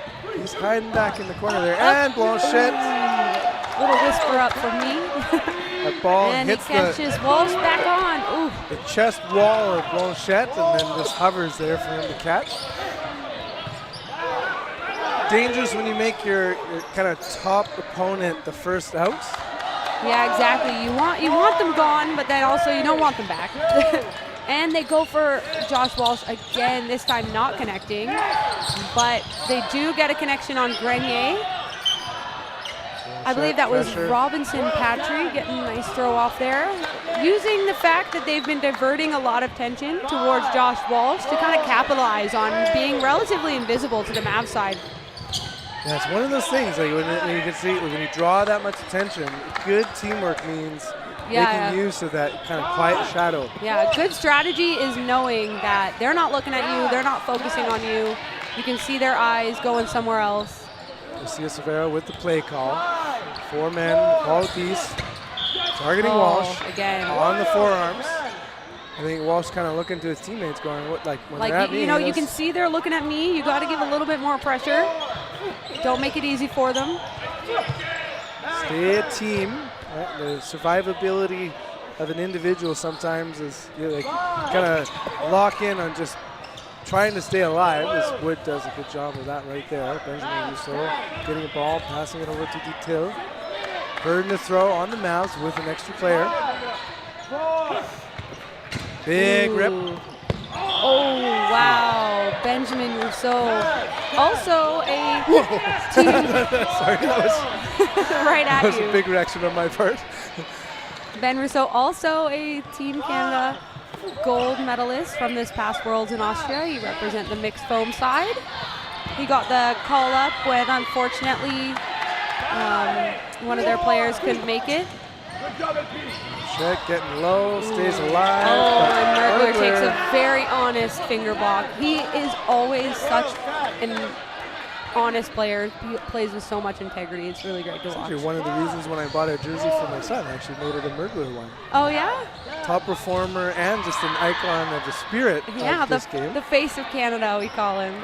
2 balls apiece, Mavs men. I saw you yesterday wearing your Merglers jersey. The Yeah, one out of the Munster. Melbourne Merglers. Yeah. I'm jealous of that one. He almost looks like a walker from Game of Thrones with like the icy eyes. Truly. Oh, wow. Great throw by Martin Dutil. And We've got a 3v1 looking to tie it up with just under 5 left to play. Ooh, shot, Ben better gets jump. nice and high. So Blanchette, Dutil. Spencer Tate, no stranger to being alone on the court and turning some pivotal moments. Big block. Bergman Jaco throw. can't stop that ball on the side and it rolls back.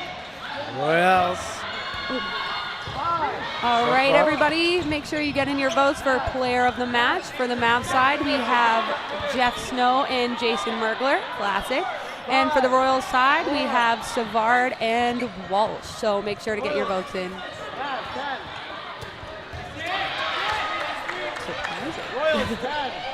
That's what I mean. Underappreciated. They're sort Yeah, of like exactly. taken for granted. They're you know. the Giannis's, you know, if anybody is an NBA fan. I like to actually call him the Greek freak. Oh, yeah? I think my partner Will has that nickname. He's a big fan. He is Greek and plays basketball, so he loves it. That's loves a a little bit natural. of his heritage, yeah. Meanwhile, 6 apiece. Oof, they managed to tie it up. I believe that's coming back from a 6-1 deficit at half. That's That is incredible. 5 unanswered points in a row from this Royals side with 3 minutes. Oh, Meanwhile, Maximus is back on the court. Maximus Decimus Meridius. Here we are, young blood ready to go. See if he can come in. He says, I want to play too. I want to do big stuff too. See if he draws attention. Ooh. He has a really big throw in between targets, resetting the shot clock. Now Mavs. Yep.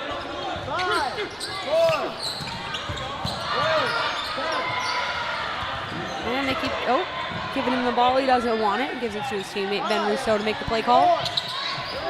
And take the throw. Wants to see some Grenier throws. Ooh.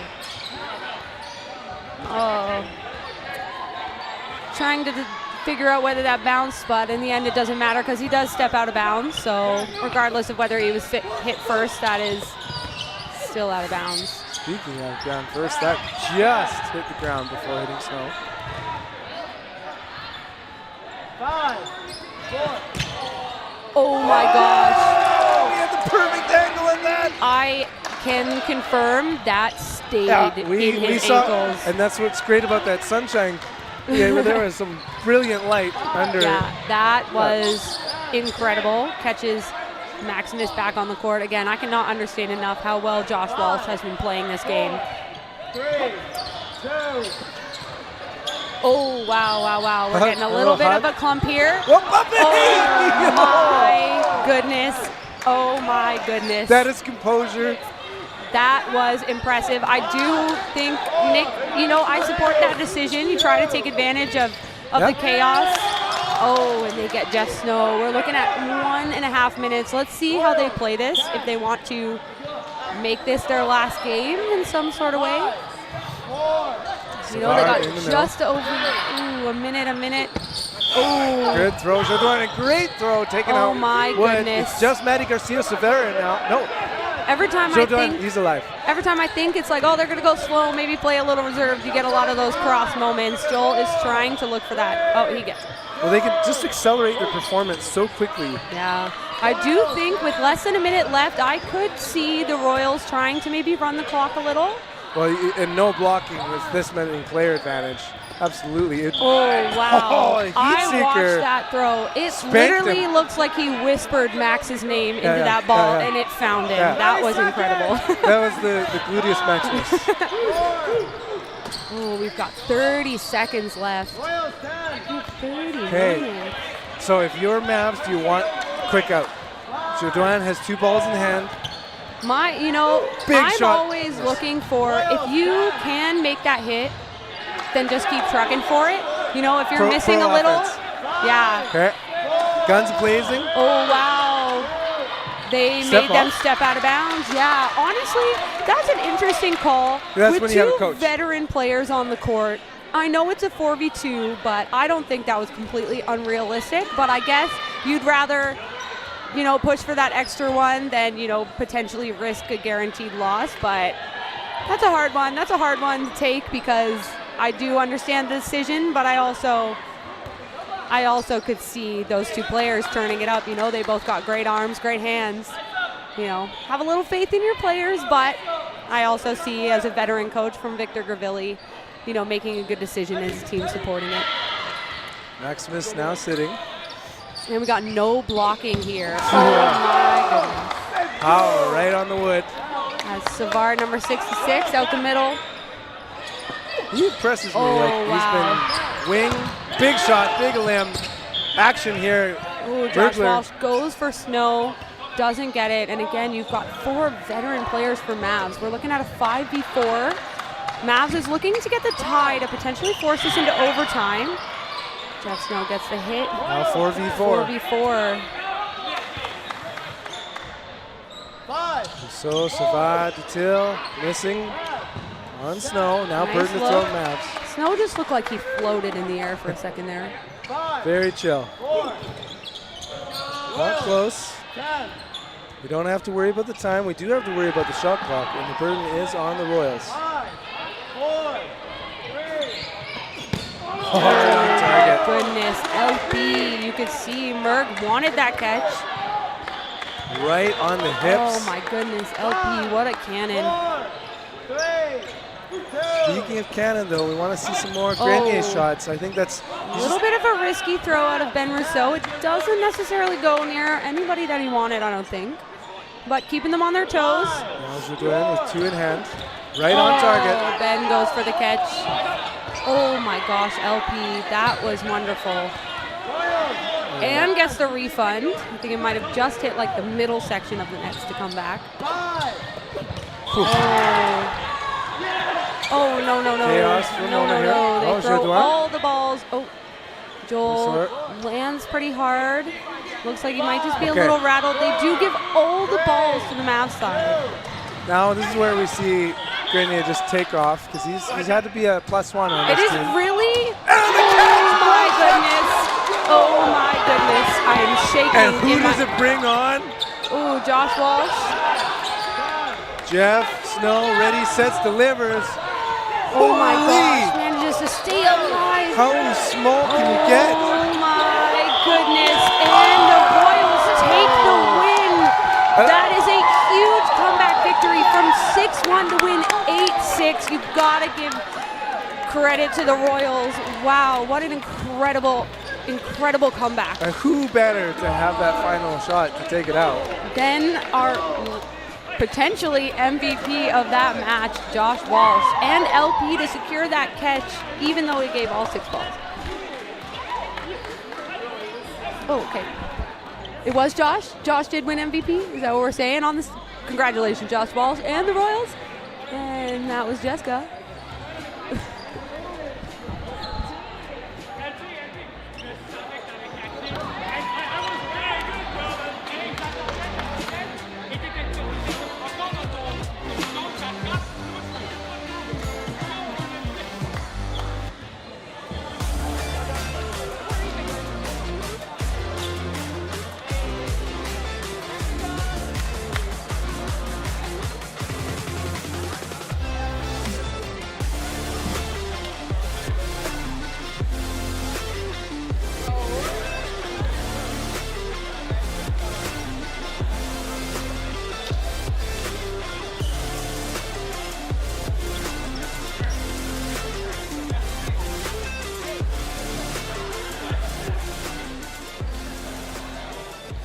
We are sitting down with the VC Dodgeball Player of the Match, Joshua Walsh, coming off a huge comeback.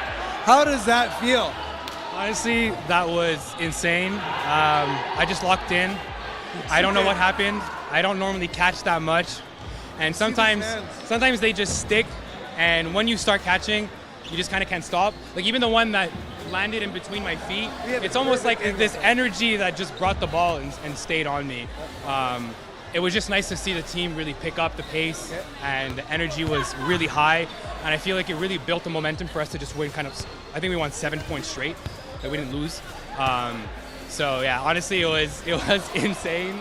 I'm very proud of that, and I'll be thinking about that all the way back to Montreal because we got a long flight. I can imagine for years. This was a pretty great match. It's against Mavs. You know them very well. Yeah. What was that energy like at the start of the second half? Because that was pretty lopsided. Yeah. But you, at least from my perspective, you couldn't tell it. Energy seemed great, positive. Yeah. High the whole time. I'm still high on it, honestly. I think we felt it. We just felt like, we say in French on a partie de la machine, which means like we started the machine. We got on the road and we just kept going, and it was just nice to all the work that we've been doing off court with our practices, whether it's individual or team. We're able to showcase that here this weekend, and yeah, I'm just proud of Quebec and all the Quebec teams, whether it's women's, men's. We're really on the map now, and team to watch out. So. Fantastic. Thank you very much, Josh, and enjoy celebrating with your teammates. Thank you.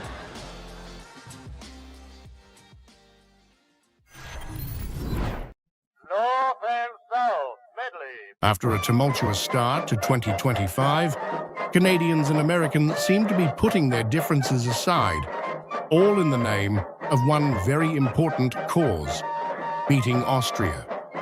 On June 28th, North Americans will forget their trade disputes and metric system debates to settle things the old-fashioned way, by playing dodgeball. This gathering will be a first of many in the Canadian cloth circuit, a place where Americans and Canadians come together over their mutual love of air conditioning and their mutual hatred of losing to Austria and England. This tournament will take place in Leduc, a mere 1,150 kilometers northeast of Seattle, or about 11,500 football fields if you're American. The top finishers will travel to Alberta once more to compete for a cash prize at a championship in Calgary. In this magical place, it isn't about who says Z or Z or Dunkin' Donuts versus Tim Hortons. It is about these great nations challenging each other so they can beat the Austrians. In a world where even the availability of eggs is uncertain, dodgeball is making international relations somewhat tolerable, even fun.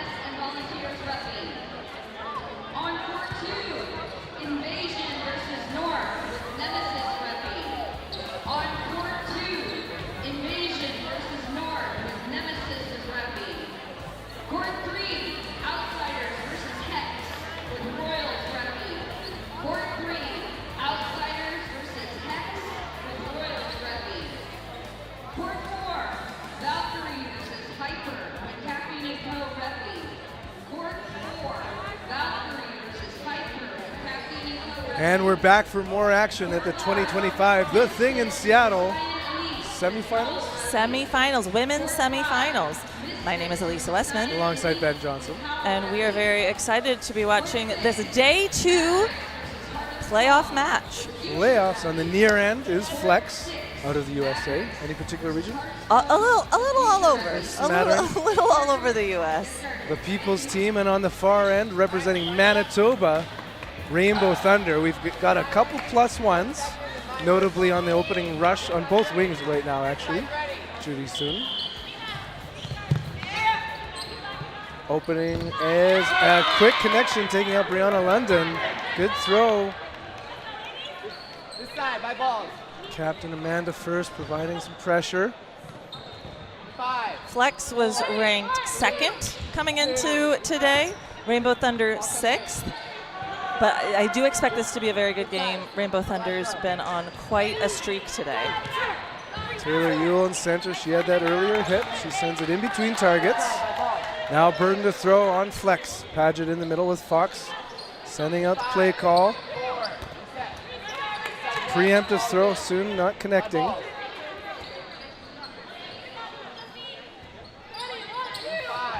They send it on JC Morris. Big hit, good team throw by Flex. Elder on the left wing. Readies. It's the right side sending it. Some pressure by Sydney Somerville, a new addition to the Rainbow Thunder squad. So take out Paget. Big out. So any play style things that you might want to point out with either team? How are they different? Yeah, so Flex is largely made up of Team USA cloth players, interestingly enough. So although they play cloth predominantly, Flex also plays a lot of foam, as you can see here. They're a very strong foam team. There are a lot of big arms, as you're noticing. So not that they can't run and catch and everything else. You're going to see, I think, a lot of counters, far line throws. They are very confident in their swings. Viscarando is a limb, so that's 3 players remaining for Flex against 5. A lot of strategy thanks to Captain Amanda first team for Rainbow Thunder. They put shots on target. No eliminations on the Flex end. Now 4 remaining for Rainbow Thunder. Judy Sun taking that left wing. First getting low. Burden to throw with the extra player and the extra ball is Rainbow Thunder. Expect to hear the thunder. Yes, it's such a unique and interesting countdown. I will say different than probably every other team here. You can hear them across the court and know exactly where they're playing. And I believe a newer to the team addition, Kate Alexander, number 12. I'm at least less familiar with. She's in the center, sends it on target. Haichi getting nice and low. Fox, 2 balls in hand, play call time. Shot clock counting down. Sun is targeted and limbed. Might be cursed, but I do think 3v3 is what we often see a lockup happen. It's just so hard to get an edge. You're unlikely to be surprised by a throw. Exactly. So far here in game 1, very close all the way around, hit for hit. No team really seems to be like running the momentum. As Ewell is tagged out. Advantage now for Flex. Ball advantage, Rainbow Thunder. Their burden to throw. Play call coming from first. They ready, set. One throw, Haichi unaffected. Fox gets it.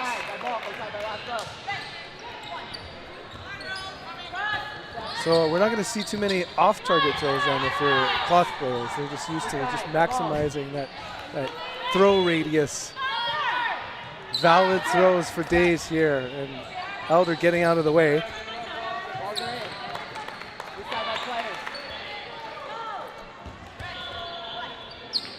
No hurry particularly. No, definitely not. Both teams really taking their time, not really running down the other team, collecting balls, counting down.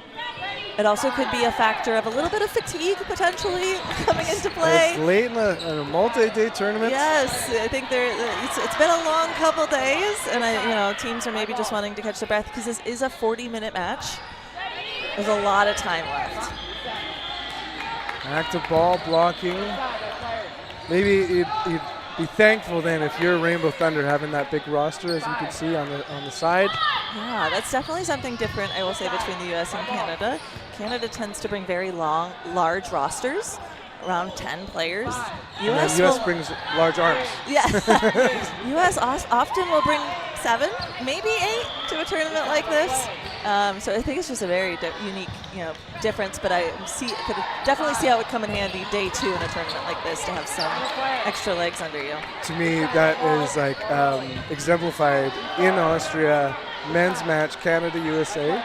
And the USA was like, no, we're just going to leave this like core group here, play again and again. Whereas I felt like Canada had like 2 rosters cycle through as that shot connects on first.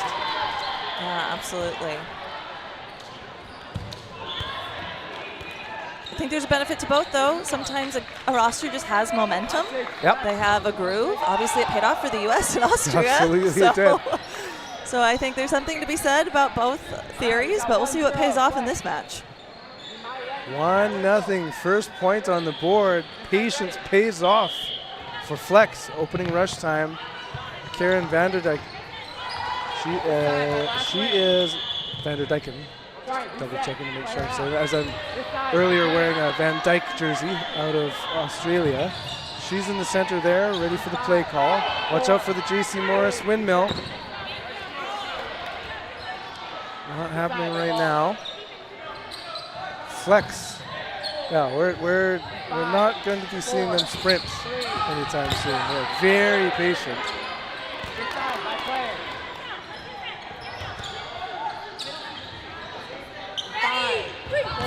Hard on target, taking out Elder. Big hit. Vanderdyken, big rip. Vivian Moscovian. The resident American on Rainbow Thunder in this tournament, out of Los Angeles. One of the few that I think has crossed the northern border lines for this tournament. Yeah. I feel like I've seen, like, we've got Dan Holzer, Megan McCaffrey. Like, it seems to be more frequent to have a Canadian join a U.S. team versus vice versa. Yeah, I mean, I think it's a factor of our rosters are not as deep as the Canadian rosters. So if there's a tournament where you might be down 1 or 2. 3 players remaining for Flex. Moscovian in the middle, sends it high at Haichi.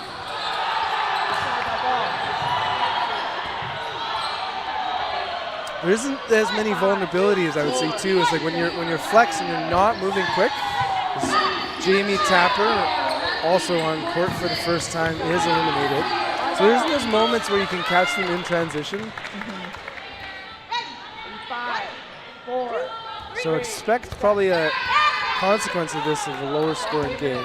Yeah, but big hit by Flex there. Taking their time, taking a breath, getting a team throw off, taking out a big target too. Fox now, left corner. Leitchi, limbs. Moscovian holding the right wing.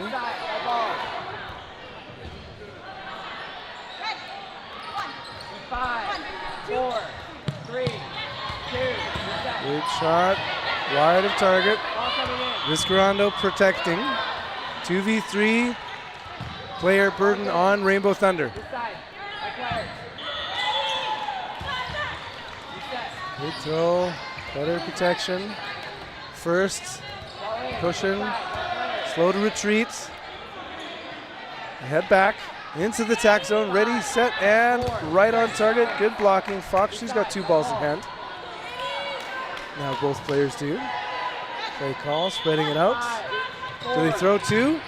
1, 2. Pressure, Moscovian stays alive. My ball. 5, 4. And Big a catch. Oh. Oh.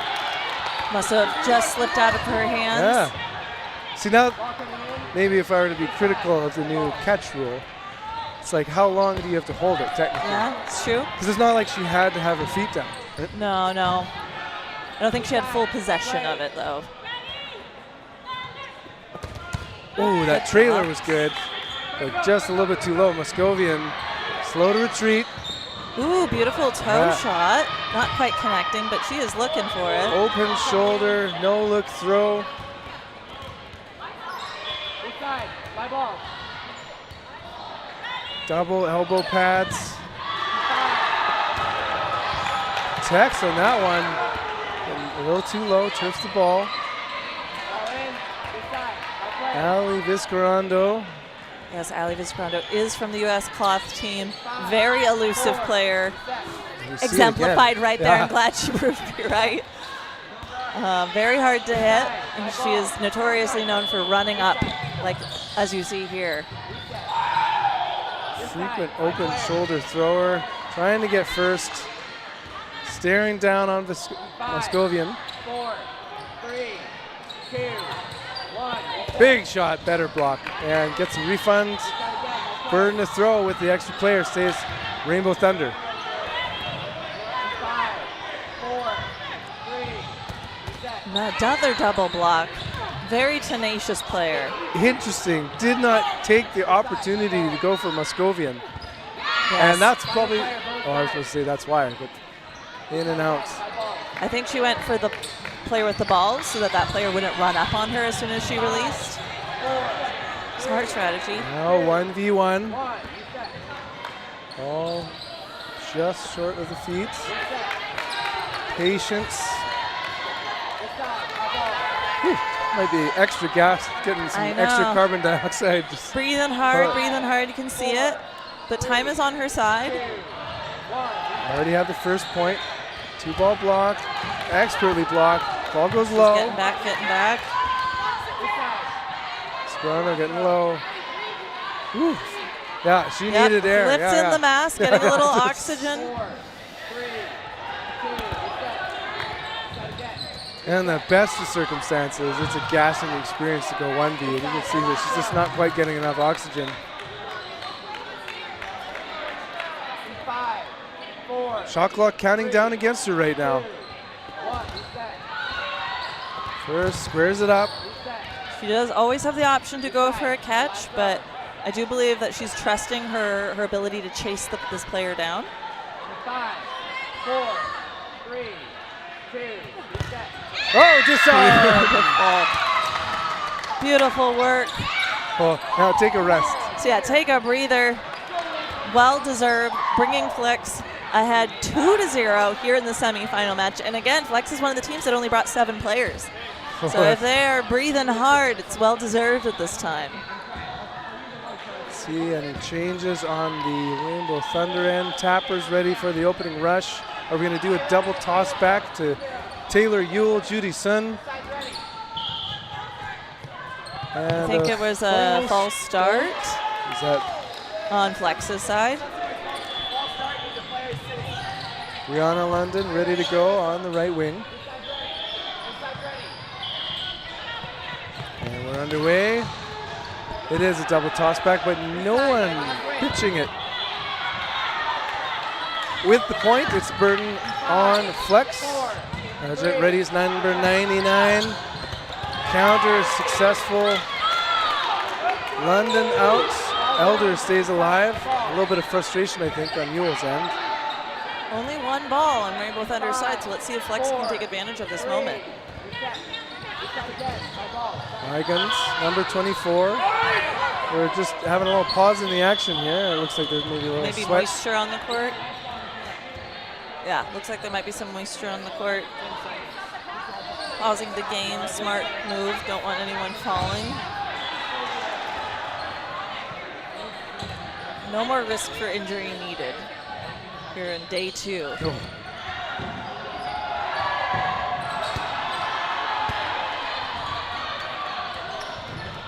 As a commentator, we have the opposite problem, which is lack of movement.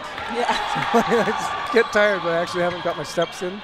Just need to take this opportunity to move around, get to the back line. 2-0 lead. Burton to throw on flex. They've got the extra ball. Tapper strafing out of the way. Now we're going last to throws. Burton on Rainbow Thunder. Saying the Thunder just clipping the wing. Barely nicking the bandwagon, stepping out on that one. That kind of that ready for an on-body catch, but it was just off. Perfectly placed. Sim in the middle of the play call. Vanderdyken on the left wing. Hard throw in and out of the mitts. Fox will get their ball back. Tapper saying, do it again. I'd be eyes on Ewell right now. And the patience of Thunder. Don't often see those pre-releases from flex. Good opportunity for Rainbow Thunder to get the point as they take out Elder. Rainbow Thunder getting some momentum here. 3 hits in a row. Player advantage on their side. Sim ready for trying to draw attention. Vanderdyken cross, she's aware. So I haven't seen Padgett yet hold up that right wing, and Heichi's switching sides. Staying alive. Ball Burton, flex. 5, 4. Pop, ball's up, and I don't think that catch counted because Vanderdyken was already out. So it's like basically the ball hitting a dead player. part of the floor. But we'll see what if the refs confer. I don't know if that first ball was dead technically. It may have still been in the air when the second one was released, I believe is the rule.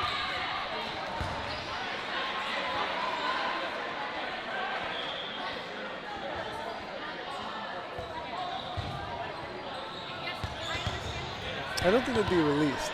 You think like that player becomes part of the floor the moment the first ball hits the ground? Hits the ground. Yeah. And then it's just like they turn into stone, like they've seen Medusa. So it looks like that's true. They didn't bring in a player on that catch. They still have plenty. 5v2, 4 balls in their end, and they send it at Heichi. Oh, and Heichi gets that's a catch. Brianna London, who's been out since early. 1v3. Brianna London for flex. Speaking of flex, good catch there by the ball retriever. Quick to bring the ball in. Moscovian in the middle, Alexander, and here we go. Tapper eliminating London. Crucial point to avoid getting swept, although it's only 2-1, it's everybody's game.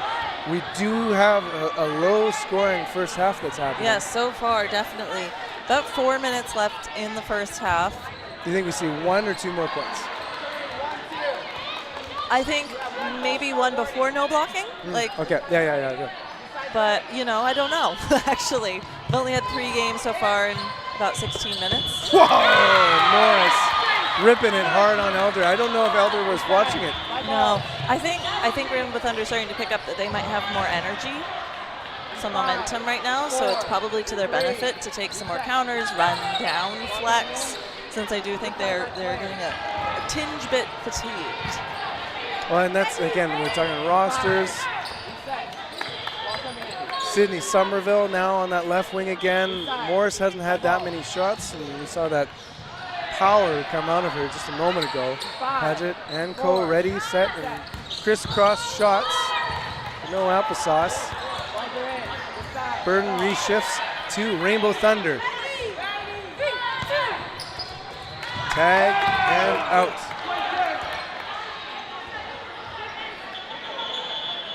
Paget taking the left wing.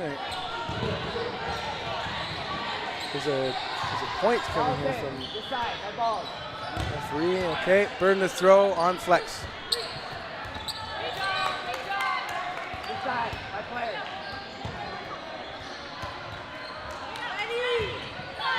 Team's ready, defense. Hard throw, London. Been neutralized so far this half. Fiscarando has not. She has been lethal. Aichi stays alive. Ewell now taking that right wing as Morris is limbed. 5, 4, 3. Big shot, big hit out. by Ali Viscarando. Oh, I'm not even sure if I think Amanda's reaction is like, I just wasn't anticipating it going like that. 4, 3. Sneaky throw, Paget, but Somerville unaffected by it. Might not even seen the throw at all. 5, 4. Expect some Big aggression. hit again by Alia Viscarando. Inside. My ball. We had numbers on Rainbow Thunder, but now 3v3. 5, 4. Reset. Patience. Oh, dangerous. That ball just wants to be in Viscarando's hand. Finds her. 5, 4. Reset. Target Judy. Son and Co. pushing back. You're right, it does look like on Flex's side they have changed corner positions a couple of times. And I am a huge fan whenever that can be done, even if it's within set and moving around. Everyone's got a different throw angle. Paget can't pull one in. Both balls relatively placed in the same spot. It's a dangerous moment when it can actually be a double catch if it's like just perfectly pulled in. Unsuccessful windmill. Now Viscarando and Haichi, 2 balls apiece.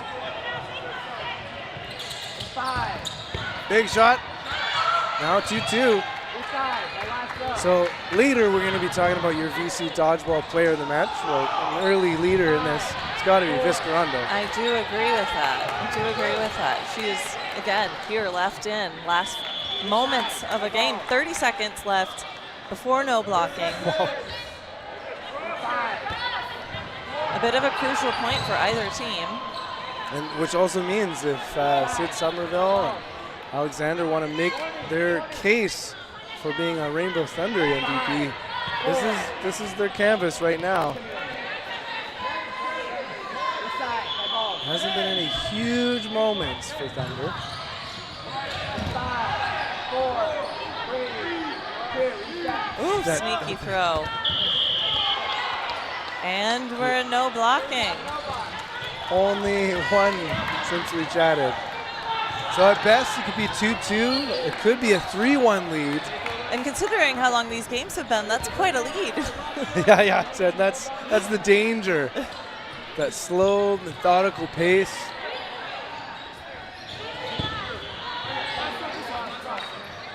Confirming that the burden will be on the Flex end.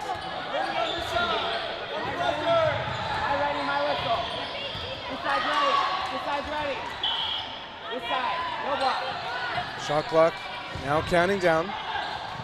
No more game clock to worry about. Whoop. So, as a cloth player, she probably feels that more than most. Sweaty hands, I think I just heard her say. Understandable considering how long she's been in. Haichi, gets credit for being a survivor. She's been there thick and thin. Big and hit by has a Haichi. hit. And no blocking. She'd be my second player. And they close that out.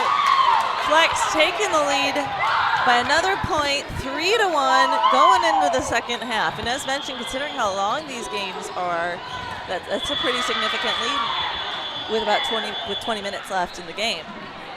If you're Rainbow Thunder, what adjustments do you think? Well, and also a team that's used to being slow and methodical. So it's like they're kind of seeing how painful it is to play against them. Yeah.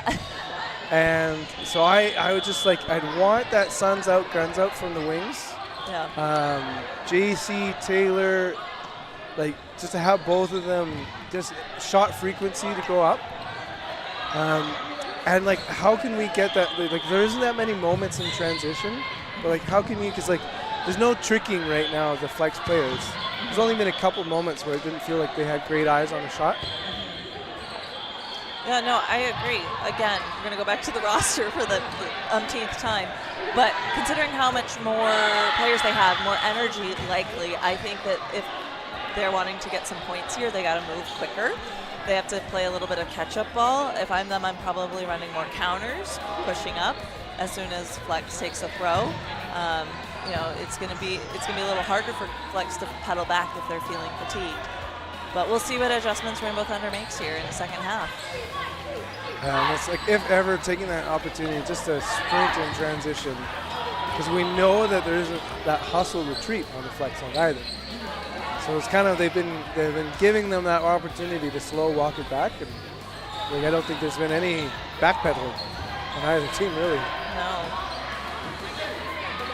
3-1 into the second half. Will any heroes emerge?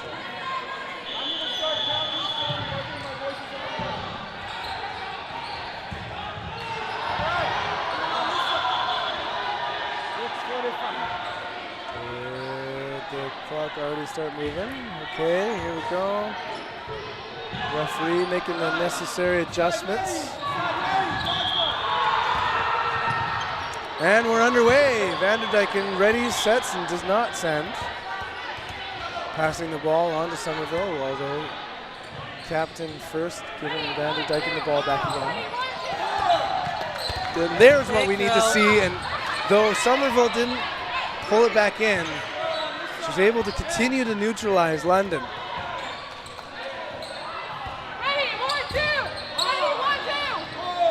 Solo throw.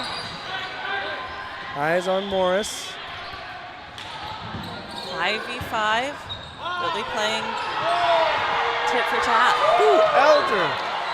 She still got some in her tank. And she almost sat on it, but stayed well high. Clock counting down to get it out. Referees conferring.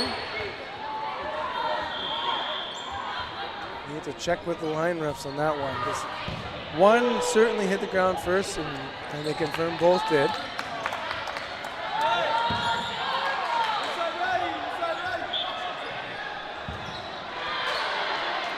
Burden, Rainbow Thunder.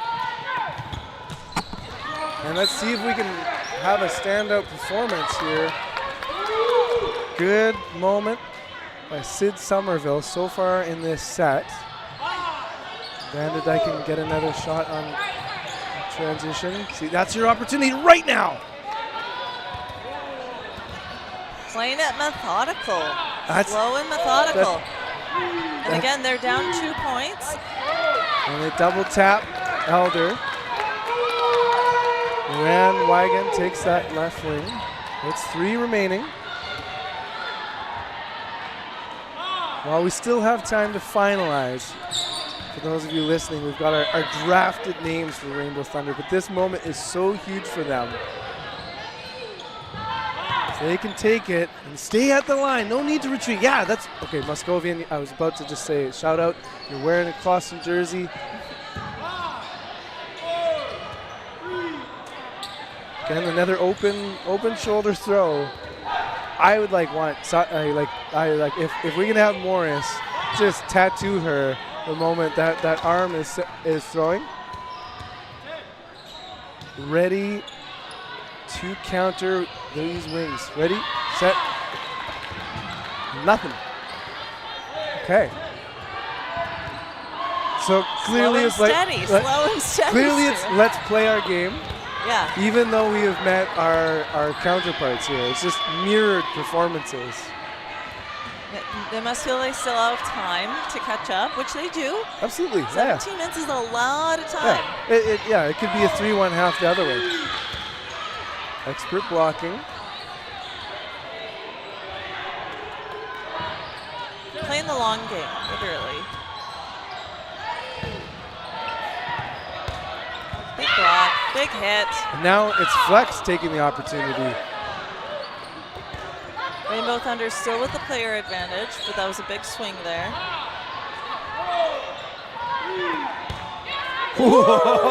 Whoops. Near that block, nearly tagging Lisa Fox and the Tuckus.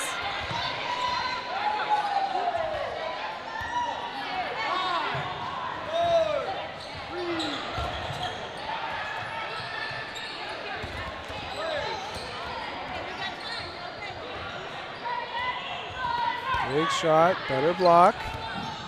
Haichi, just such a survivor. Vanderdyken readies in the wing. See if we can see a counterattack.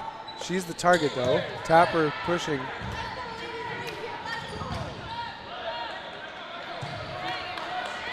Again, Flex really just playing it slow and steady, going for blocks. They don't need to reach for catches right now.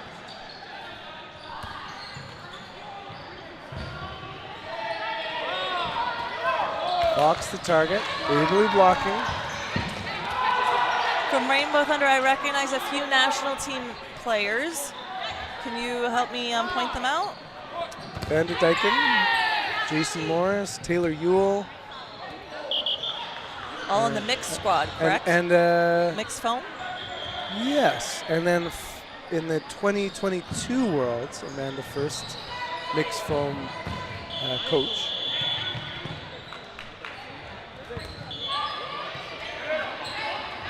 Okay. So if I were to hope for one thing, just a small change here from Rainbow Thunder. They've got 4 players, 4 balls. Send one, they send 2, but then slow to retreat. They're holding up at midcourt. So both teams have this tactic, just kind of hanging back. And again, thus far, it's been working well for Flex. Head and points. It's really up to Rainbow Thunder to respond, to change something up. Flex keeps going with playing with their game that, they're ahead in the moment. And they're just putting on a whole block party. 15 minutes, just under 15 minutes left in the game. That's, Woo! Okay. Fancy dodging. Points for both sides there. That was well-timed. Vanderdyken did exactly what I was hoping. Interesting that it wasn't a kind of open shoulder throw there. Viscarando first thinks about it, and it's hit and hit. Uh-oh, here we go. It's gonna have to be hits back. Big block by Haichi.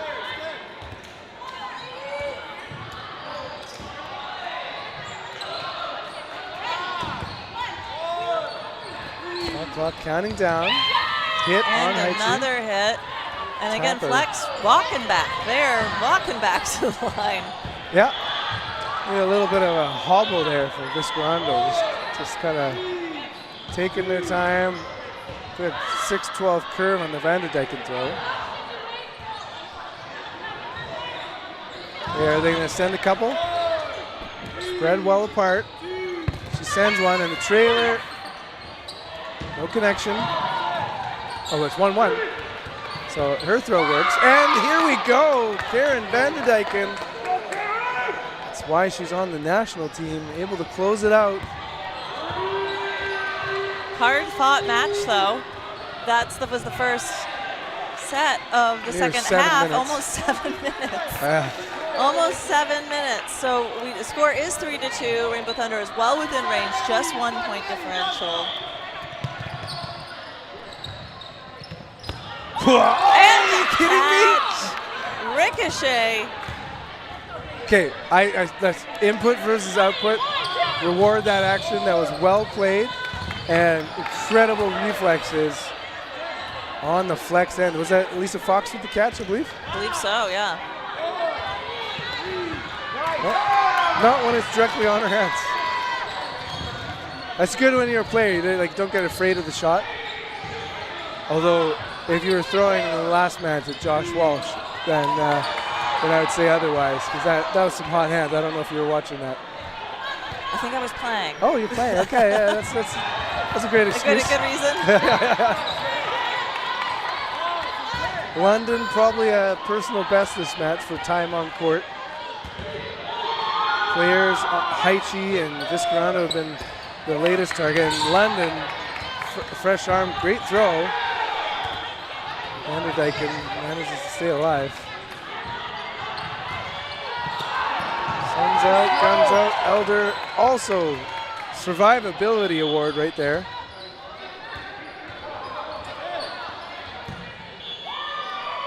Expect counterattack. Yule's ready to go. She might be the target though.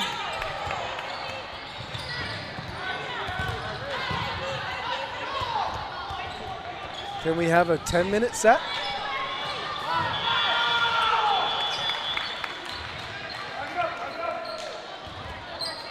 Somerville retreating. Flex, burden to throw, shot clock counting down against them. London, hard throw. Oh. And it's bouncing back for them, giving Flex the ball advantage again. Reset the shot clock. In and out of the gloves of Judy Sun. Good throw by Haichi.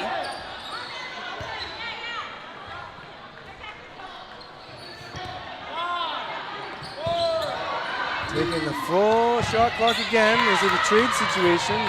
Yule limbed. Elder checking in. Oh. She had some armor come off. Not a limbed. Captain First is checking in. Right. Maybe more checking on the clock. Brilliant throw, London, but it skirts around Somerville. As does the Somerville throw that has a drop off the table at the end, but after it passed by London. Shot clock reset. Plenty of flex players remain. Is this the most crucial point here for Rainbow Thunder? Because if they fall back 2 again, it'll be well less than 10 minutes. I think so. Aggression here is warranted. Oh, I was almost expecting Somerville to try and pull that in. Unexpected impromptu play by Flex. No impacts though. Except for that throw. Tap, tap. 2 players left in for Rainbow Thunder. Sydney Somerville, Vivian Moscovian against 5 Flex players. Big rip, better jump. Moscovian retreating, sharing with Somerville.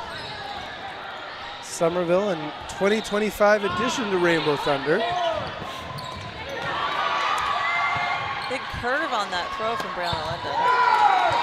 Pageant limbs. Back and forth throws. Moscovian pressuring. Come on, go for the shot. Somerville does seem to be taking matters into their own hands here. Pushing up, playing aggressive, which is what we were hoping Rainbow Thunder would do here. 2-ball block. 9 minutes left. That's barely enough to get a set in. Moscovian pump fakes. Big shot, Somerville. London making up for missed time on this one. Big hit. Taking out Vivian Moscovian. Somerville, last player in for Rainbow Thunder.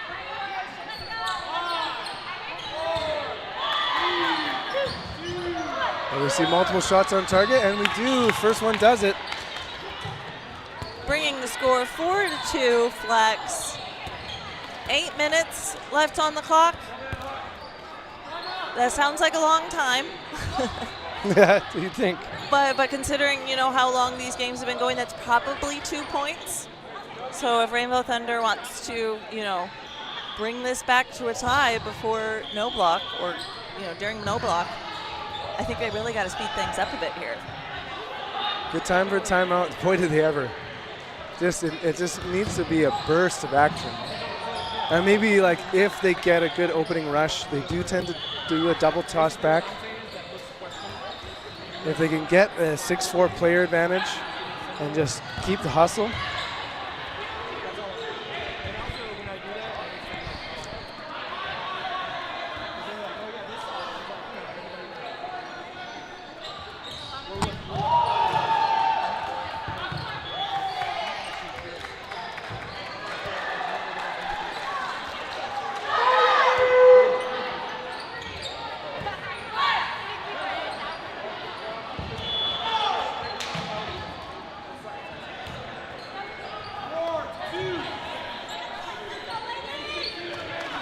And we're ready.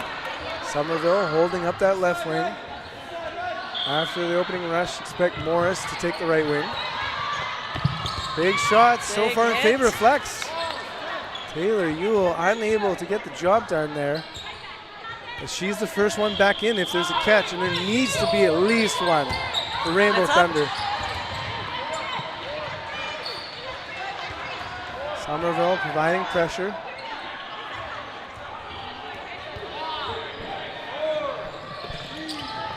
Crisscross. No targets found, though. I've never before had like 7 minutes and change and go, come on, guys, it's like, this game's almost. Like, where's the running hustle? out of time. Again, this is the semifinals match, so the winner will go on to the championship for the women's division. Would that be a first for both at the thing? This is Flex's first year, technically. As Flex? As Flex. So, yes. Oh, brilliant. Ankle biter.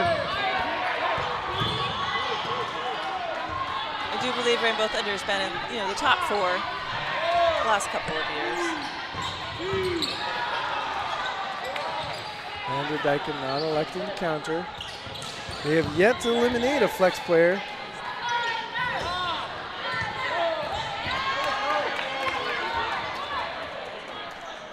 Shot clock on Flex.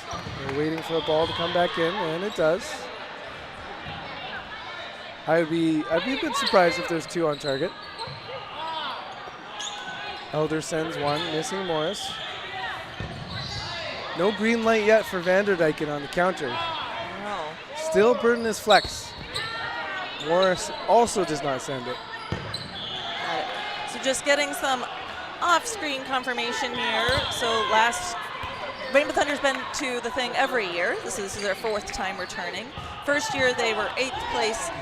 Then they significantly stepped up, got up to 3rd place in 2023 and 2024. So right now is their shot to break that 3rd place goal. Flex, this is technically their debut year. A lot of these players have been to the thing in the past. That national ranking, would that be on the cloth end? No, actually, it's the foam end. Oh. So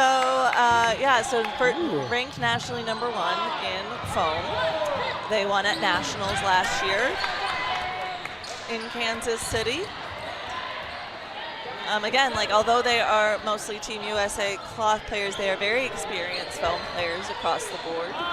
Clearly can play foam as well. Ooh, whoops, that ball They're went. just multi-talented athletes.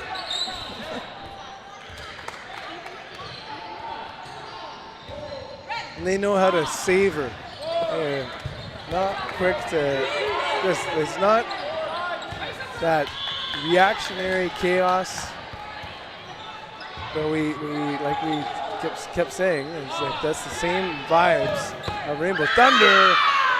As Paget brings it in for a catch. I think I just saw the nail in the coffin with that catch. Feel free to get chaotic. Rainbow Thunder, Morris, and Moscovian, 2 balls in hand, 4.5 minutes, which is our usual signal to start voting for your VC Dodgeball Player of the Match. So that will be happening in mere moments. 2 players left in Rainbow Thunder. Double ball block, no counters again. So whatever the captain said, it was like we were going to play our game to the bitter end. In the gloves of Haichi. Well, By Carla Haichi, bringing in all 6 players for Flex. it's an all-American court right now. That's Moscovia true. getting nice and low. And Big connection. hit. Flex taking another point, 5-2. And we have our players of the match up on the board. For those watching at home, vote for your favorite player and you'll get to talk to them after. Right? Still doing that? Yeah, okay.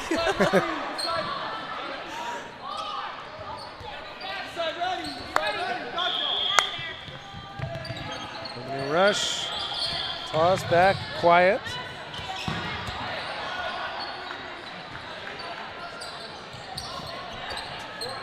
Swing and a miss. Now here's where I'd be absolutely shocked if all of a sudden Rainbow Thunder was just like, okay, let's play a different game, let's play loose. Let's take every counter, Yeah, let's run down. No, both teams still have another 40-minute game after this, no matter what. Oh, yeah. No matter the result. That's a good point, because like again, as we saw those multi-bronze performances, Rainbow Thunder is set up to move into the bronze match. Flex, who will they be playing? I don't know if the other women's game is, or is it on the other court would it right be, now? Is this North and I think it's the Invasion, winner or- of. Okay, no. This is a big space, hey?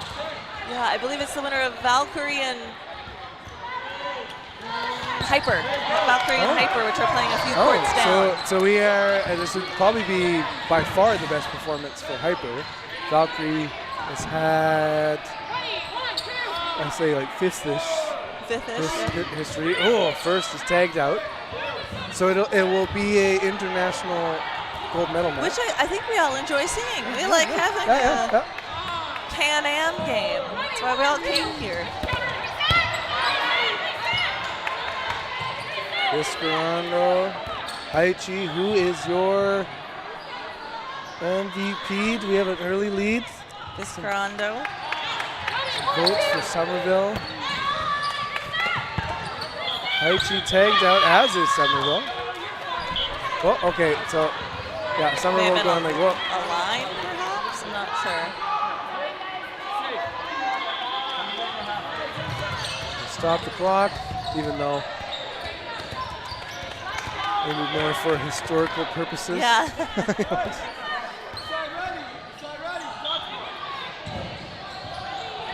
Flex is just looking to run the clock at this point. Lisa Fox, last player left in for Fox. For Flex, excuse me.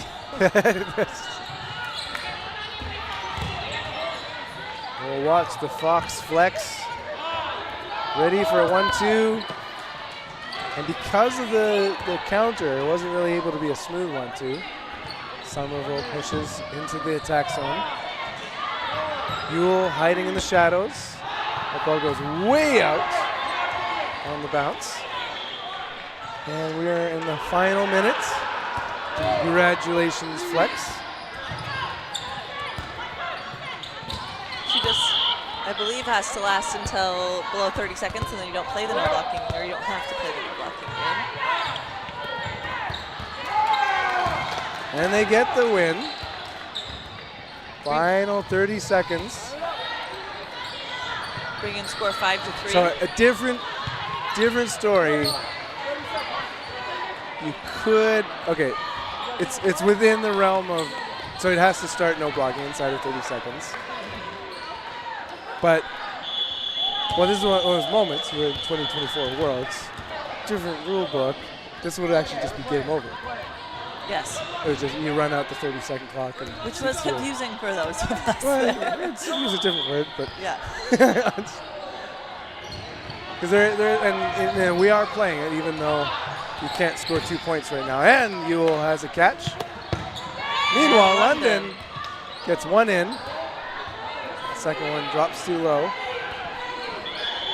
I'm surprised. If I was both teams, I'd like, as one team, I'd be like, guys, let's step out. Let's get ready for the, next match. game. This is like, arms are tired, especially Flex. Well, maybe not for their legs aren't tired. No. Oh, but London is ready. Not soft throws, it's Haichi's limbed. 3v5.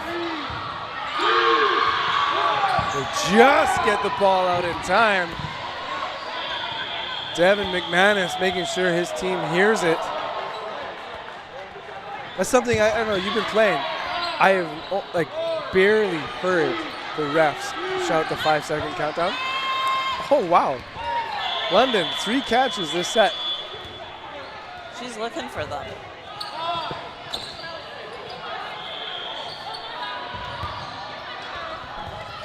I feel like she went like, my bad, but like the only reason the ball is there and they've got player advantage is her right now. I mean, it's 3 catches, big, Yeah. huge swing.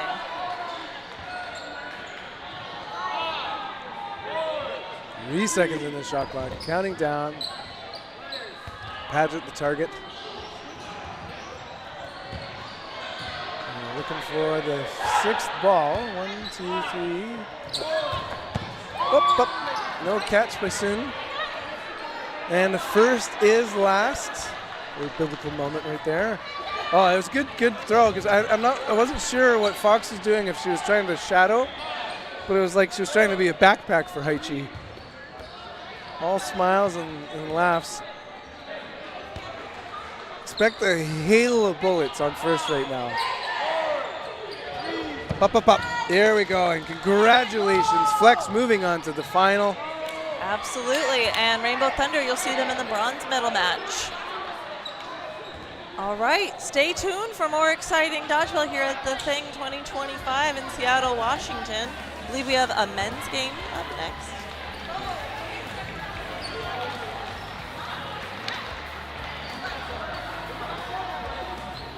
Summer ago. All right, thank you for watching.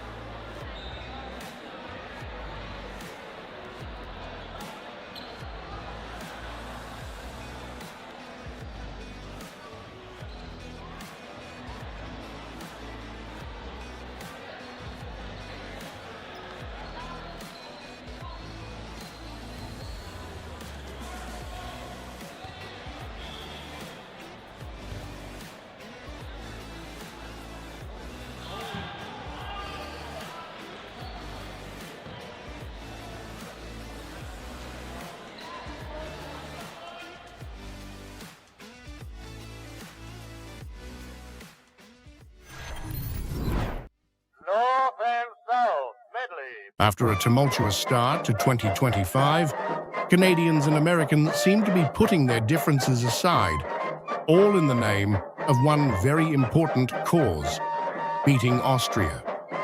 On June 28th, North Americans will forget their trade disputes and metric system debates to settle things the old-fashioned way, by playing dodgeball. This gathering will be a first of many in the Canadian cloth circuit, a place where Americans and Canadians come together over their mutual love of air conditioning and their mutual hatred of losing to Austria and England. This tournament would take place in Leduc, a mere 1,150 kilometers northeast of Seattle, or about 11,500 football fields if you're American. The top finishers will travel to Alberta once more to compete for a cash prize at a championship in Calgary. In this magical place, it isn't about who says Z or Z or Dunkin' Donuts versus Tim Hortons. It is about these great nations challenging each other so they can beat the Austrians. In a world where even the availability of eggs is uncertain, dodgeball is making international relations somewhat tolerable, even fun.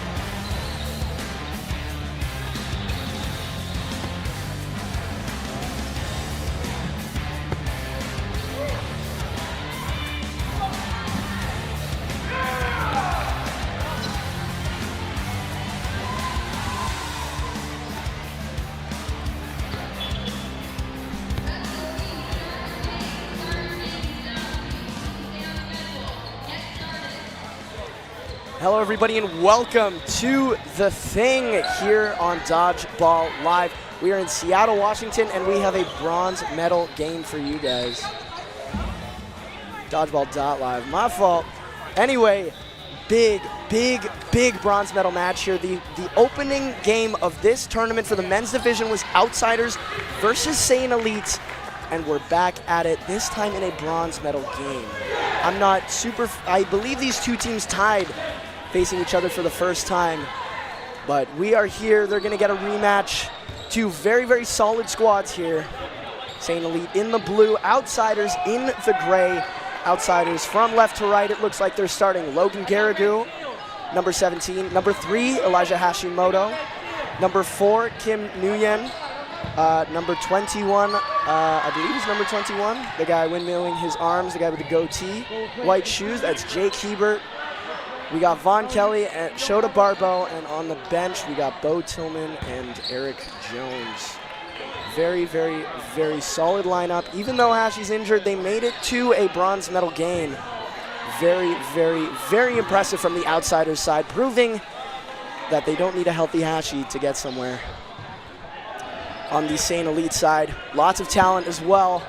We have Hunter DeLeon and Jeremy Bizzle, 2 new pickups specifically for this tournament, and the rest are elite men. We got Ian Randall in the penny on the side, Quentin Estick closer to the left side of the court, Kaylin Estabrooks, number 19, dapping me up in the corner right now, Josh Eustace Sakura in the blue bandana, and we got Cody Dan Foley and my friend from Hong Kong, Nathan Wu. Lots of Team Canada, Team USA, and international talent here. I am Nicholas Danchenko. I'm joined by Michael White. And we got a beautiful bronze medal game right here on Dodgeball.live. How you feeling today, Michael? I'm feeling great. It's been fun to be at a tournament and watch this kind of action. Of course, very intense, very interesting tournament. A lot of the traditional teams that you would think would be in the top 3 or in the final. This final is going to be incredible after this match. We have Misfits and Hex. Misfits crawling their way up, I believe, from the 11th seed all the way up to a final. How do you, like, that's amazing. They're local Seattle team. Like, it's a demonstration of the teamwork that they've built over the last several years. They put a lot of work in, and they've been at the top of a lot of tournaments, but to be able to compete at a tournament like this is a new milestone for that team, I would say. Of course. They're out of Seattle, representing their hometown proud. They got 2 superstars, 2 USA players. They got Jordan Williams and Brandon Officer, but the other players are all local talent, man. This proves that chemistry is such a massive thing on a team, and you can't count it out. You can't just stack a team and expect to win a championship. And speaking of that, I would say Outsiders here is probably one of the teams with the best chemistry in this tournament. They've really proven through after a tough day yesterday. Ooh, opening double play by Cody Dan Foley, the Canadian from Calgary representing. Looks like they may have to lean on that chemistry to get through this first game. Yes, they've been trying to lean on it all day. Shota Barbeau blasted by 2 balls. Outsiders with a slow start, 3 off the court already. Very interesting. They did get dominated by Hex in their semifinal. They look a little bit down about it, but there's still a medal to play for here. And as you said, this team has incredible chemistry. This team is a family. There are only 2 people not really related. It's one of the funnest teams to watch because of the way they react off of each other. Yes, and wow, that was, I don't even know what to say. That was a 40-second set. Very impressive from this Elite side. 1-0 in the game. Let's see if Outsiders can crawl back a little bit. That was a rough start. Double play off rip by Cody Dan Foley. Let's see how Outsiders are going to fare. Everybody's so quick to the line. Cody Dan Foley fumbles the toss. Ball looks like it bounced in front of Jeremy Bizzle. It was a good spot by Vaughn Kelly, but just doesn't connect. Estabrooks out of the middle on Barbeau. High pressure, releases on Nathan Wu. That's that chemistry we're talking about. Eli coming all the way to the middle of the court to cover his teammate on the opposite corner. And he's just so good, he's able to do that. He's able to play any position on the court. His defense is elite. He has everything in the book you could want out of a world-class dodgeball player, obviously. Considered the best in the world, so kind of obvious. And doing it with his offhand at the moment, too. Yeah, great toss by Logan Garagu, the young 18-year-old on Kaylin Estabrooks. We'll see if he's on Team USA this year. 4 balls here for Outsiders. Ooh. Looks like it was a good block by Hunter DeLeon. Are you very familiar with this guy? Because I've never seen him. I'm not. I'm most familiar with Foley and Bizzle. The rest of the team is fairly new to me. I have seen a few matches. I got to watch St. Elite play Hardest Foam in the, I believe it was the Canadian Nationals last year. Yes. That was quite the match. Quite the match. Incredible. From, I believe, Hardest Foam came back from a 6 or 7 point deficit. It was a high-scoring set, and they were down, I believe, 2 games and managed to crawl it back before the no block and then come back and win. So I have high expectations for St. Elite. I may not know them that well, but they're here for a reason. They are here for a reason. I know they've made one appearance at the thing before. I'm unaware of how they did, but I am aware that they beat Mavericks in the provincial final to take home a gold medal in Ontario. So definitely international caliber for most of these players, but a double from Jake Hebert and Logan Garrigou get the fill-in. Have to correct ourselves. 2 years ago, it seems like St. Elite came 4th at the thing, so they're definitely familiar with this competition and the bronze medal game. Showed it with a good counter on Josh Eustace. That's a big hit. He's really hard to hit. 2 balls on Nathan Wu. Great defense from the Hong Kong international. Recently played on the mixed team. Outsiders finding their rhythm here. They've established control. These are 2 difficult players to finish off, though. Jeremy Bizzle in particular. Sharp thrower, incredible catcher, and very shifty on the back line. Good toss by Jeremy to hit Hashi out. Even though he is injured, it's a big target. And a great follow-up. I believe that was straight by Logan Garrigou. That's how it's done, folks. The young talent taking out Bizzle on the jump. Nathan Wu alone, and he gets pre-countered by Shota Barbeau. Refs haven't stopped play to confirm this call. It's close, but from our angle, I couldn't tell. Very, very close call. Nathan calling himself out.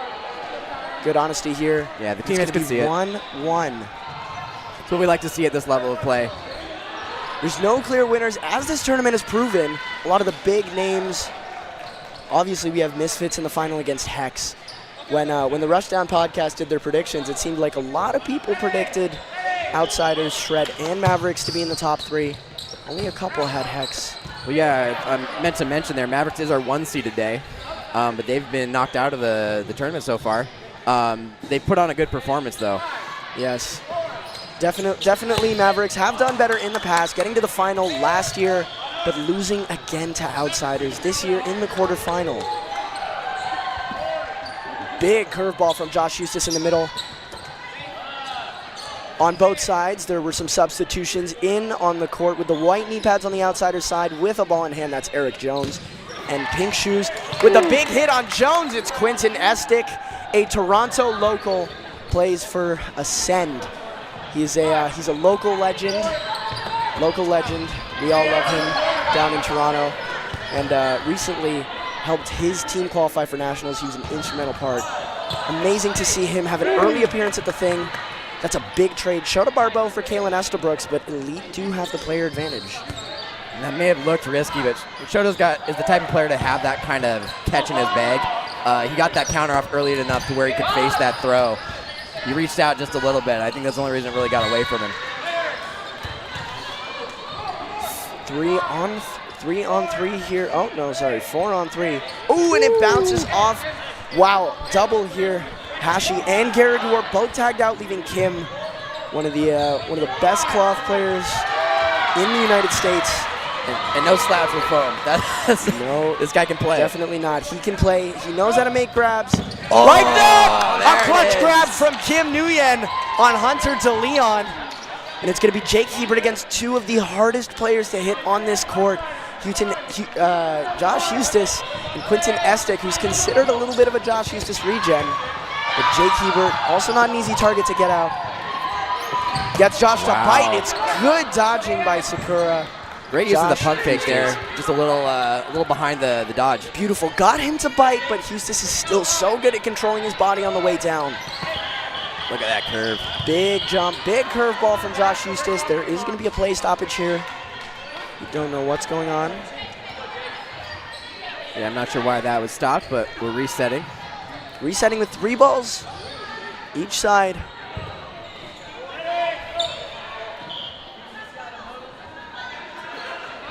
Jake is going to have all 3 in hand. He's going to drop one. Tries the Malaysia block. It's a good block. while using his lateral movement. Quinton Estick with a good spot. Very good timing on that throw. Not a lot of people can block that ball. Oh, and a low shot. Got the leg up and the ball down just in time. Just in time. Very, very sneaky play from Sakura here. That one tricked my eyes. I thought it hit his leg, but clearly not. Big cross court. He's going to stay. Believe balls Was are it a dead. hit? Refs It may have have to been confirm. a block. Refs say it bounced, but it's going to be a hit. St. Elite are going to take that point here. Great execution at the end of that.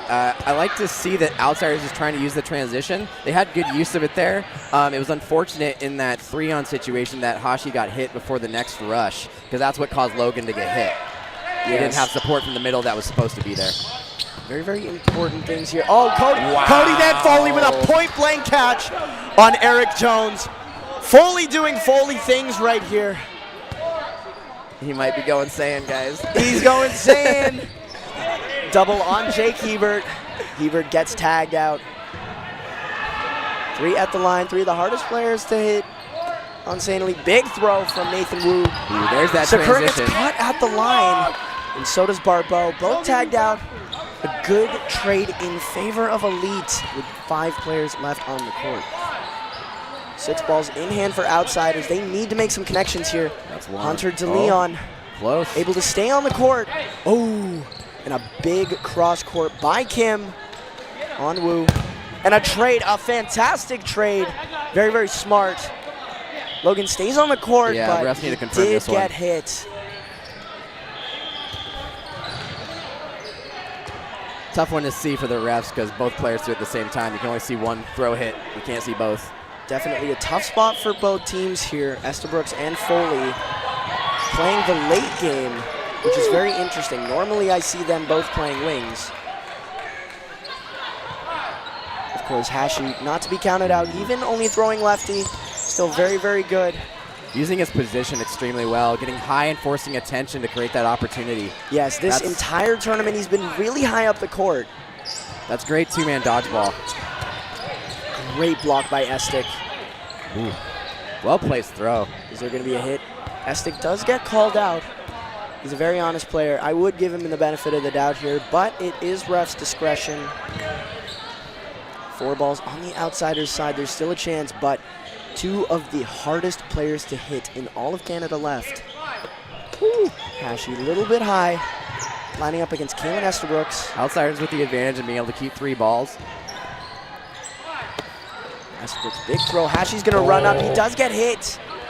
Kim, another tall task ahead of him, a 2v1. He proved that he does have some clutch in him. Wow, nice dodge. Just able to escape the curve of that throw. 2 throws. Kim's ball tails a lot, doesn't he? Yeah, it does. And it's late, so you can't really see it coming. You got to be prepared and get out of the way early. Ooh, and Kaylin Estabrooks, a good spot after Kim tries to pre-counter. The leader going to be up 3-1 with 10 minutes left in this first half. Kaylin throwing a thumbs up to the commentary side over here. They're feeling good. That's a good sign. Feeling good. This is where you want to be in the first half. You don't want to be struggling. Outsiders has been playing well, though. That transition has been working in their favor, but they have to stay ahead so that they can actually play that trade game. And Foley with another!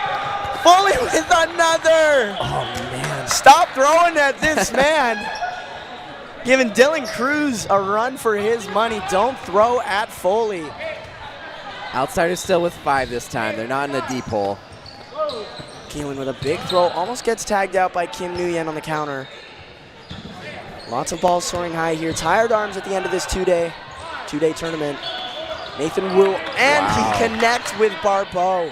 Barbeau looking a little bit flat right now.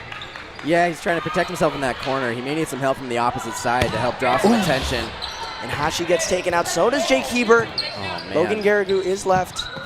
He's going to miss. He's getting run down. Kim with a great double dodge. And Foley takes out Garrigou at the end. Kim again in last. Ooh, a big dip shot from Kaylin. Just lands on the balls of Kim. Foley with the good follow-up. This is where Kim thrives. He likes to play the counter early and then go for that catch, and he's a master at it. There it is again. Goes for it. Kaylin with the cross. Well placed again. Nathan Wu throws a solo. Jeremy Bizzle on the sideline telling him to calm down a bit. Same thing I would do if I'm in that situation. Beautiful dip shot by Kim. Wow. He had some spice on that. Hit Kalen Estabrooks. He threw a Danchenko curve. Love it. And Cody man. Danfoley hits Kim with a curveball. So Outsiders need to find an answer to Cody. He's opened 3 games now and put him in a disadvantage. If Outsiders can maintain that advantage, they should be better off, but they need to stop allowing for that opportunity. It may be a defensive rush, but they're going for the speed again. Kim this time is going to take the throw off the rush. He doesn't connect. Oh, Nathan Wu! he gets And it it's back. Kim on his back! Off his foot, back to his hands. Again, Kim is just an incredible catcher. Very, very clutch. Can catch point blank as he's done twice in this match. Caught in the middle. Looks like he likes that position. He gets tagged out, and so does Shota. Shota not being able to stay in this game. Outsiders really, really need to put some gas in this game. Obviously, still very impressive. 3-time back-to-back-to-back champions of this competition. They know how to win a game like this. Ooh, Jake Hebert barely gets the ball there. Wow. Garrigou gets caught out by DeLeon. Jake almost stays alive, but Cody Danfoley takes him out. Sam is taking every opportunity. They're seeing players get up to the front line and just attacking right now. Big pre-throw for the Can't free sleep on throw him. and the catch by Von Kelly brings Shota Barbeau back in. Let's see. There's if our they heat can check, pick up folks. pace. Cody's still hot, but he's got to figure out how to stop throwing Fantastic. catches Great here. defense. They have Cody Danfoley off the court. Let's see if that makes a difference. The 2 biggest arms on the team are currently out. Shota Barbeau over the head of Estic. I like to see Shota playing aggressively. That's where he thrives. He just needs a little support from his team. He needs a little bit of support on his team. Needs to hit some of the rundowns, make some big dodges. If he gets his head in the game and a little bit of momentum, he's unstoppable. Made countless grabs against Mavericks in the quarterfinals. He needs to get in this game. Oof, big hops by Estic. I'd say he's warming up. I think Shota's about to do something here. Looks like it. Looks like he's getting a little bit out of his head right now. He's letting himself play the game. He's trying to warm up into it. Tries to take onto Leon, but misses by a little bit. 2-ball defense. This is going to be a critical play. And a big pre-counter on Hustis, but he gets tagged out. Not happy with himself. Hustis probably will take that trade any day. Looks happy about it. He gets his team 4 balls. Looks like he gave Jeremy Bizzle a little bit of a hard high five right there. Jeremy holding his hand a bit. Hashi putting some movement even on with his left hand. Making me flinch back here. 3-ball. Hunter's Leon with a big cross. Oh my God, Von Kelly, what a catch. Brings in Kim. Oh, here's a combo. Nathan Wu can't get a break. He's been caught out by Von Kelly and by Kim. They're going to double DeLeon. Looks like that one hit ground first. Quentin Estic turns the ball in front of Kim, not on purpose, but Quentin has been playing, punching up, going from Ascend to 1v3ing teams like Hex and finishing games like these. Big dodge and block from Quentin. Off. Really, really rooting for the Toronto local here as one myself. Big throw from the back line. It's going to go high. Big block. 2 balls. Oh, throws at Kim. He hits Kim. And he does it! The Toronto local. The legend himself, Quentin Estic. The timing was unreal there. Unreal. Throwing Quentin at either of those 2 guys is a nightmare, and he got both of those off in the moment he needed to get both outs and close that set. I hope some of the Ascend boys are watching right now. Let's go, Q. He's taking a rest, but very, very instrumental to that 5th point. St. Alida up 5-1. Oh, looks like we have a false start. False start. Can't tell what side that was on. We only get 1 warning on the false start, so any subsequent false starts for the match, I believe, the match of the half will end up being an out for the player. Houston so fast to the line. Cody Danfoley gonna hit out Eric Jones. It doesn't look like he gets tagged in the process. Cody Danfoley didn't get hit there. Outsiders still haven't found a solution to him. Shota goes straight on Nathan Wu. Shota doing some arm circles, trying to worm his arm up into this game. Cody Dan Foley hits Hashi out. Hunter DeLeon takes it. Shota's doing his work on the left corner now. Seems to be finding his rhythm. Shota definitely And they trying have to get into this game. 5 all balls for the outsiders here. They need to capitalize. And they hit Foley. Definitely a good target considering he's definitely been my MVP for this first half. I like to see outsiders targeting multiple players there. When you get ball control like that, it's almost a waste to throw too many at one target. Big throw from Eustace. Curveball on Garrigou, but it goes above his head.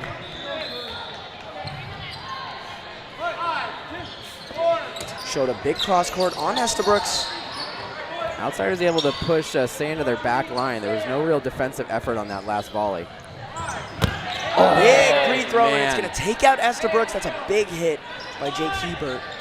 Is the comeback starting? Is it comeback season? 4 balls. Are they willing to go high to throw? They are. Oh, Jeremy Bizzle man. straight. Shota tries all hands, but can't get it. Yeah, it looks very, like very risky play. Bizzle put a little movement on it. It was coming down, but Shota had his hands up. That's a tough way to catch a dropping curve. Sakura with the big hops. Going to take out Garrigou. Kim returns one on Bizzle. It's going to be very high.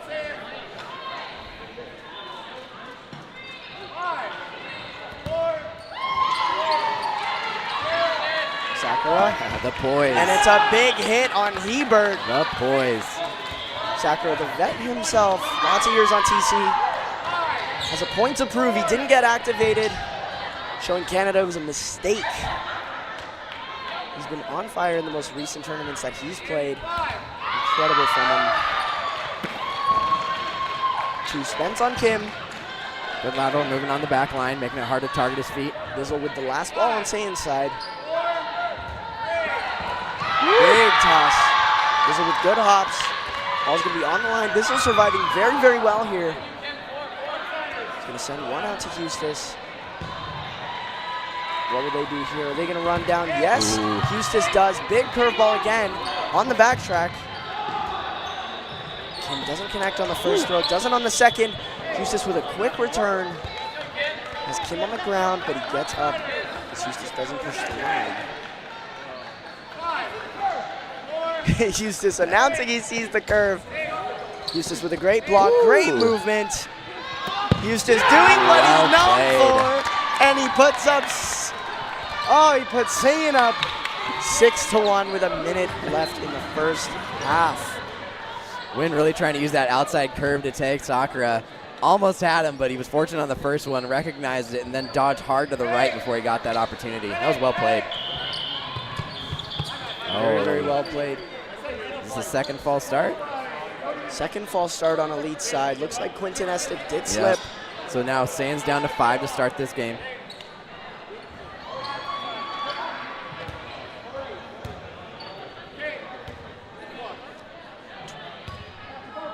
All right, we're almost ready to start here. Who would you say is standing out on the Elite side? Definitely in this first half, Cody Dan Foley and Josh Eustace. 2 staples of Canada in the last couple years. Woo! DeLeon ripping one. DeLeon with a 60-foot double. Seeing the opportunity, unafraid to take that shot, and earns a double out from the cross court. That's beautiful to see. As I said, I think Eustace and Cody Foley, staples of the Canadian dodgeball system here. I think those are going to be my MVPs. Who do you think are MVPs on the outsider side? I mean, the catches we've seen from Kim and Vaughn Kelly. Don't worry, Josh, we are. I think the catches we've seen from the outsider side is really what stood out. Speaking of a catch, youngster Logan Garrigou makes a great grab. Joining him on the court in the white leg sleeve, going to be Bo Tillman making his first entrance into this game. Eric Jones back on the court too. Definitely. Kim has been very, very good in this game, surviving really, really well. But he's been in a lot of tough situations, making some clutch grabs. Let's see if this continues. The first no block here. Shota, big hops. Shota with a catch! Shota doing Shota things, spends 2 on Estabrooks. He showed he was looking for it on the first one. They didn't put it where he wanted it and then took the second one.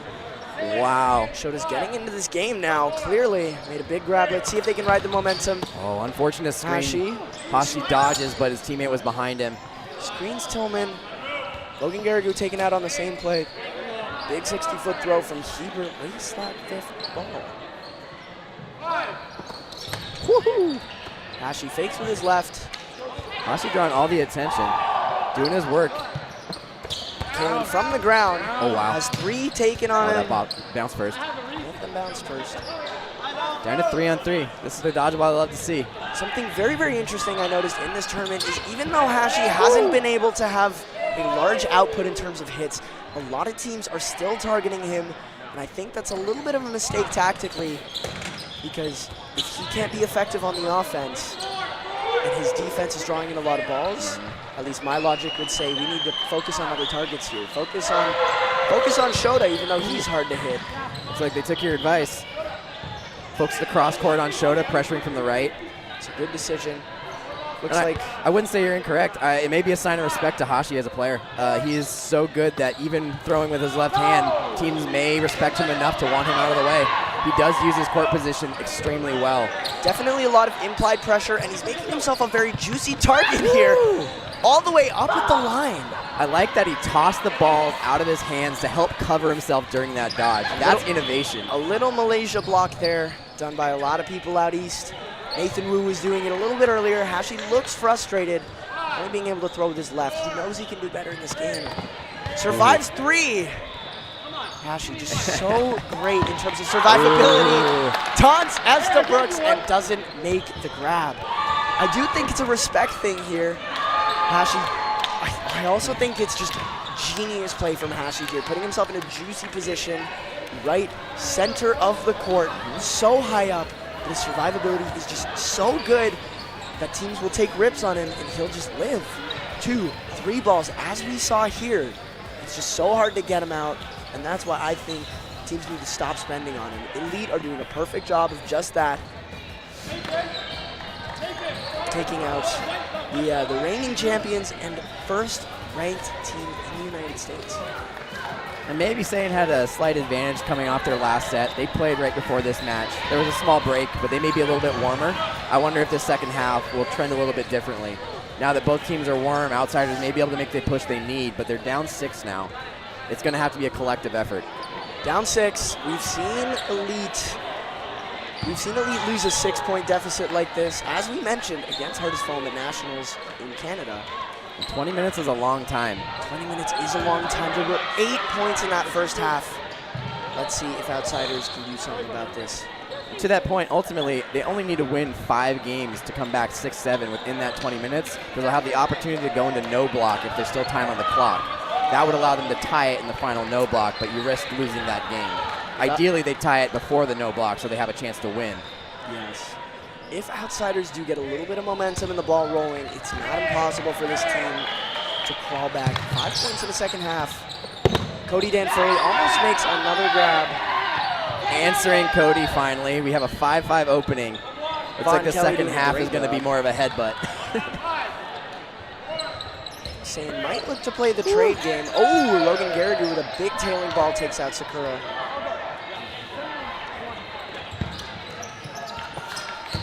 Big cross court from Estabrooks.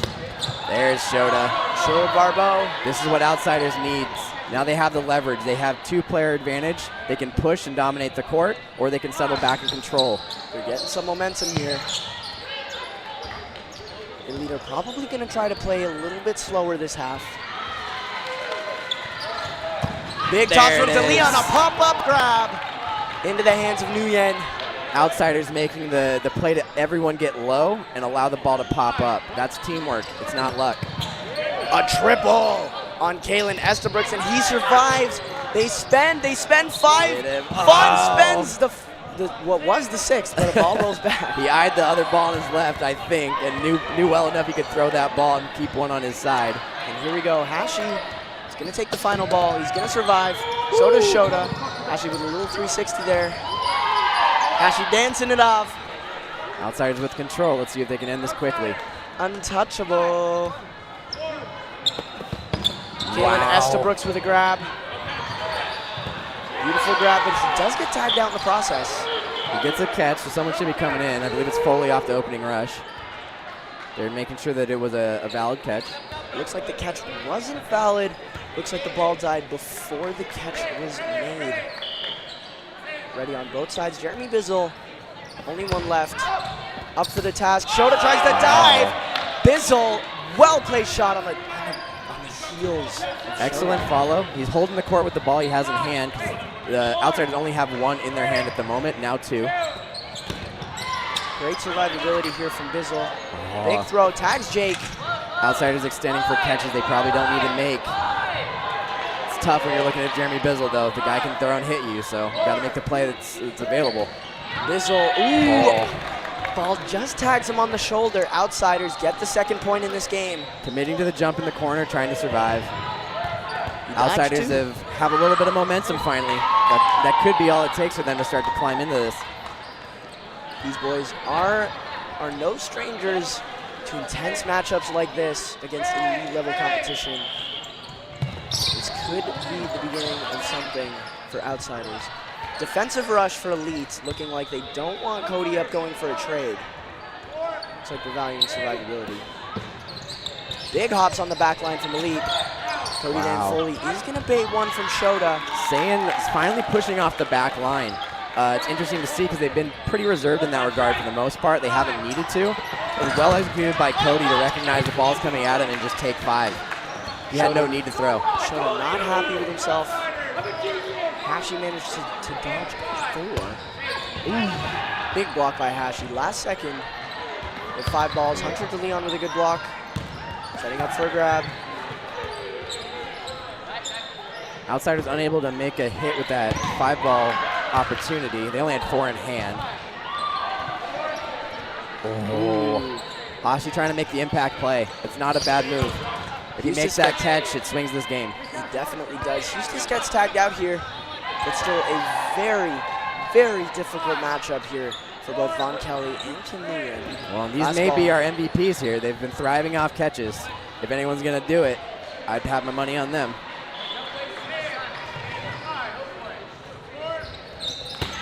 Free throw on Cody Foley. He tries to get a hit off. Nothing comes of it. Gets him to jump. Nathan Wu pushes the court. Gets the hit on Von Kelly.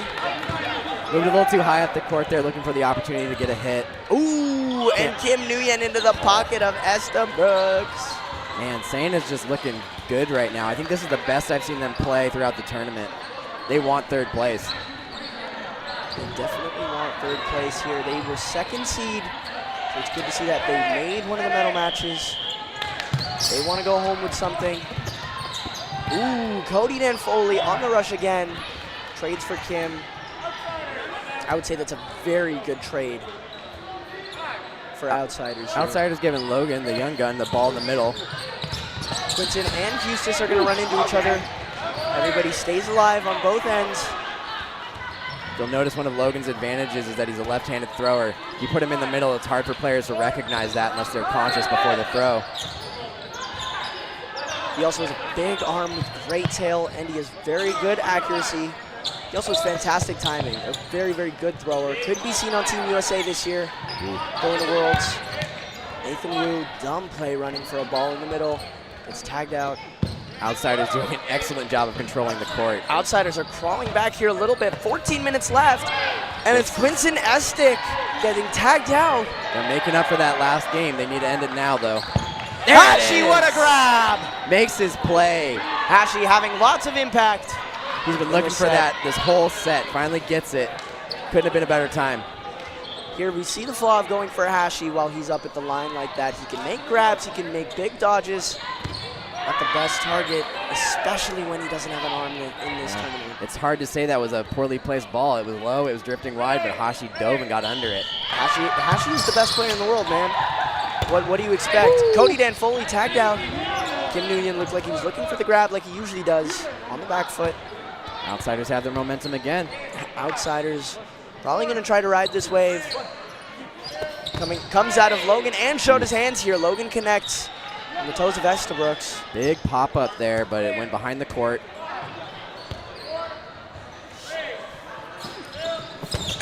Big cross court from Shota. The shallow cross takes out Hustis. Outsiders riding the momentum here. They only need 4 points in this game. They have enough time to do it, 13 minutes. A double on Hunter DeLeon. There's the young gun we were talking about. Smack in the foot. Logan Garrigou up against Nathan Wu. Two youngsters under 20 years old here. Nathan Wu at Hashi. Just as we were talking about, not the target. Not the target here. Quentin Estick alone. He does have clutch in him. Manages to survive 3. All balls. Looks like it. Outsiders looking to survive here and make the ending catch. It's probably worth going for it this time. The clock is coming down. All hands by Kim. Outsiders riding the wave of momentum. Dude caught that like a wide receiver. That was sick. All hands from Kim, showing that he can do it in both foam and cloth at the thing here. Gotta love it. Outsiders climbing back into this. It's now 8-4. We've still got 12 minutes in this set. 4 games can be won within that time. 8-4. Outsiders playing from behind, but they know how to do it. 12 minutes left on the clock. Only 4 minutes a set. If you really break it down, they have 4 minutes per set, which for them, easy money. If they can ride this wave of momentum, Elite need to do something different here. Looks like Quentin is going to take a seat. My only criticism there for St. Elite is that when they have a final player in that situation, it's really not worth throwing a ball to hit. It's all about surviving, using the clock to your advantage. I can respect taking the throw all the same. These players like to play, so that's what they do. Quentin Estick and Nathan Wu are great survivable players on that St. Elite squad, so it's a little bit strange that they're not trying to kill the clock with their defensive prowess. Jeremy Bizzle with a good throw on Bo Tillman, who gets tagged out. I like to see that Bo still has his hands down for that ball. He didn't just jump and pray. He put his hands where the ball was going, trying to make a play on it. 4 balls, 4 outsiders. Big cross from Garrigou. That lefty hook, man, that's scary. That lefty hook, especially if you're in that left corner for St. Elite going against Logan, you're kind of blind until that ball comes around the rest of his body. Speaking of Logan, he just got tagged out by Estabrooks. Shota taking the first throw. Logan was prepared to cover him, but Estabrooks took an early counter there. A well-placed throw earns the hard out on Logan.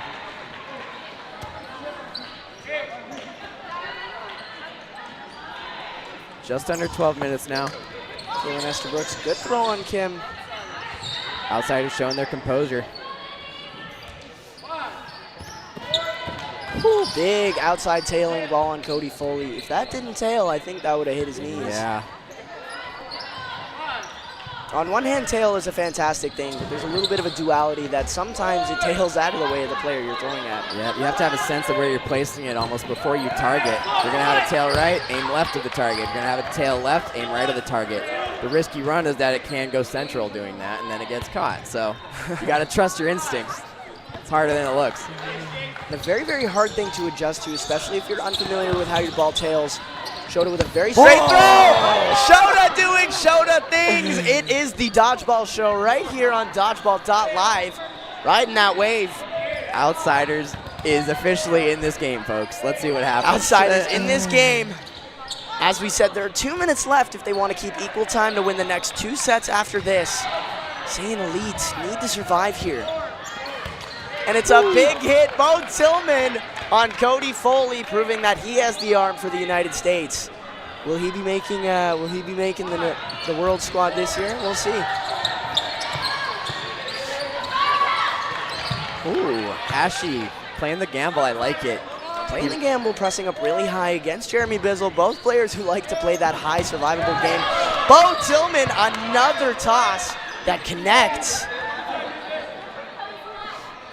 Hashi recognizing that opportunity, seeing that he has the advantage with numbers on his side. Nathan Wu tags out Sher Barbeau. Nathan Wu is solo. Hashi dives for the catch. Stops himself before sliding over the front line. Nathan Wu looks like he's trying to kill the clock here. But yeah, that really should be his strategy here, is to just survive and take his time throwing. He's got some work ahead of him if he wants to win this. He does have some work ahead of him. Let's see if he has the confidence in his arm to put it on body. Nathan Wu calling himself out. Good honesty by the youngster from Hong Kong. almost dodges another triple. Outsiders are in this game, folks. We got an 8-5 game, bronze medal match here. Looks like we have Rainbow Thunder playing. Is that Bloom over there on the adjacent court? I don't. Oh, Hyper. Big dodge from Quinton. Quinton Estic survives off the rush. Everybody is going to survive here.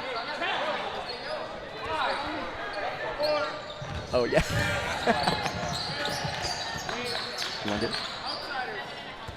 All right, we're starting to scratch our heads on our MVPs. Outsiders is giving us a lot to think about here.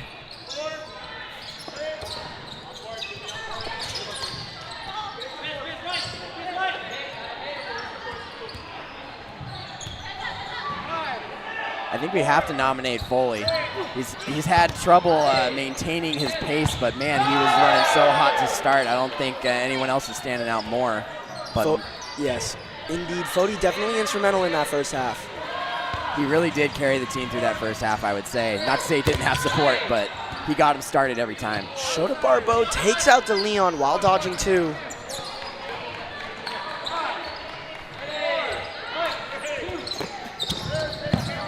Outsiders carrying the momentum again. Gets hit. Kalen rushes the line. Odd choice. He's going to slide back. Kim is going to hold. Outsiders playing patiently here. They only need to win 2 points to have a shot at winning this game. Ooh, Logan with an outswinging ball there. Bizzle opting to jump again. If you keep jumping in your corner, it tends to become more obvious. You might have to shift the tactic a little bit to survive here. And that's ultimately what his goal is. Jeremy Bizzle with a good throw on Eli.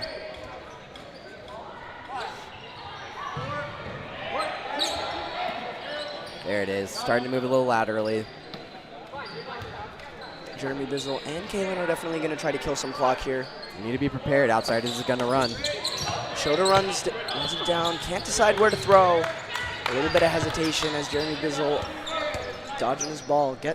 Here's the thing, if you're going to hesitate at the line like that, personally, I'm not going to take there because I'm letting these two fantastic defensive players on the elite side set up and really make a decision of where they're going and have a good read on that ball. Yeah, it was a good recovery by Bizzle there. Kim and Shota both connect on Estabrooks. Last ball given to Hashimoto again. Bizzle, one of the most survivable players here today. He's extremely hard to hit and can catch surprisingly well. Bizzle at the line. He's not going to retreat. He's an offensive weapon as well, but he doesn't need to extend himself. Ooh! Oh. Just as you were saying, tags out Jake Hebert with that nasty cross. And doesn't extend himself. That was well executed. He is coming high up the court, though. It's risky against outsiders because their game is coming off of this back line. They will run you down in a second. Very, very risky, especially considering that he wants to be spending clock here. And he does get chested. Outsiders have 6 minutes to get one more point to be back in this game. Is that 3 or 4 games straight now? They won the first one in the second half. I think they lost the second, but then immediately won the following and have won since. I believe that's 4 straight. I think so. They're heating up here, guys. Kalen Estabrooks is going to go back to the corner that I'm used to seeing him play in, which is Elite's right corner. Estic taken off the rush. Nathan Wu returns fire on Bo Tillman. Both teams explosive for that rush. Sane opting to reserve their throw and then recover after one of their players was targeted. Good dodge by DeLeon. Nathan Wu not happy he didn't connect with Kim there. Logan G up to the line. Is he going to be the one who takes it? He is. But Sakura jumping over that ball. Yeah, Outsiders seems to be comfortable throwing from the middle. It's not a bad tactic. It may become predictable as the game wears on, though. I have seen them throwing from the corners at times.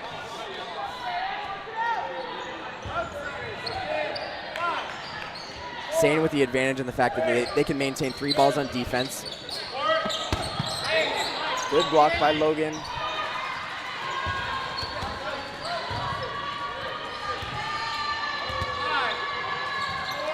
Comes out of Logan's hand again. Estabrooks is going to jump out of the way. The pace is slowing. Sane's doing a good job of playing defense and using the clock to their advantage here. They have a lot of clock to burn if they're trying to stay on the court and not win this set here. Obviously, they're going to try to get some hits here to widen the advantage and try to... Ooh, triple on Shota. He dodges the first two. I think gets tagged on the got third. clipped on the ricochet, yeah. Kelly Kelly calling his did teammate get out. clipped. A massive play from Elite here.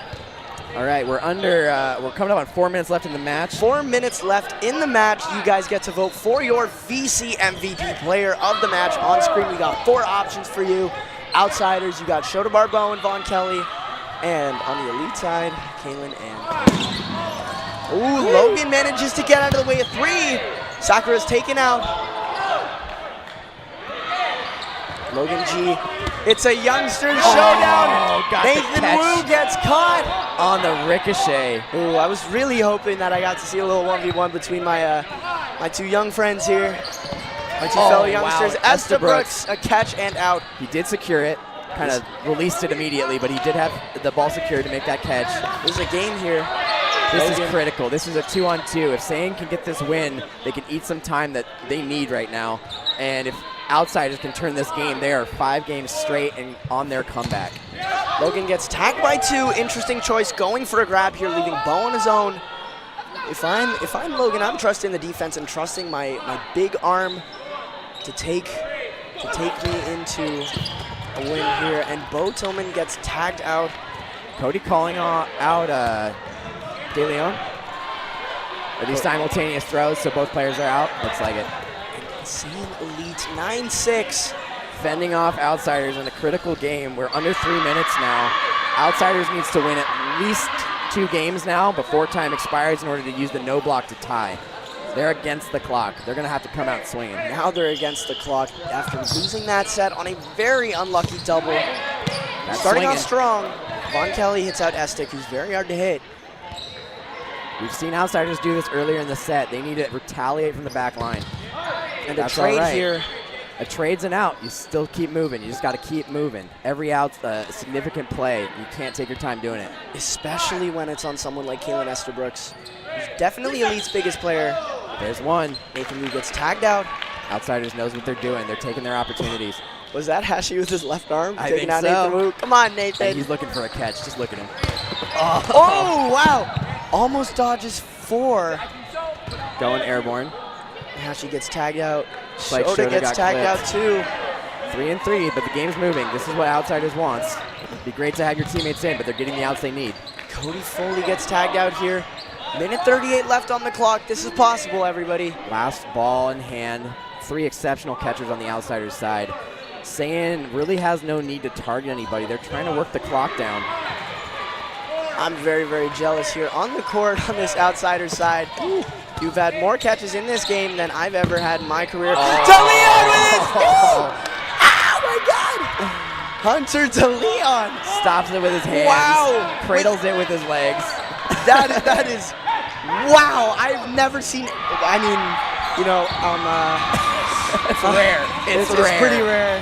It's all about posturing. He did a great job of setting himself up for that position. You wouldn't think it's easy to do that, but when you get yourself that low and underneath a throw, it's really difficult to hit a player without him stopping the ball. That's a skill all on its own. I was going to say that I've never seen someone do anything close to that, but somebody on Berserk may have done that to me in January.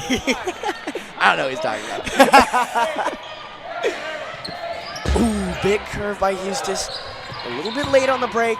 Hunter DeLeon's going to go for a trade with Logan. Ooh, nice lefty to the foot. Lefty to the foot. Good choice. Wow. Oh, and Vaughn! And Logan blows him up. 30 seconds left. Vaughn Kelly. But that's going to beat the game. Oh, man. It's 9-7. Game is over. Your bronze medalist of the thing in Seattle. Wait. What's going on? We have time on the clock, but they can't win it. They're going to end up playing this into a no block. Yo, what's going on here? Saiyans won this. Anyway, looks like they're going to play out the no block here. Yep. The match has been decided, but this is why we're here. We're here to play. We're here to compete. So Saiyans matching up with Outsiders for this last game of the set. Congratulations to Saiyan Elite for winning a bronze medal, medaling for their first time at the Thing Dodgeball Championships here. Galen with a trick shot on Hashi. They're having a little bit of fun on the court here. Where was that all weekend? That looked beautiful. You're telling me it's this easy to hit Hashi? Ooh, Cody, right into Vaughn Kelly. Kelly knows he almost had that. He got it where he wanted it. We love to see this. A little bit of fun dodgeball here at the end. St. Elite are going to be crowned the victors in this bronze medal game. Let's get some big booms in the chat. Oh, taking him out of the air. Let's get some big Tucson booms in the chat for Elite here. Those who know. That's an if you know you know moment. I know Ketchum's gonna love watching this one back. Hunter to Leon, sneaky. Showed a daring Foley to rip one at him there, and Foley being glad to oblige. Woo! Cody. That throw speed. Throwing to Kim. Kim's passing the ball back. He wants to catch. And he gets it! Kim gets it and he passes it back. They're lining up. I have never seen anything like this. Oh, almost. Jake Hebert's still on the court. See, this is something I love about the top level of dodgeball here is everybody is so good and they definitely know how to have some fun on the court. Congratulations to St. Elite DC. Kaylin Estabrooks, Hunter to Leon, Nathan Wu, Quentin Estig, Ian Randall, Cody Dan Foley, Jeremy Bizzle, and Josh Houston Sakura securing the medal at the thing. Congratulations. Puns. We need puns, guys. We'll play. What a match. Yeah. All right, we got a player interview coming up with Cody Foley. Player Looks like our interview. MVP. Congratulations, Cody. You guys are bronze beauties. How does it feel? Feels good. Kind of came off we played Misfits, kind of triggered a little bit. There's a couple calls, but has fun. It's a fun game. It's good. There's familiar faces for you too. Yeah. I love playing anytime I have a chance with this guy, man. Everyone's favorite guy right here. Absolutely, and you're used to playing with a lot of those players and outsiders. Yeah. How'd the game feel? It felt good. There's just a chance. There's the first half or whatever the game, I couldn't do anything wrong. Like throw a ball, it's just a catch like all the time. Then I threw a couple dips and it kind of came back at me. But playing Eli, he's always a good player. Even with he's throwing lefty, but he's crazy, man. And Logan's getting so good. He's getting so good from the last time I saw him. That's kind of fun to be in the league or in the kind of international level for so long. You can see these players rise up. Yeah, absolutely. It's cool seeing new player like Bo Tilley. He's not younger, but he's a new player and he's good. Friggin' Jake is always good. Thank you. But yeah, the outsiders are just there's still a bunch of up and coming players that are on the team. But even though they're dominant, right? They're dominant in the USA scene, so that was good. Yeah. Go for long-term success. Any final shout-outs? I want to shout out my wife, Lauren. Love you, baby. I want to shout out Biz and Hunter. They're the two guys that are on our team that we brought from Minnesota. I grew up playing with them. Been playing with Bizzle Bizzle and Boosh. Been playing with Bizzle for over 15 years at this point, since I was 14 with them. So he's been a long-time partner with playing dodgeball and kind of helped me grind and get as good as I got. Hunter is a later guy to Minnesota, but he's a dog, as you can see. Yeah. Thank you very much, Cody, and great performance. Back to you, everybody.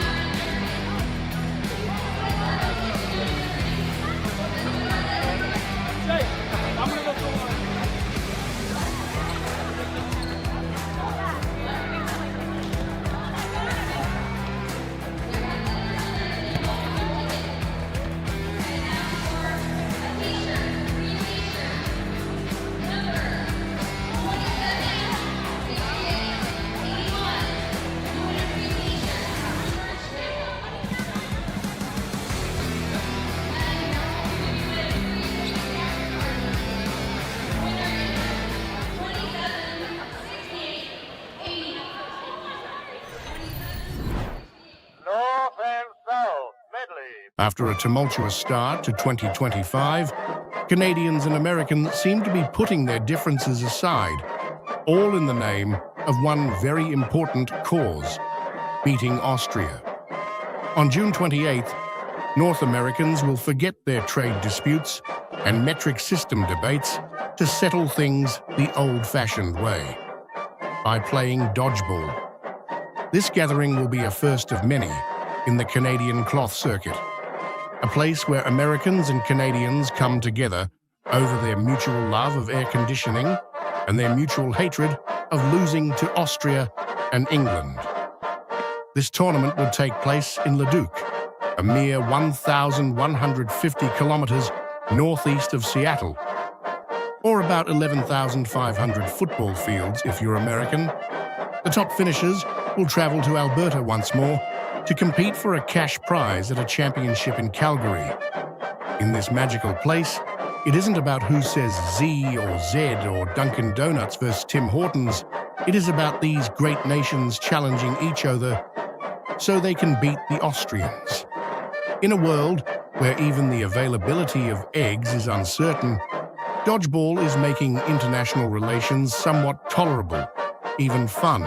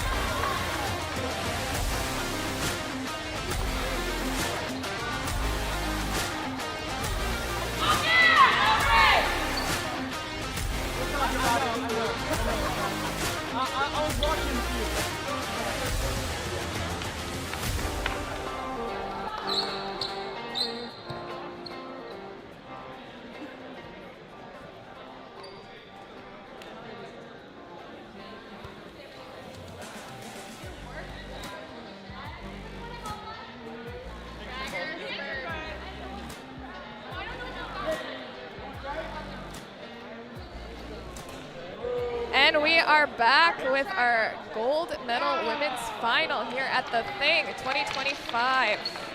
I am Megan McCaffrey, and I am joined by Frankie Giannetto. Happy to be here. Right, remember Frankie from our Tucson broadcasts with Frankie's Hot Player of the Match. Today that is brought to you by VC Dodgeball. Shout out to VC Dodgeball.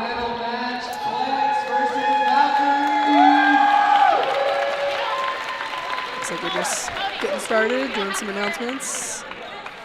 It's going to be Flex versus Valkyrie here. Good old North America matchup. We've got exclusively Canada, versus exclusively America. Well, USA. We're part of America too, Yeah. Frankie. I don't know if you knew that. You were correcting me on that a lot last time. Maybe I'll correct you. And that's almost exclusively a cloth U.S. team too. So this will be fun. Good for them. Yeah, and they have been like earning their stripes Yeah. in foam for sure, Flex. Valkyrie's got a lot of subs for this tournament. So left to right here, we've got Captain Jess Gray. We've got Chili Dale subbing in from Nova Scotia. Veronica Baird. Betty Mack subbing in from Calgary. Wincy Au from BC. And Yvonne Shear also from Calgary. Those two, both Team Canada players, and they've got great chemistry on court as well. And on the far side, left to right, we have London, Heach, Wiggins, Paget, Fox, and Edward. Ooh, and a great hit right off the rush. I don't know if that was intentional, the sort of scooting off into middle to sort of trench their wing there, but it didn't quite work out. Another beautiful counter. Jess doesn't even really need to do, you Americans call it an away, we might call it like a rush counter. Wow, giving away the tips. She can just take a step up and kind of throw right back from that line. Yeah, pretty much 12 great arms on the court at all time in this game. Yeah, for sure. It's going to be Flex coming up on the return.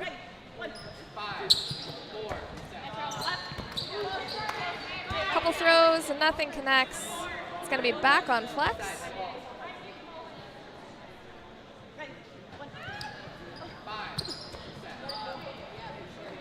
Nice little hop over that ball by Yvonne. Call coming out of middle.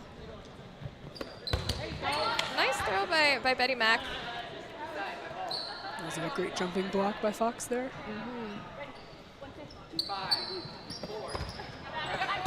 Oh, and a great tag just in the foot there. Jess Gray doing some damage. Got Flex coming up with ball advantage. Tagging out Dale. Got their first hit in the match there, 3-5.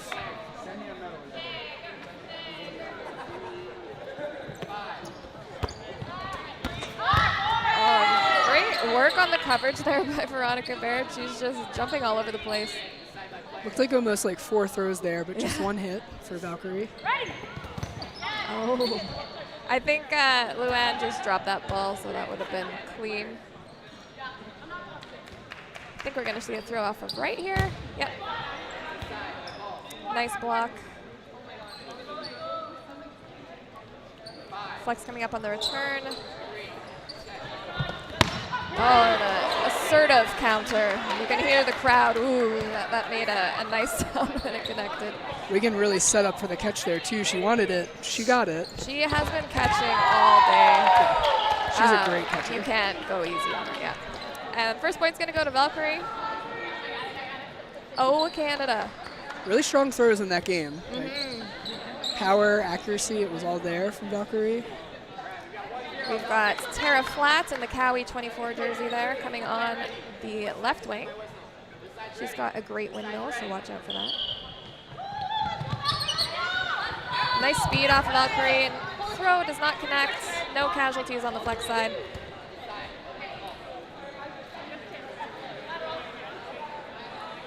Flex on the return. Opt to just throw one.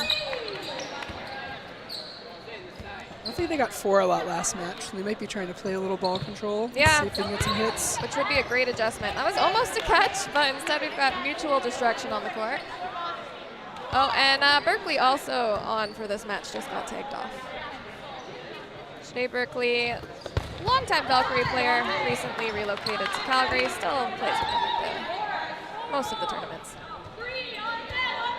Have a nice competitive 4v4 right now. Ball control's even too. Mm-hmm.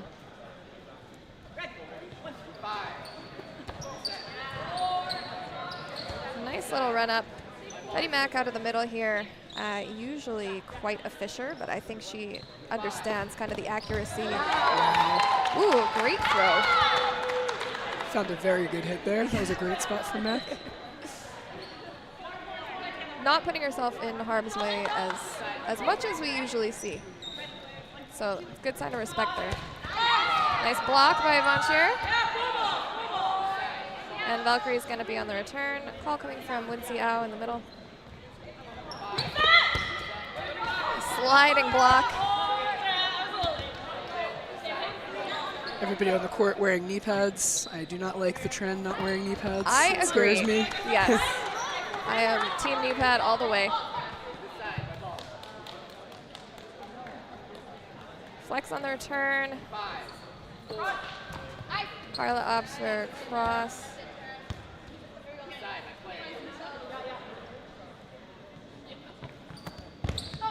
Oh, nice little shot from Sarah.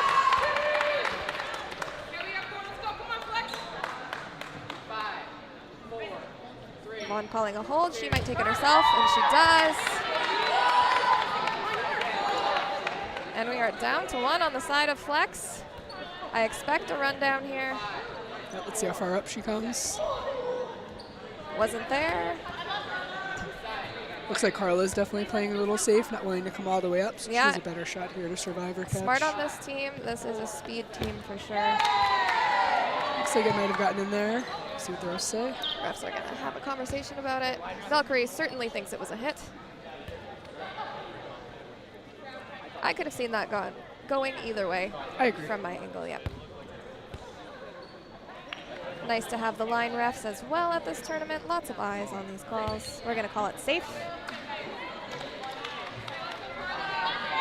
All right, Flex with 4 balls here. Let's see what Carla has.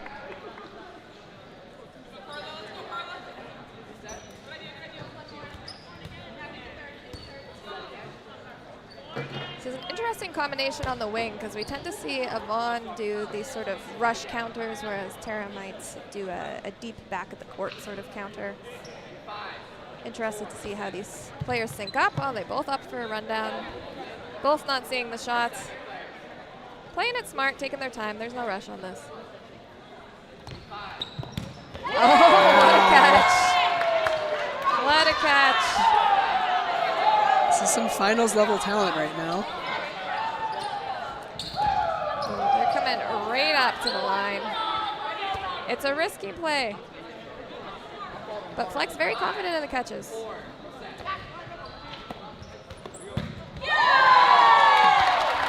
Vaughn doing a little celebratory dance there on her side.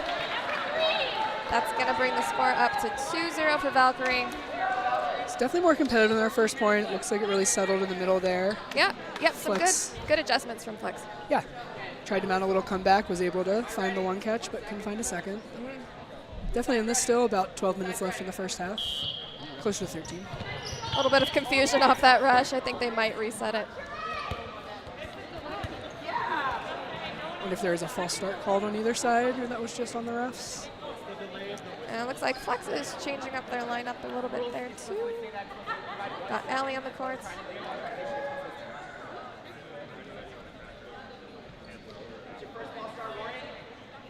And it was a false start on the side of Hex. Or Hex. Hex will be coming up next. Yeah, Hex is up next. Oh, okay. Dale drawing some attention, opting not to take the shot.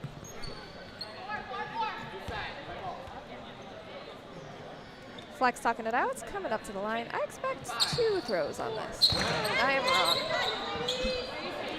Elder over there is known for her powerful throw, so I think they're comfortable throwing her solo. Betty going to throw out a middle.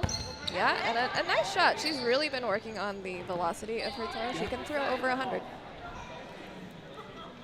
That's kilometers. Yeah, I over figured. 60 for you Americans.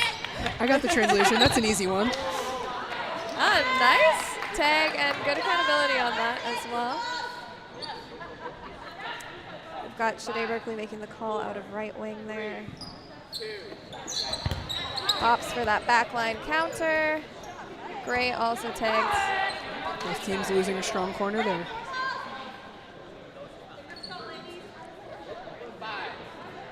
So we have 1 Valkyrie player and 3 additional roster fillers on the court right now. We'll see how the chemistry is going to play out.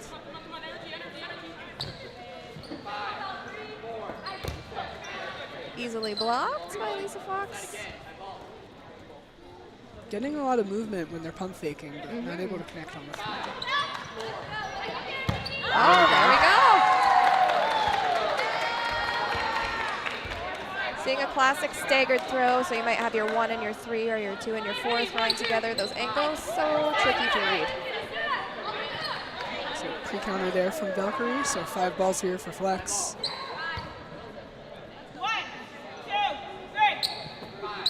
Nice movement from Tara Flex.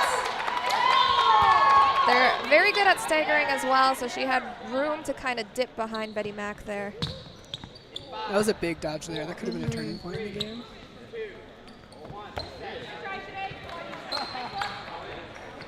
Throw from Shade Berkeley does not connect. It's going to be back on Flex. They're talking it out.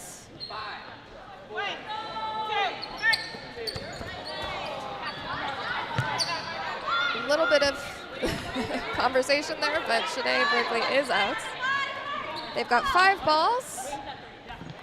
Coming up to the line. There's that windmill we've been talking about. Does not connect. Still going to be on Valkyrie. They've got ball control burden right now. Really good awareness there from Allie. Valkyrie not afraid to make their calls from a variety of positions as well, which for most teams might be confusing. You tend to see calls come out of the middle. Tara Flat survives that. It's always interesting if teams just call from one position or they kind of have like a hierarchy of players that call it. No, they're flexible. Beautiful shots.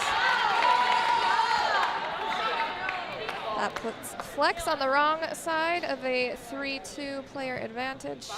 They're going to be coming up to the line, trying to make something happen. Oh, very well placed, but doesn't quite connect. Betty Mack, arguably one of the best survivors in North America. And we're going to see that throw come out of the middle. Assertive. Flex has gotten a lot of good looks on catches. I think if they pull a couple more out as the match goes on, it might get a little tighter. And these two teams did play each other yesterday, and Flex was proving that they can still catch these heavy hitters. Do you know what the score was yesterday? I believe Valkyrie won by 2. Okay. All right. So it should be a good finals. I believe the call's coming off the right side here. Yep. And that was really good timing from Yvonne. She waited until the movement had kind of reached its conclusion. But Allie's just got great awareness. Early throw. A good one. Thinks she sees an opportunity. Doesn't quite connect. Really good movement. Ooh. That was pretty hard to read no look, I gotta say. Some great movement here on the Valkyrie side. Somehow everyone's staying alive. Allie's going full firing squad mode. That's how some players like to play the 1Vs. Just take them out before they have balls in their hands. And you know what? I'm here for it. Allie's pretty famous for extending the game, lots of blocking, amazing dodger. So looking for an opportunity. And she definitely had a couple there. Yep. Just not able to connect yet. Yep. Valkyrie takes another point. We've got about 7.5 minutes left in this first half. We've got Chili Dale back on the court here and Wincy Ow.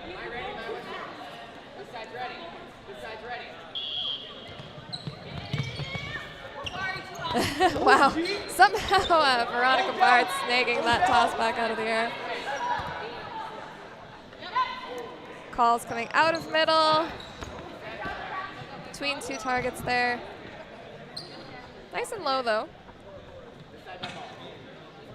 Return's going to be on Flex. Opt to throw 1 ball. A little bit of a rundown from Valkyrie, but not a full commitment. We're expecting to see Shade with this throw. does not connect.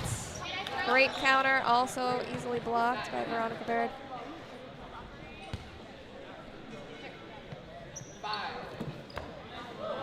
Nice little, like, minimal movement there. Good honesty there by Shade. Flex on the return. The call coming from Lisa Fox without a ball in the middle. And 2 tags, Veronica Baird out and Brianna London on the Flex side. Flex still with the player advantage here. Great shot, and Lessa just got some fingers. Yep, good accountability here. I'd say, folks, this tournament, nice tag by Gray, and amazing honesty by Flex. I was just going to say, I think the honesty of this tournament's been pretty good as well. I agree. At least on the women's side, I haven't seen too many men's games. It's as to be expected, too. I mean, these are a lot of national team players from both the U.S. and Canada, a lot of high-level club teams, so. It is so funny, like the higher you get into competition, generally the more honesty you see. Yeah. Whereas if you play rec, ooh, I would agree with that observation. Yeah. Reffing rec dodgeball is one of my least favorite activities on the planet. But we need the rec dodgeball to grow, so keep playing. And Tara tagged out. Looks like she thought about what to do and just couldn't quite get her body to move in time. Beautiful throw by Just Gray, but easily caught. I feel like it might be a momentum game for Flex, but let's see if they can close. What a nice shot. Beautiful placement. I believe that was Lisa Fox's ball. And Flex is on the board with 4.5 minutes to go in this first half. 3-1 looks a lot better than 4-0. A little bit before the half. They have to feel confident now. Yeah, you need some momentum for sure. It's so close, too.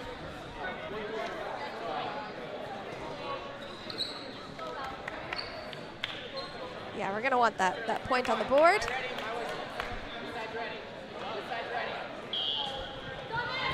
Both teams pretty great speed, but Betty's first to the line there by about a yard.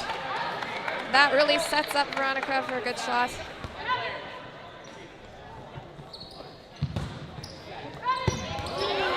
Flex also doesn't really need to come all the way up to the line to take those counters. They're confident from their further back shots. Yeah, they're definitely being a little more aggressive on their left side of the court right now with the counters. Throw comes out of middle, goes high. See how Valkyrie adjusts to this game. Attempt by Baird. And again, the aggression there from Elder. Great shots. Swing and a miss. Oh. Wincy was thinking about that shot, but there wasn't full attention. But opts not to take it. Good block by Jess Gray. That's going to leave Valkyrie with 4 balls coming up to the line. And I'm not sure what happened to Blanchier at the side there, but she's off. She got tagged by someone. An attempt at a sliding catch. Doesn't quite work out. Great counter. It's chaos. It's chaos. And there are casualties everywhere. Looks like we've settled into a 3v3. Valkyrie coming up with advantage. Now we'll see if Gray feels like guarding that ball. Looks like no. Why put yourself in harm's way? Flex coming up on the return. Tries to take that cross court, is punished for it. Got to respect your lockups, especially when they can throw from so far away. And we are down to Betty Mack, the last player for Valkyrie. A known survivor, a world-class mixed player. I like these throws. She's safe, but the throws are still dangerous. Yep.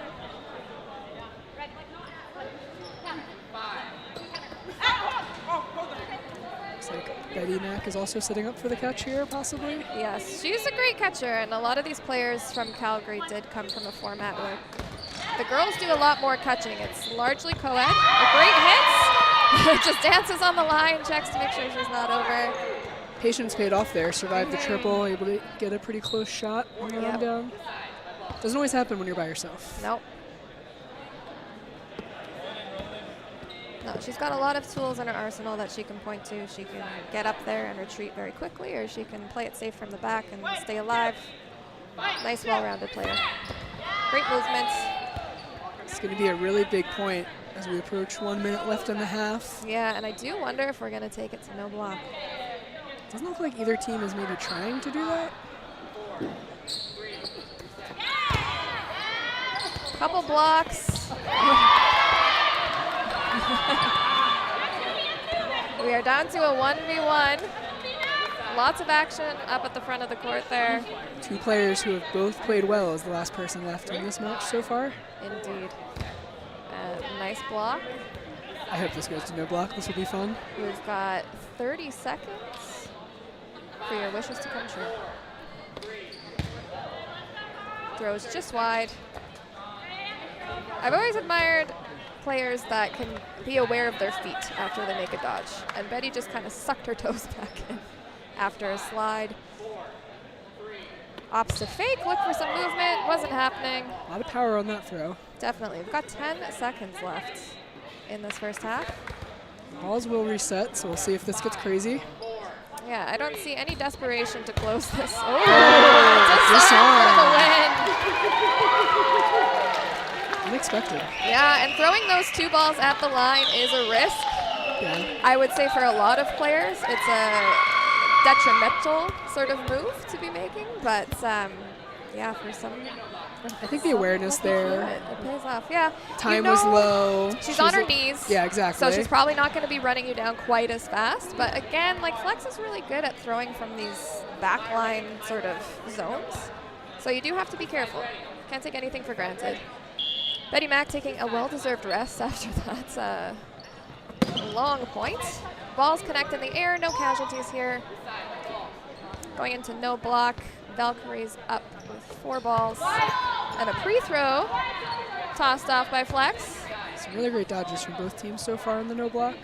Definitely. And there's no fear with holding this line here. Oh, Brianna London tagged out. Shade Berkeley also tagged. Not sure what happened on that side. Flex coming up on the return. Oh, and a beautiful catch by Tara Flatt.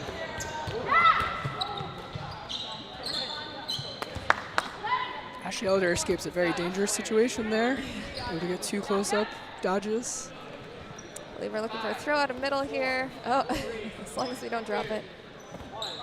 Well-placed shot and an early free throw on the side of Flex. Valkyrie regrouping. Oh, a good target choice. Her lockup chooses not to take advantage of that, which is. Oh! Did she catch her own ball? Okay, she must have caught her own ball there. Oh. And Flex is down to 1. Now, this is a 1v6 that I would not want to be on that side of. I think Wigan is definitely looking for a catch, though. A very competent catcher. If we had an MVP for catcher of the tournaments, high on my list.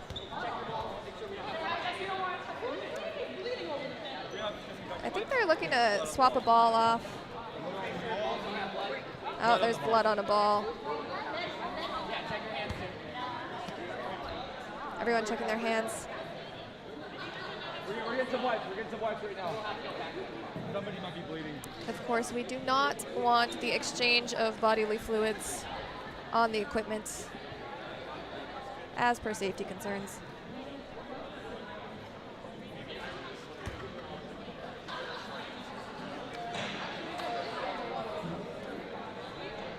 It's good timing for this, as we don't have a clock to stop. Yes. During no ball. Good point.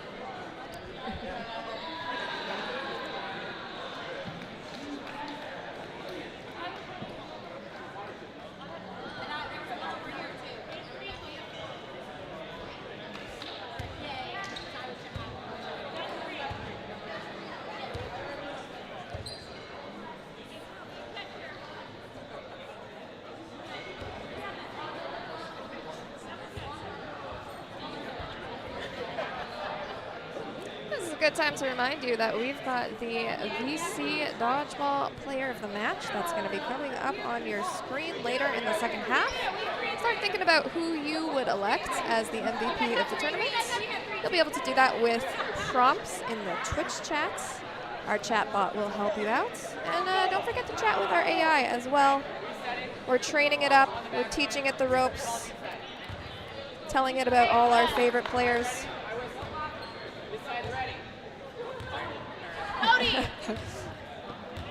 We're getting ready to get back into it.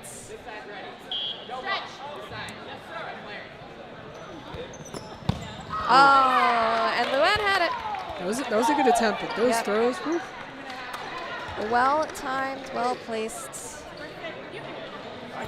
And we will be switching sides for the second half. Score is 5-1 for Valkyrie. Flex will have some work to do, but plenty of time. Definitely not necessarily anybody's match, but we should have some more excitement still. Well, we saw quite the upset earlier with Royals versus, I believe it was Mavericks, coming back from a 7-point deficit. Yeah, totally doable. We've got a lot of time in the second half. That's the nice thing about these final games, these playoff games. We've got a full 40 for regulation time. I think we get about 2 minutes here to kind of huddle and rest up. I'm always curious how these huddles are going. I think both teams should feel good, though. You know, a lot of close losses there by Flex. Not every point was a blowout. No, can definitely turn this around with one big game. Yeah. And 5-2 does really not feel that bad. No, and you know, if a team can get a 4-point lead in the first half, you can get a 4-point comeback in the second half. Valkyrie is probably going to be slow playing. The one thing I will say about Valkyrie is they tend to be a very adaptable team. If they're having trouble in the first half, or if they're coming, you know, from a point of being down in the first half, they'll usually come back and turn it around in the second half. So the downside for them here is they don't have a lot to adapt to necessarily. They're in a place where they're potentially quite confident. Yeah, and I would say Flex is a good comeback team too. Yeah. They love the big swings, there's catches, there's counters and catches, so yeah, both teams in a pretty comfortable position. And again, 20 minutes. Flex, a huge momentum team as well. As soon as, you know, they get on the board, I think, get more on the board, I should say. They tend to, carry that momentum into just a series of hat trick plays.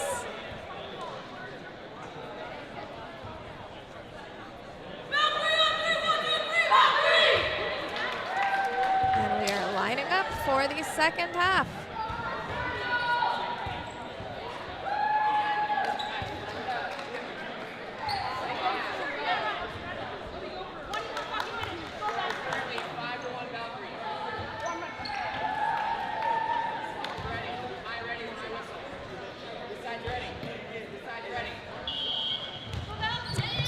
Valkyrie up to the line, far ahead. Oh, almost a catch by Flex off that rush.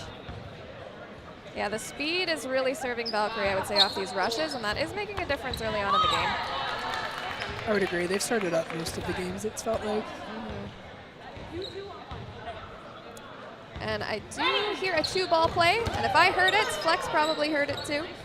Might be why there were no casualties off of that shot.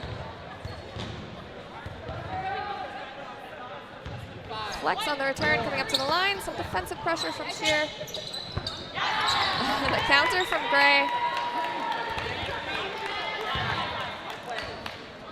Our timing on our counters has really been a problem for Flex this match. It has. And she's been very productive. They're changing up her lockup, and she's still managing to do damage. So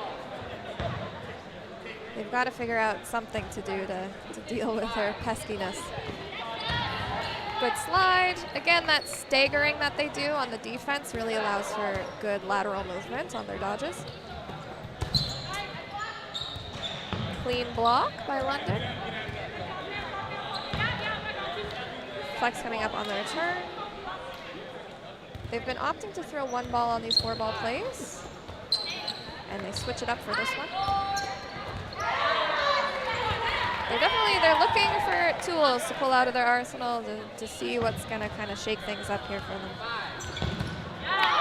Great shot by Gray. It's 2 back-to-back hits. Yep. technically 3. I think she got the hit Yeah. before that as well. So. Kill to death ratio, very high for her. Oh!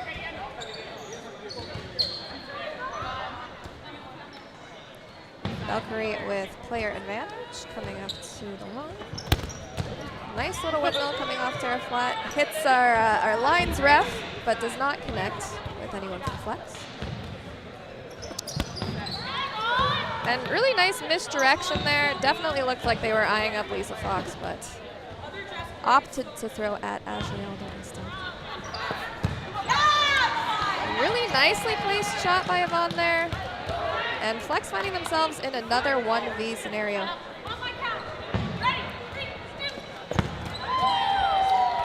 And Valkyrie closes it out.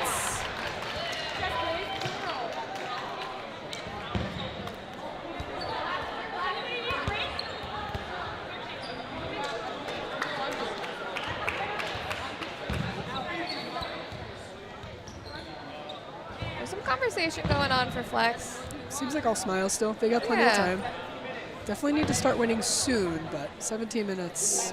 Technically only need to win 4 games before the clock expires. So. True. That speed again off the rush, really benefiting Valkyrie. Nice pop-up and a catch. Nice. Best Great. time to throw a catch is early on in the game, but great heads-up game looking for that. Yeah, it was a great job tracking that down. And a catch in and out, beautifully tracked by Veronica. Not a bad get for Flex.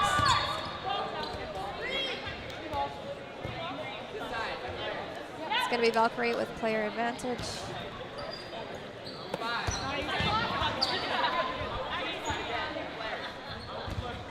Ashley Elder almost dodging into the block. And a beautiful catch. We were expecting it. Those two had a similar stare down yesterday that resulted in the same conclusion. These points definitely felt different than the other ones. Yeah. Lots of catches and chaos. It's kind of nice. Yeah, wow. And it just continues. Positive commentator's curse there.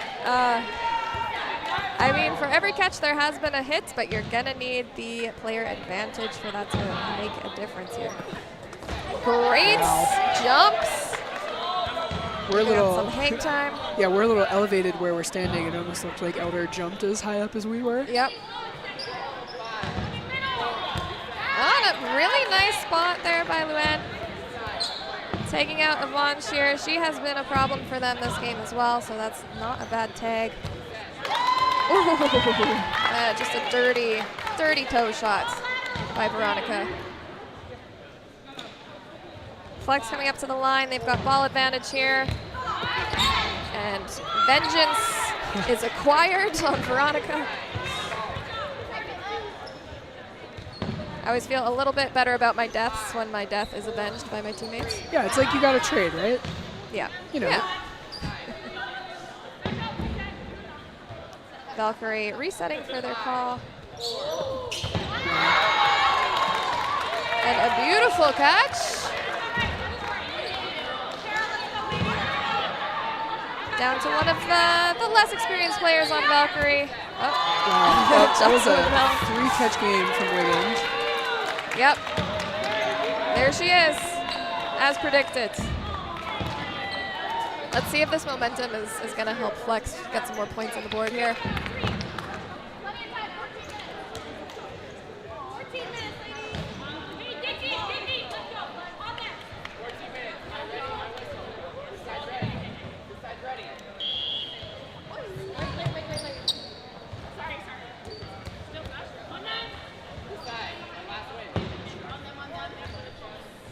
Just getting some notes over here from our producer, Mitch, who doesn't like his existence being discussed, but monumental part of the team here at Dodgeball.live. Shout out to Mitch. Valkyrie coming up to the line. Opts to throw one ball, easily blocked by London.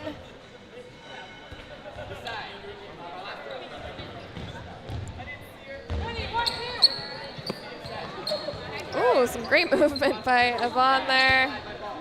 Narrowly missed.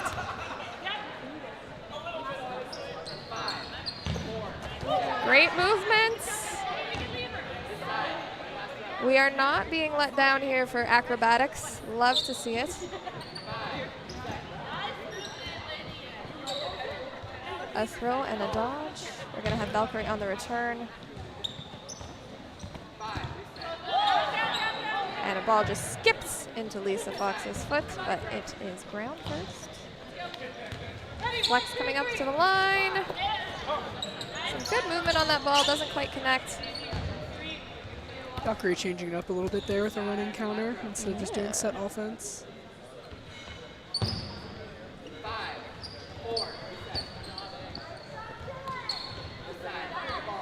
Valkyrie talking it out.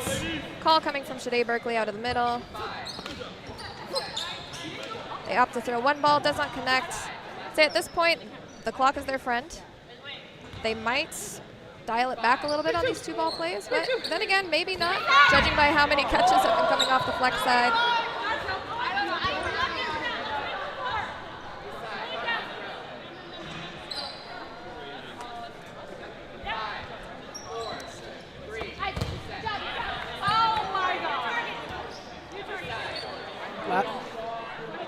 Last point, tons of catches, lots of chaos, some hits. This one, both teams kind of settling. Oh, Chili Dale lined it up for the catch, known as a clutch catcher, but just pops that one out of the pocket. We're going to see Flex coming up to the line. Looks like our throw will be coming out of the middle. It does, in a beautiful spot there, just off the shins of Tara Flat.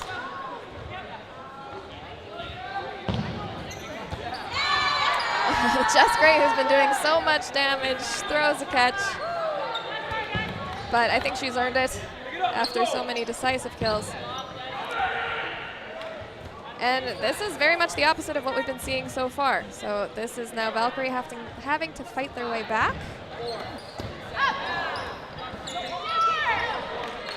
Hit's a good way to start. It is indeed. Still down about 3 players here. They have ball control. Ooh, and a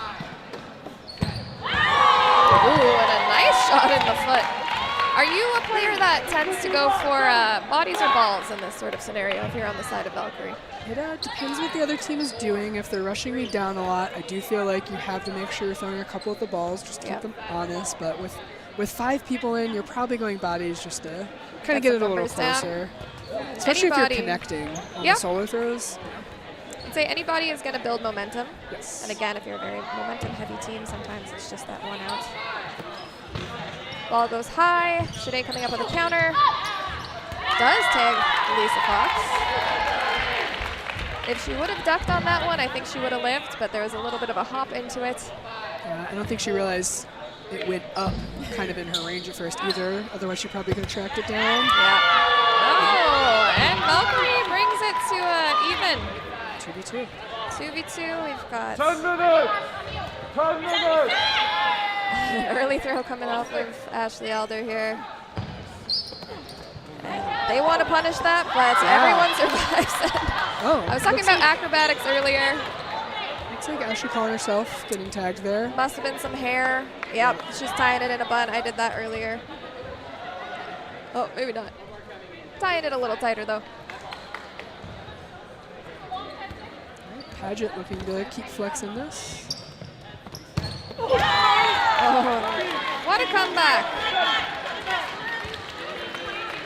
It was tight for a while there. What do you think would have turned that tide a little bit differently in Flex's favor? I think sometimes you just have to forgo ball control and just double throw one of them.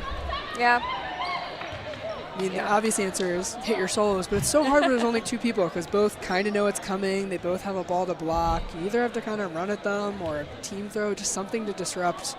It's a very set offense game at the end there, and that clearly was working for Valkyrie. I've seen that be the case for a couple very competent teams this weekend. Is for whatever reason, it's a 2v5 and they've got the 5 advantage and they just lose it. And I think maybe it just comes from not seeing this caliber of competition as often, right? Yes. And you get a little bit complacent. Yeah, this tournament I always say is super competitive. Like, obviously not more competitive than Worlds, but different. There's no floor, right? Like, the floor of this tournament is so high. Yeah. Almost everyone here is a national player or someone that plays on a really long-term club team. I'm going to be a little controversial here and say I do think that it's more competitive than Worlds.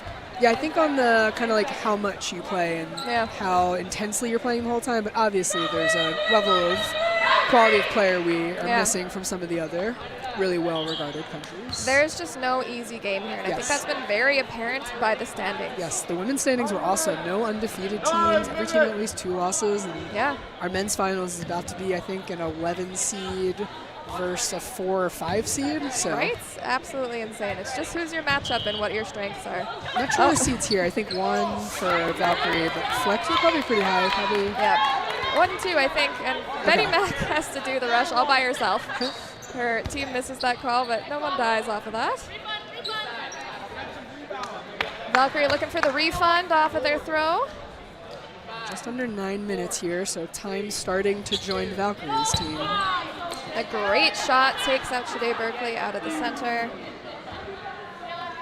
The survivability from the wings here has been really good, so I do think that those center players aren't bad targets for Flex to be looking at right now. Valkyrie coming up to the line. Oh, and a nice setup. And then a trail from Mac as well. Neither connect. Flex on the return. Well-placed shot gets Tara Flat out mid-aerial. And Flex is up in bodies again. Let's see if they can keep it that way. Ball thrown just short by Baird. It's going to give Flex the player advantage. Oh, and a nice shot by Ashley Elder. A good counter there. I believe that was Gray. Looks like Fox kind of jumped in front of Elder there. Yep. Protect the President's game. Shot goes pretty wide. We have to remember this is the end of a very long weekend of playing, and these shots, you're going to lose your arm a little bit, especially with a smaller roster. Flex, I believe, only with 1 sub. Yes. Valkyrie's coming into this a lot more fresh. They've got a very full roster, even with some last-minute drop-offs. And Luann tagged out of middle there. Flex coming up on the return. They're still up players. They definitely need one of these points to be a quick win if they're hoping to come back, though. Yeah. Just about 7 minutes left. Nice out there from London. Yeah, Jess Gray saying thanks for the accountability.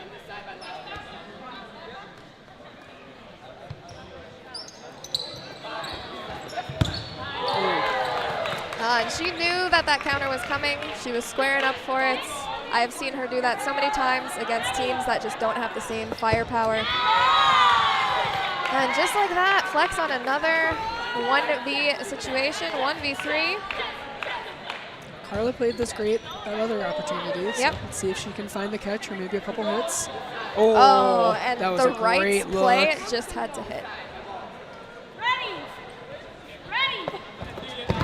Look for the catch, probably the right move here. We are short on time. 6 minutes to go. Valkyrie willing to throw all 3 there just to make sure the game finishes. Yep. All right, need about a win per every minute and 12 seconds. So If that they you're on can the tie side it of up in Flex. mid-block. I always love bringing math to these, so here's their math portion of the commentary. Thank you for my high school PTSD.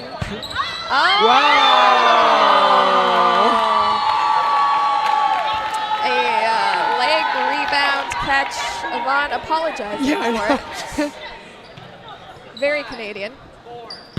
Yeah, a beautiful recovery by Tara Flat as well.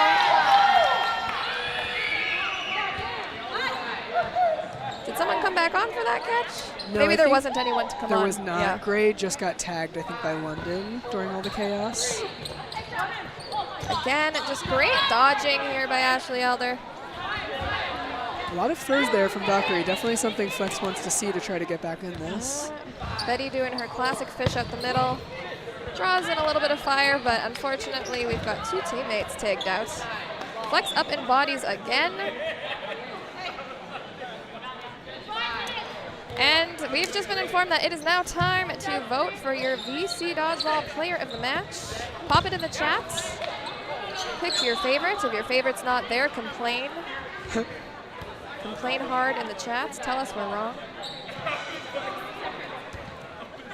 VC Dodgeball, an apparel company out of Canada. Oh, a nice tag there.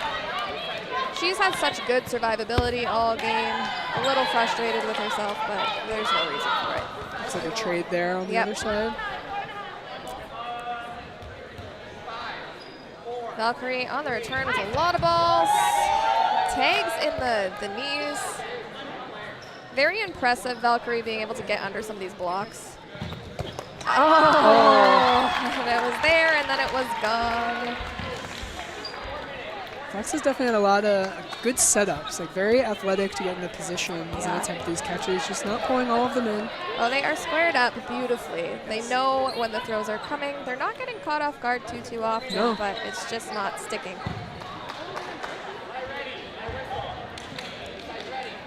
Three minutes and 40 seconds remaining in the second half. Yvonne just blatantly hanging out at the line. I believe she threw a catch off of that. Yes, it was a pop-up catch on London. Lisa Fox making the call. She seems to be one of the designated play callers here for Flex. Yeah, Fox is a very savvy player. Definitely known for her mind when she's on the court. So if you are Flex, you know, national champions, cloth world players, serious contenders, are you gonna try out for cloth or foam this year? Huh? You know, nice hit on that, Dale. The results are kind of interesting because I think they might have swept foam in USA Dodgeball last year. I just think they'll have the cloth game, and it makes sense with the style they play, with the catches and the momentum, right? Cloth, you get 3 minutes every point. So. But if they tried out for foam, that would be very interesting. I think they definitely are the level of caliber of player that the USA would need, but I think they like cloth too much. Nice hits from Valkyrie here. Flex down to 1. Nice getting low dodge here by Carla. It's going to be on Flex to return the 4 balls. Oh. Well, we know she's looking for the catch. Yeah, willing to throw away all the balls. Those two interesting hold on the throw and then interesting hold on the catch attempt to get your hands down. Yeah. Valkyrie should not be in any rush right now. They've got a pretty solid lead. They're not generally a team to run the clock. Valkyrie calling it a hit, but the refs are going to have a conversation about it. I definitely do not have the angle for that one. And our refs are calling in the lines people as well. Not stopping the clock. I think the game. Oh, there they go. They stopped. There we go. What do you think? 6 wins in 90 seconds? That'd be cool. That might be the coolest dodgeball I've ever seen. It would be very cool. I think we were talking last time about the fastest game of dodgeball you've ever seen. What was it? Ooh, good question. In person? I don't really know. I've seen some online, like 15-second games. I think way back in like. Nice. Didn't turn out to be a trade, but looked like it was setting up that way. Oh, nice. And Flex closes it. All right. So fastest game. So like way back in like 2014-ish, we were playing against Justin Payan on a team called Rise, and I was on Team Awesome. And pretty sure he finished us off in like 35 seconds. I think he was 5 of the 6 outs. That's probably recorded deep on the archives of Team Awesome Dodgeball, but no one go look for that, please. Nice shot from Shanae Berkeley off the rush. What about yourself? I've only heard rumors of the legends. I heard nice tag, getting out Jess Gray. That's a big get. They're really picking up the pace here. Unfortunately, with 30 seconds left, it doesn't feel realistic. Yeah, you just got to go for every catch here. Just pride to at this point. I heard rumors of an Andrew Ketchum 10-second match. If anyone can confirm or deny that, pop the link in the chat. He has been very on fire this weekend. You will be seeing him shortly on the stream. yeah, Heck's having a great game as well. We'll be seeing them up next. I think as we get to the final. Oh, that was a great opportunity taken by Carla. Tags that shooting. Definitely need to congratulate both teams here as we get to the final stages. Getting to the finals of this tournament it's very impressive regardless of score. Oh, it's huge. It's a huge accomplishment. Valkyrie don't have their placement in front of me from last year, but quite a bit lower actually. So this is great. And I think Flex was in the finals last year as well. I think they might have come in second. I'm not positive. Pop it in the chat if you know. I also think, have we gone every other year with USA, Canada winning this? I think it has been a lot of back and forth. Yeah, year one, I'm trying to remember who won. It might have been Finesse. Year two, I actually won with Rack Attack, which is featuring two of these players here that just won for Valkyrie. Yes, I think it was Finesse again last year. I'm not positive. And back to Valkyrie. Yeah. Awesome. US, Canada, US, Canada, US, Canada. I think they're going to play the no block just for fun, so we'll stick around for it too. Last tournament of the weekend. It's always fun. Just for fun. And I think we're going to get a nice little on-court interview for you here, if we can manage it. Excellent. We'll be chatting with Betty Mack as long as she consents. I'm assuming that means Betty Mack was our player of the match.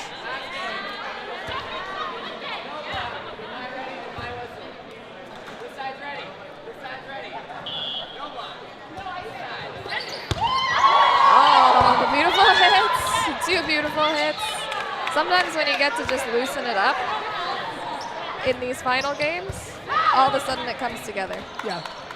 Just fun and so sad all at the same time sometimes. It's hard. You've had, like a really emotional battle, and then some teams like playing for fun, some don't. Looks like both these teams are enjoying themselves, trying to get some highlights. Yeah, I think it's better to end it on the fun note for sure. As long as the fun games can be fun.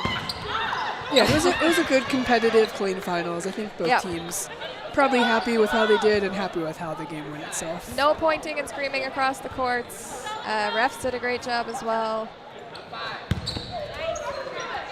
When take that, we've got one player left on the side of Valkyrie. It's going to be Wincy out.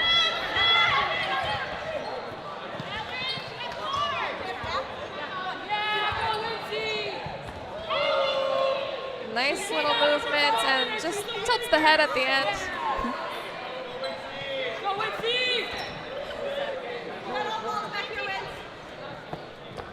Nice dodge by Lisa Fox out of the middle. And the first 360-degree spinning throw I've seen in results in an today. out. And that is an out. Perhaps that was the secret sauce to defeating Valkyrie all along. And yeah, we're gonna bring it to Ben and, oh no, Nick Danchenko on the court here in just a moment to chat with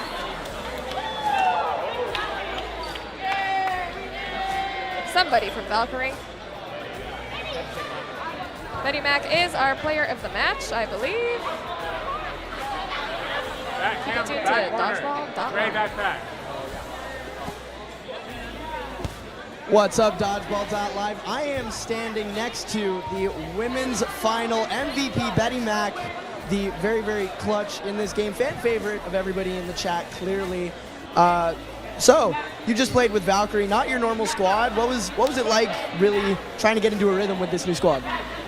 The first couple games were pretty rough, pretty shaky. We had a couple losses in round robin, but we've basically all played together on the TC squad before, so nothing too new.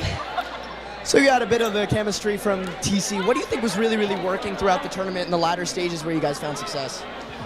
Just mixing up the lineups. Me and Yvonne play on Rack Attack usually, so we swapped ourselves to the same lineup. And like, it's amazing that the chemistry we have on the court, like we can just read each other's minds, right? So, yeah. Lastly, any shout outs from a Thing champion herself? Shout outs? I mean, honestly, just the Valkyrie girls for asking us to join their team for this tournament. It was such an honor. First time playing with Valkyrie at any tournament. So, shout out to them. Well, congratulations on the win. Thank you.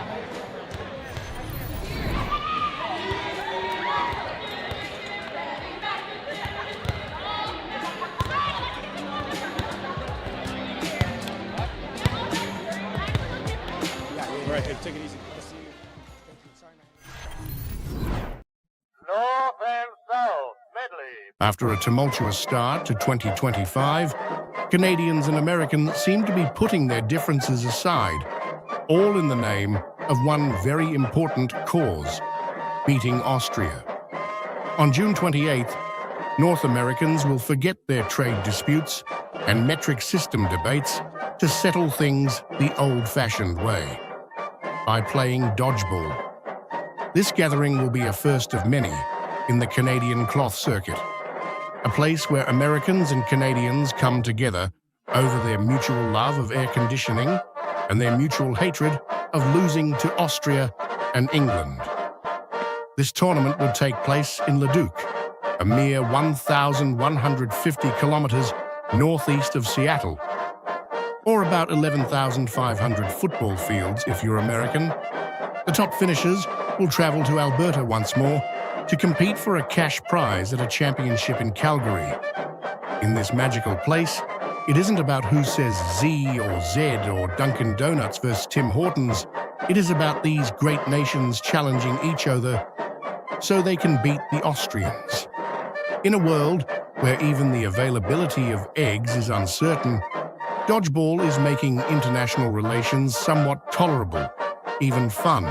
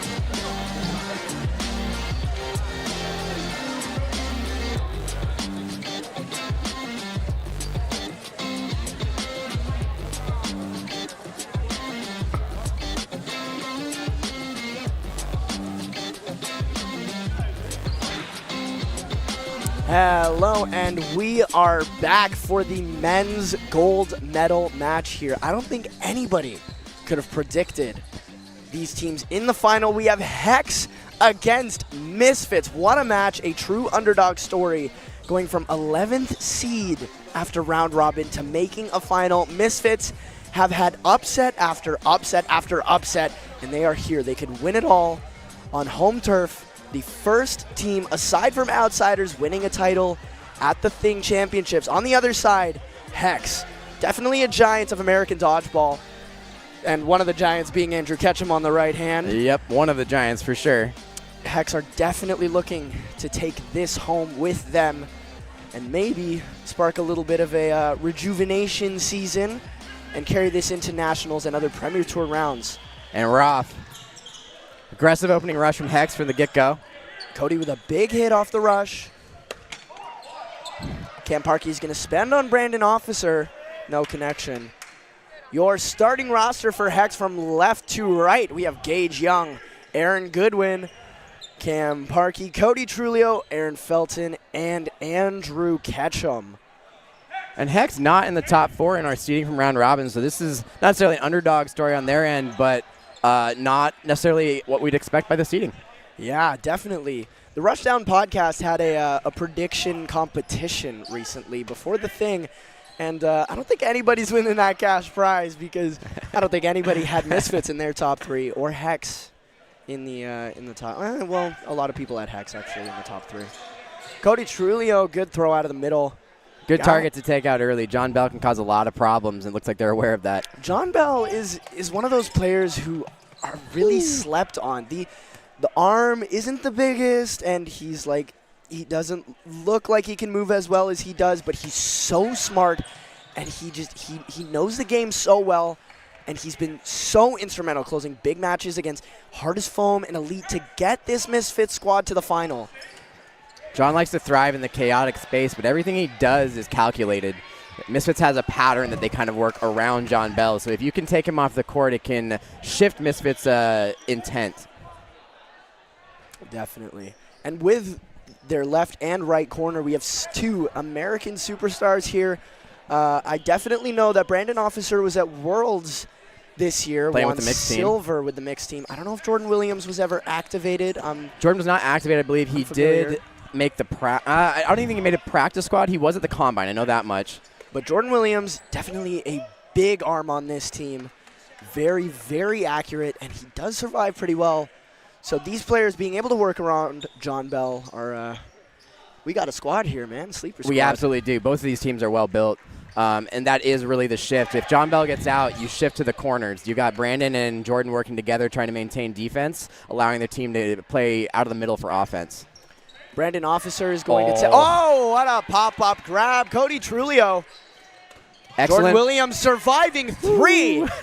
And he's going to have all balls to spend. Andrew Ketchum gets tagged out. It's a very good target. Fastest throw in the world out of that huge, huge boy in their right corner. Oh. Cam Parkey dives forward, misses it. I couldn't see that. Okay, refs call it. That was Ref down. Kalen Estabrooks is calling a bounce here. Jordan gets 2 early outs. Now he has to pace himself. 2 early outs. Very, very risky play. Going up to the line, trusts his defense. Very solid. Sweeping that ball can be critical, though. That may have well been worth it. Oh. Jordan Williams does get tagged out by 2 here. Hex are going to go up 1-0. Tough to be ready for Hex at any time. They're willing to just rush you as a team. You really don't have time to think. That's one of their strategies, I imagine, Hex, just to outrun your opponent. Hex, with the addition of Aaron Goodwin, number 3, and Dan Holzer, number 91 on their side, really adds to the pace. Like, you have Andrew Ketchum playing their right corner, Gage Young playing their left. That is a very, very fast attack, especially when Ketchum, he doesn't even have to run up super fast, but with his 80-plus, it's the fastest throw in the world. You barely have time to react, even if he's at 45 or 50 feet. Mm-hmm. And the players between them kind of learn how to play at that style. We saw that in the last sequence. The player that just threw, number 10. John Bell 13. with the catch. Takes out Cody Trulio, who I think definitely complements Andrew Ketchum very well. He plays a role that I like to play on Mavericks, which is really good at baiting balls, letting Andrew Ketchum eat up like that. Big hit on Jordan Williams by Andrew Ketchum from 50 feet. And exactly what I was pointing at. Trio, he's great at posturing himself in the middle at that pace. They'll get up to the front line, control the court, allow their players to throw, and then he'll posture in a way that sets up back-end catches. It's really difficult to deal with because you want to respond to it, but you have to be disciplined in how you counter. Yes. It makes you second-guess what you're doing. And when you already don't have time to think, that makes guessing. Yes. I've played Andrew Ketchum a bunch, and his throw, you just kind of have to guess. And you definitely want to move, because if he's on target, it's going to fucking hurt. Oh, we've seen that movement all weekend. I've been standing behind some of those throws, and, man, the movement he's got on is superb, and then he's doing it in multiple different ways. Yes. Andrew Ketchum has an elite throw arsenal, just like Brandon Officer. Officer has one of the most disgusting two seams that I've ever seen in dodgeball. If you watch that ball come out of his arm, look at how hard that breaks. If Ketchum is speed, Brandon's precision, but they both have a combination. Neither is lacking in either category. Big 4v3 now. Dan Holzer, the Canadian, gets tagged out here. Misfits working as a team. That's what got him here. Aaron Goodwin, solid throw on Brandon Officer. Big tailing throw on Felton. And Brandon Officer's throw is so useful, especially against players like Felton, who can make those grabs. Felton's one of those sleepers. I've played with him in the past, and situations like that don't normally go that way. That's Aaron's strength. He's poised, he's always waiting, always ready, and it's easy to underestimate what he's capable of. Vincent able to put enough movement on that ball in order to get it away from his hands. Ketchum is going to spend 2. Ooh, Brandon playing high on the line. Ketchum eyeing him. Aaron Goodwin and Brandon Officer lining up against each other. Neither connect. Going for a little trade here. Officer, good move by Ketchum. Ooh. I like the discipline we're seeing from Ketchum. I've known him and seen him play for a number of years, and it's good to see him show that discipline when it counts. Definitely, because with an arm like his, if you had that, you'd want to be throwing all the time. It's hard to be disciplined when you can throw like Andrew Ketchum. But when you're disciplined and people don't really know when the ball is coming out of your hand, and they can't begin to expect that it's going to come out of your hand every single time, deadly. Yep. It's more effective than when you just rip every ball. It's one thing to be a very good thrower. It's another to condition your opponent to not knowing when you're ready to throw that well. That's what makes a player exceptional, in my opinion. Lots of throws exchanged on the opening. 2 out, 4 misfits here. Andrew Ketchum tries to go down for a grab. Holzer makes a catch on John Bell. A heartbreaker of a catch. It may not have been intentional, but he postured well for it, got underneath it, and that's how it stuck. Canadian national champion showing him how it's done. Jordan Williams is off the court now too. Ketchum reaches far out for a grab, but he doesn't get it. Gerard, final player in. He's a lefty. I don't know if Hex is keen about that. He may be able to use that to his advantage. Comes going very high to the line. Yeah, making me nervous. Outside swing on Gage. If I'm playing, honestly, I don't know who my target would be. The wings with the balls in hand are so difficult to hit. Cody Trulio is going to probably look to rush. Well, yeah. And you have Cam Parkey, you have Dan Holzer. These guys can make grabs. Yeah, any hit's a good hit. I'd say Gerard's playing it well. By keeping his distance, it allows him to throw anyone he wants. If he presses high, it's probably better to throw towards one of those corners so that he can pin them in the transition. If he doesn't, he'll get rushed down for it. Just like that. Just like that. Takes out Cody Trulio, which is a good player to take because he's going to rush like that, and Gage Young finishes him off. Hex, 3-0. Very dominant so far. But Misfits have come back a couple times in this tournament. This could happen again. They need to tighten up the teamwork. They're figuring out how to survive against a very strong throwing team. That's going to be the challenge, and if they can't get ahead of it, it's going to make it very hard to win this match. Ooh, Jordan with the hands. Jordan Williams, cold, stone cold with the catch on Cam Parkey. Big cross court. It's what he does. He gets momentum. Very different. Oh, Brandon Officer with the in-swinging ball on Ketchum. That's high-level execution, and that is what Misfits is good at. They know how to execute when they need a player off the court. Especially with Brandon Officer, not many players know how to control their tail as well as him. He has just such insane accuracy for someone who has just such unpredictable and insane tail on his ball. Ooh. Again, blows my mind, that tail. Yeah, and his ability to survive while throwing that way, for a player his size, it's difficult to be that agile and that survivable throughout a match. He tends to struggle with that largely because teams target him. They're often throwing 2 balls at him, but he's unafraid of the one-on-one. So he's willing to get up there, be in your face, throw the ball, and then still shift and dodge. I've had the pleasure of sharing the court with this Misfits squad, and it's very, very difficult to say that Brandon Officer isn't an elite player in every aspect, just like that. He takes out Cody Trulio, and he's able to get out of the way. John taking another shot at the guy that caught him in the last set, so I like how bold they are right now. John Bell survives off that counter, I believe. Set by Dan Holzer in the chest. Brandon Officer caught by Dan Holzer. That one wasn't on accident, was it? All hands right there. Cam Parkey pushing up. John Bell trying to bait in a ball. He gets one.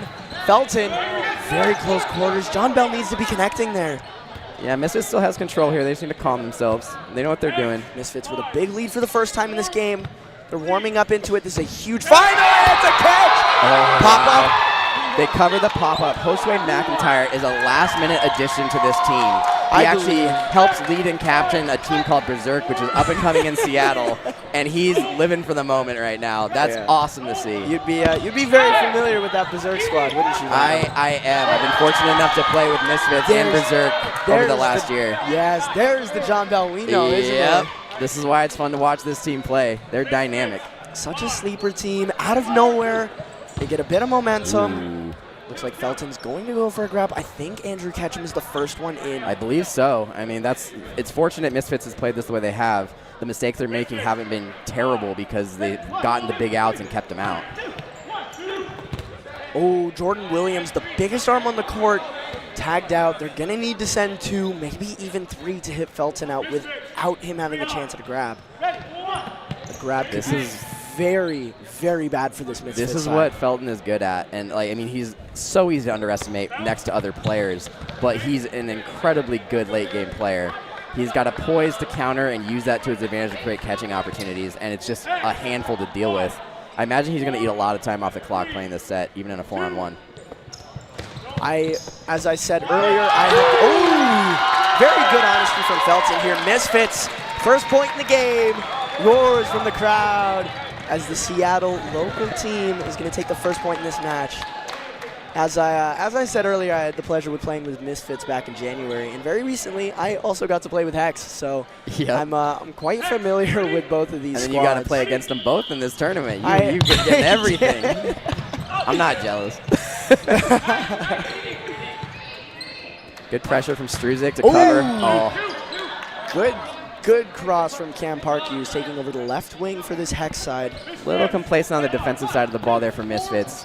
You don't want to let players cross in on your team, especially when you have 5, 6 players still on the court. Yeah, especially when it's a deep cross like that. From Cam Parkhughes, isn't their biggest arm, but you need to have your head up and be expecting crosses from this team. Big hit.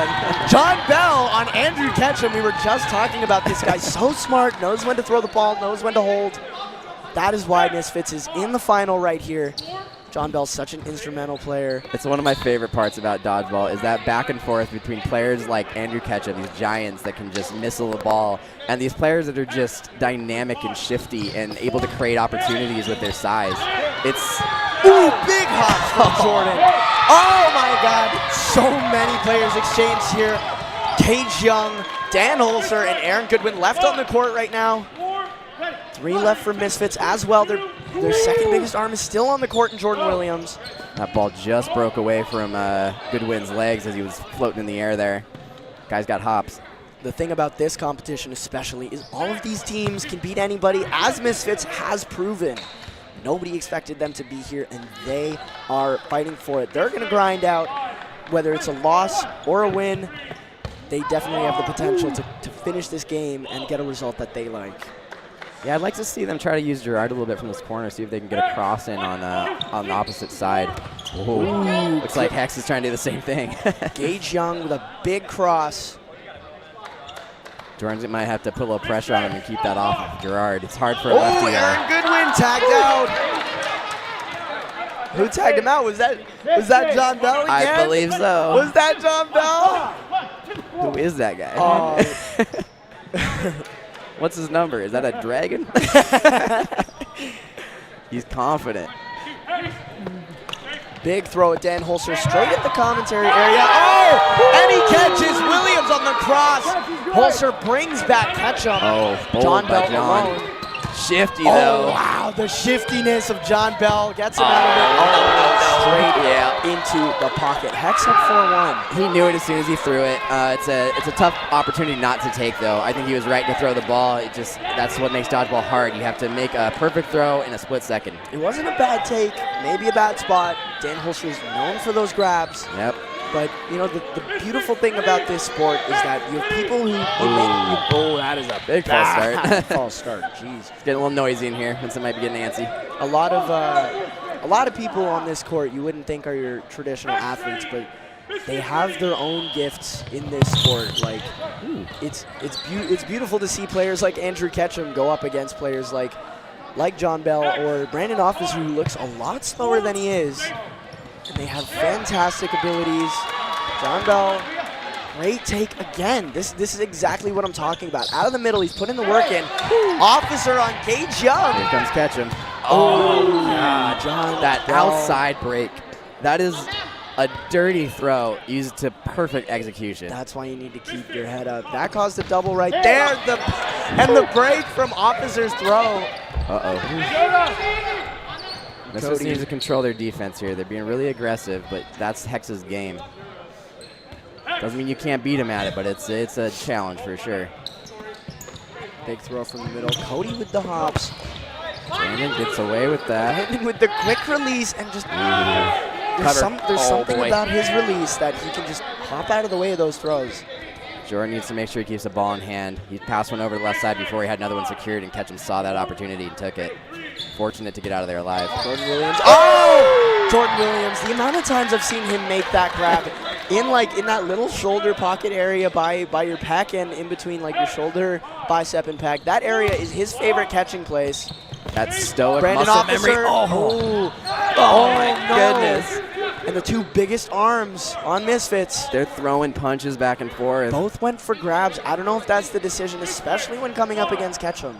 I mean, it's hard to not, right? the guy's coming straight at you. You have a half second to think. It's hard to blame anyone for just trying to make that play, especially for how big it can be.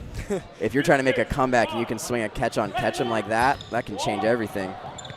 Good movement by John Bell. Ooh, I like the Good switch. cross. Oh, it was in his hands, but he just couldn't keep it there. It did stop the ball. Got both hands and got the momentum to stop and just couldn't get under it to clean up that catch. Now into a 2v2. John Bell taken out. Big cross. Wow. Dirty little movement throw from Vincent. Likes to put top spin on it. Aaron Goodwin jumped really, really early. If that throw went a little bit further, he could have been dropped on his toes.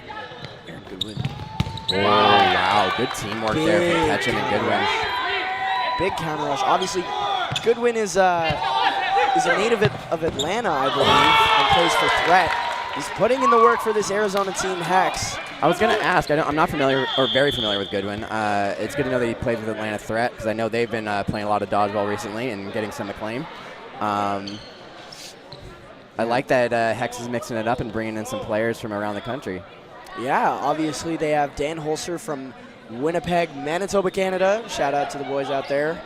And I believe most of these guys are out of either Arizona or Los Angeles. Yep. Definitely the West. Yep, Arizona and California. Well, yeah, I'm not sure if the California players are concentrated in LA, but I imagine they are. I believe Cam Parkey's out of Arizona, along with Ketchum. And I think Aaron and Gage are both out of LA. I imagine Trio as well. I actually believe Gage is out of Phoenix, Arizona. I was just with playing in Cactus Dodgeball recently. Oh, he's out of Phoenix now. Yeah, I believe, yeah. Has he always been out of Phoenix? Am I crazy? I wouldn't know that. I haven't been playing long enough. I feel like I might have just associated him to LA and been wrong. I could very well be wrong. I've seen him playing for years now. I know he's been competing to get on the Team USA, and he was successful this last run, I believe. Yeah, winning silver with the mixed squad, I believe. A key player on that team. He's definitely figured out how to play a precise game.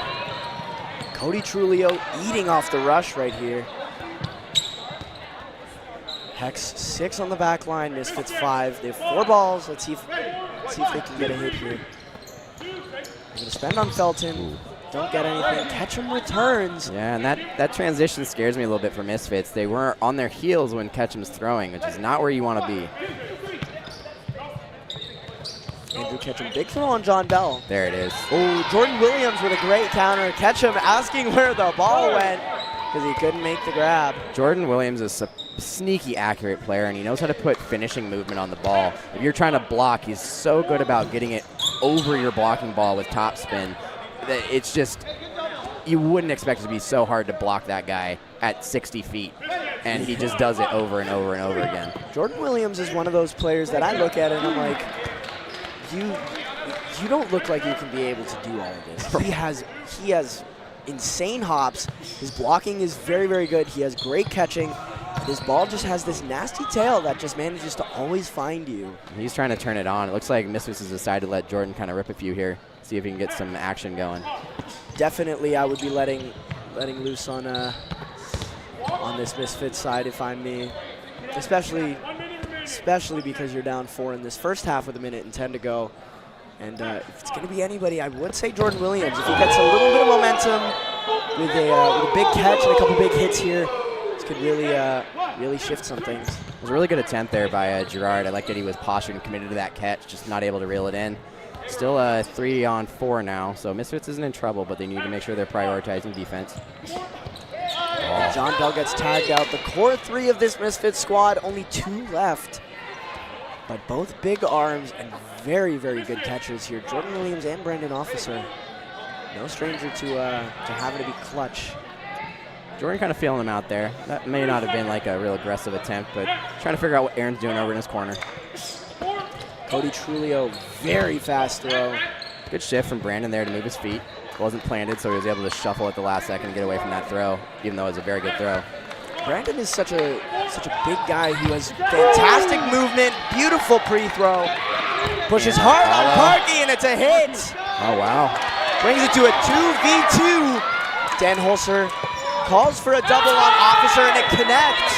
Felton coming up with a big hit when Hex needs it. Brandon Officer is one of those players who doesn't wear knee pads and never goes to the ground, really, but he manages to survive so well. Yeah. As someone who doesn't wear knee pads, I'm like, even I go to the ground. Like, his lateral movement is just so good, especially when he's throwing, as you said earlier. And he worked hard at that. Jordan Williams with the double dodge. Felton a little squirrely on the ground there. Exceptional placement there from Jordan. He got that just wide and low of Felton's legs. That's really the only safe spot you can put it with that guy, because he'll get under it if you put it too square. Holzer misses the counter on Jordan Williams. Let's see if Hex are going to try to catch Williams on the backtrack here. No, they're just going to throw a counter at the line. Jordan prepared for that catching opportunity, too. Ooh, oh, boy. Looking for it. Oh, good movement.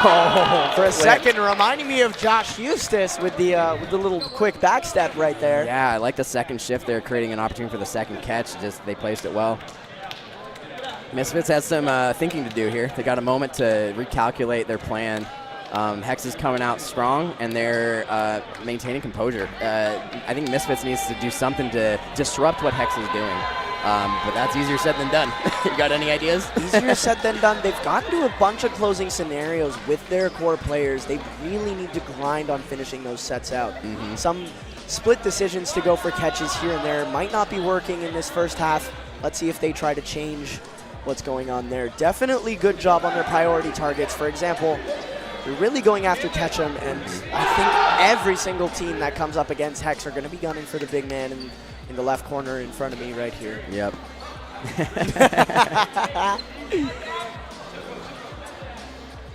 Hex is feeling good, and for good reason. They're up 5 right now against a team that's caused a lot of problems for other teams today.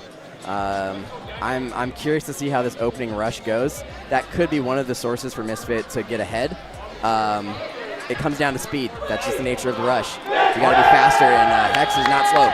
Honestly, if I'm Misfits, I'm really going to be trying to play defensively off the rush. You have a D1 athlete here, in Aaron Goodwin, who's just so fast off the rush. I think fastest in the continent. I don't believe there are many people who are faster off the rush than him. And him pitching to Cody Trulio with a quick release, throwing at, I believe, 78 miles per hour as he was clocked in Tucson. Look at that absolutely takeoff. Deadly, but he just absolutely misses everybody on that one. If I had to guess, Goodwin's a sprinter or no? You know what? You asked me this, I wouldn't be surprised, whatever he is, because his hops are insane. His explosiveness is off the charts, and this, you know what? I think he is, because he definitely looks like he has the technique. Ooh, that drop from Ketchum. I mean, look at him go off of that rush there. He just loaded up with so much force before actually taking off from the line. That's impressive. Ketchum using that elite throw arsenal again, this time hitting a shagger in the back. I love that he's throwing that kind of curve. I really think people need to do more of this in dodgeball. It's so great. Single on Cody Trulio. He's going to jump and gets caught on the way down. He bit a little bit too hard on the pumps. Aaron Goodwin, good throw in the middle. Ketchum, good block. Draws in another ball, gets super low. That's the discipline that Misfits needs to clean up. I know it's juicy looking at Kestrom on that side, but Hex knows that. That's what they're waiting for you to do, is to target catch him in the transition and the trade, because they're just going to counter back as you're throwing. You'd think that Ketchum is a really easy player to hit in transition because of how big he is, but he gets surprisingly low and surprisingly small behind the ball that he has in his hand. So I think it's better to throw at him on the back line or try to draw in balls as Jordan Williams did, but getting taken out in the process. Hex with 5 on the back line, what can they do? Gage with the last ball, being a pest. They're gonna throw a catch on one, and the other goes on Parkey. In those 5-ball scenarios, you really have to choose your targets well. I thought that bounced. It was close. Ref's call. All 6 balls here for Misfits. Honestly, the clock is working against Misfits right now. It may have been fortunate for that to be an out, just to save some time on the clock. They need to come back 5 games, and if they lose this one, 6, but they only have 17 minutes left. And Andrew Ketchum with the rundown so fast. Definitely helps that he has long legs. Only 3 strides till he's at the line. I like that Gerard accelerated the pace of that and gave his team time. It's not bad to play it out like that. It's just you got to do something. You got to commit to something to end the game one way or the other. If he gets a catch, roll with it. If not, end the game and move on to the next one. Misfits still have an opportunity to come back. As we saw, St. Elite and Outsiders, comebacks are possible late in the game here. Lots of throws here. John Bell takes out Cam Parkey. Misfits are up in player numbers. Accepting some chaos there. I don't know if that's a bad strategy. Ketchum spraying. accepting that he might be hit here, and he gets hit. Gets a little dramatic. Let's get 3 big booms for Misfits for hitting Ketchum. Boom, boom, boom. If you get that reference to the Tucson round, I hope Ketchum watches this back. He did get under it. Give him some credit. Gage Young manages to survive a double here.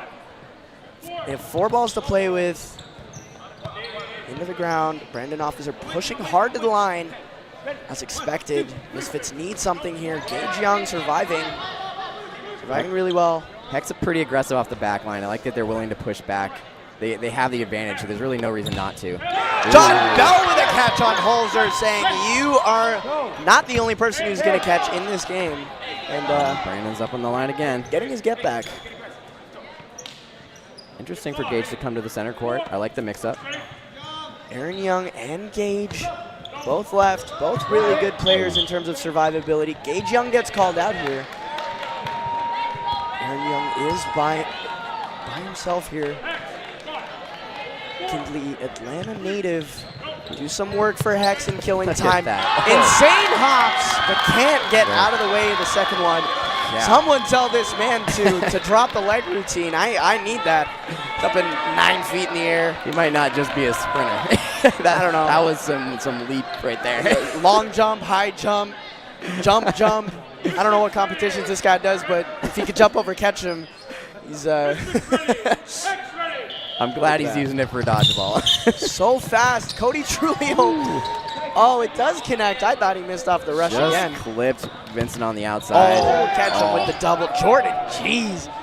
Big hops on both ends. Heartbreaking. It's 7-2 in the final here. Misfits wants pace and control, but Hex is just getting ahead and holding on to it. Triple on Ketchum. He's gonna jump like a little ballerina. Not exactly little, but gets tagged out on a triple. I think that's the right choice from Misfits here. John Bell survives too. And again, the core of Misfits are here again. As we saw earlier, they can get the numbers down and get it to a 2v2 or even a 1v1. But it's really in those situations where they have trouble closing. One of our receivers leaping and grabbing the ball out of the air with one hand, getting it inbounds before he's even on the ground. Ian Randall, Toronto native. Lots of throws exchanged here. Only Aaron Goodwin taken out. So who's standing out to you on Hex right now? We saw some big plays from Dan Holzer early. I definitely have to say Andrew Ketchum is obviously going to get my shout for MVP in this match so far. He's carrying a lot of the work, and it's not to take anything away from anybody else. He's putting it in, and the team is carrying the games through when Ketchum does get out. But he's getting a couple hits before he goes out, and that is significant. Lots of throws here. Brendan Officer against his own USA teammate here. Can he do it? Gage Young is left. Big swinging ball. These players know each other really well. They've been on the U.S. national team together. Brandon pushing really high against defensive Gage, who takes Brandon out. Wow.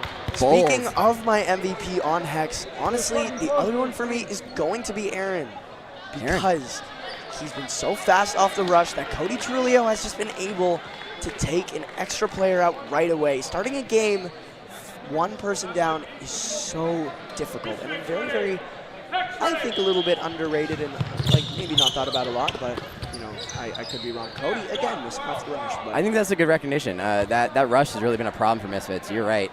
Having to play down early in a set consistently, it makes it really hard to play against a team like Hex. When they're ahead, they just get to run away with it. Andrew Ketchum running off to the side. He looks happy. He took out Jordan Williams. It's a good trade because he does have a solid team with him. What about on the Misfits side? We've seen a lot of work from a lot of different players so far. I would say Jordan's probably my first pick. He's been consistent on his corner. Been playing defense and offense. Doing his best to survive against a very tough matchup on that corner with Ketchum. Definitely Jordan Williams will be one of mine. And I think the other one has to go to John Bell, in my opinion. He's been very, very instrumental to getting the numbers down when that core three are still on the court. And he's just been a very, very solid player. Exactly, right there. Doesn't have the quickest throw, but his placement is just elite. Being able to take out these very, very hard to hit targets in situations like we just saw with Aaron. Yep. And he's been in for the long haul for most of these games as well. I think it's easy to underestimate how much John Bell does on that side of the court. He did throw a couple catches in there, but I wouldn't say they were bad plays. It was just, you know, good players that you're playing against. Especially against Dan Holzer in that 3v1. Like, everybody on the court. I think it was Felton, Holzer, and Parkey who were on the court. All of them can catch. It's not a bad throw. Holzer didn't have a ball. He skied that one. Holzer didn't have a ball, but, you know, it was a good take. Bad spot, right in the pocket. We've got about 11 minutes left here, so we'll see if anyone else stands out on the Misfits side. Dan Holzer gets under the ball. Hex are going to have 4. Let's see who they go for. I wouldn't be surprised if they go for John Bell. Can he survive? No, they go for the corner here. Good to get up and over that first ball, but the trailing ball was well timed. 1, 2, 3. One ball spent on the Misfits side. Again, 3 elite catchers here. All, I believe, all have been on a national team or practice squad. Pete Decker, referee, calls out. Holzer calling a player back in. I appreciate the sportsmanship of that. Ref's trying to make a call. Sometimes things look like it was a clear hit, and it's not, and the thrower actually has a better angle on that sort of thing. Your eyes can be tricked. We don't like to believe it, but it happens often. Eyes can be tricked here. That's the very tough thing about reffing dodgeball, and you know, and why a lot of people say legalize finger blocks. John looking for a catch there, almost got it, and Gerard answers with a counter. So now a 2-on-1. Gerard's been here many times in this match. Again, Misfits getting the numbers down, but they can't close. That seems to be their struggle. It's getting ahead of Hex is a challenge. They are so fast off the rush. They are so full of weapons when they have 6 men on the court. To get ahead of that, you almost have to make a catch when someone's trying to blast you with that kind of lineup in front of you. You don't want to have to extend for that, but that may be the answer they need to turn things around here. They're running out of time. We're now under 10 minutes, and they're down 7. Misfits definitely good at bringing the numbers down to a 2v2 and 1v1 scenario, but it's the extra dodgeability and the big arms on Hex that are able to close out these sets. It's the depth here is insane on this Hex side. Yeah. This showing, I think, is very, very solid for Misfits, and it really shows why they deserve to be in this final. But Hex have just been able to edge them out on the closing game.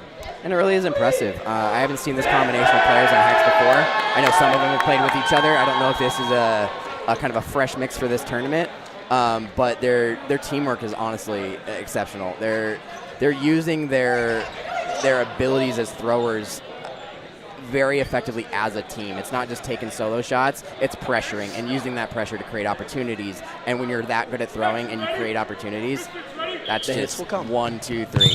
It just keeps happening. I am aware that Cody Trulio is a new player on this squad for this season, both for international play, like this tournament, and for the Premier Tour circuit. I had the pleasure of joining them for the round in Tucson, and I'll be joining them at Nationals. Fun. Are you planning on making any other stops on the U.S. circuit? In Cleveland, I'll be playing the Grizzlies and Outsiders in Minneapolis. Those are my only other stops. You're living the dream, man. I'm playing with everybody. I'm getting around. That's the best way to learn the game. And, I mean, you're an exceptional player, so it's got to be fun to mix it up with that many talented players and talented teams to absorb all that knowledge. You're going to be a force in no time. Of course. Like, I'm just happy to get to know all these great players and make some new friends. The community is amazing, man. That's a great thing about Dodgeball here. Holzer tagged out.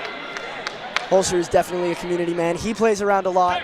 Plays in a lot of different teams. I don't remember. I think he played with Flight for U.S. Nationals recently. It's another team I've been hearing a lot about lately. Yes, definitely on the come up. They did win the No Sting division in Tucson, so maybe they're a No Sting team now. Okay. I'll come give them some competition sometime. We play No Sting in Portland. I don't know. You beat the No Sting god, Bo? I don't know if we've actually squared off. I know Bo's name. He's a talented player. I can't remember the last time I played. I guess it was Kansas City a couple of years ago. I can't remember if I got a match up against him. Wow, big curve from Ketchum here on Jordan Williams. Returned by Officer and Williams. Andrew Ketchum is going to spend a ball there, even though Hex did have 5. Yeah, well-placed shot. Still using that curve. Andrew straight into the ground. Not used to seeing that from him. Tapping his hands, looks like maybe the ball slipped. Yeah, it looks like he may have been on his back heel a little bit. Sometimes your stance can affect your throw when you're not expecting it. Great placement by Ketchum on John Bell. Jordan Williams almost tags out Felton. Cam Parkey's tagged out by Officer. There we go! Grabbed by Jordan Williams. The amount of times I've seen Jordan Williams make grabs like that, I've lost count at this point. Misfits playing for pride. And Misfits bring it back. They are down 9-3. They get the point here. Making me proud, Vincent. I like to see a player willing to take that shot in this situation. It's a lot of pressure, and I mean, Ketchum is one of those players that's so hard to hit in that sequence of throwing and dodging and all of that. He thrives in that space and gets a lot of catches out of it, actually. And Vincent, unafraid, willing to take that shot and gets the hit. If you get Cody caught at the line after a little bit of mishap on the rush here. Cam Parkey tagged out. You know, once you get over being intimidated by Andrew Ketchum, it's not as difficult as you think playing against him as someone who's had to line up with him at this tournament. 2 Officer and John Bell taken out. Ketchum very intimidating, but once you get past that throw and get a little bit over the mental blockage of wanting to take a rip at someone who you know can take your head off with a ball, probably literally, makes your life a little bit easier. Oh, good curveball, but it just sticks to Goodwin. What a grab, but I don't even think he meant to do that. Misfits is fighting fate at this point. It looks like it's the cards are for Hex. They got ahead early, and they're looking good all the way through this set. Oh, man. Misfits wishing that ball had misfit in the hands of Aaron Goodwin, so he didn't make that grab. But both teams at the point of just letting it fly for the most part. We love dodgeball punts here. Cody Trulio caught on the backtrack, trying to jump over it. It's fun to watch players play this way because it brings out a tenacity, I would say, that changes the way the throws go. Oh, Ketchum, good hit on. Look at this, the precision. Again, Misfits back in this 2v2 situation that they've been very familiar with throughout this game, but are they going to close against two very athletic, very dodgy players on Hex's back line, Aaron Goodwin and Gage Young? Explosive off the back line there for Misfits. I like that charge. Patient enough to wait for the right opportunity to throw that ball. Let Goodwin go to the back line, try to put a curve and cross on him. It's good to get low and get under and away from it. Showing his athleticism in another way. Aaron Goodwin, big hops, able to get over both. That good dude could jump right over me. I'm 5'5", and he's just like, yeah, you're down there now. 5'5", and it's like, yeah, I do that with 1 foot. Look at that. Oh, what a grab on his side against Gage Young. Brings Officer back in. 5 minutes left, but Misfits are still playing with a point. Oh my God, what a close. Misfits playing with some pride here. They still got time on the clock.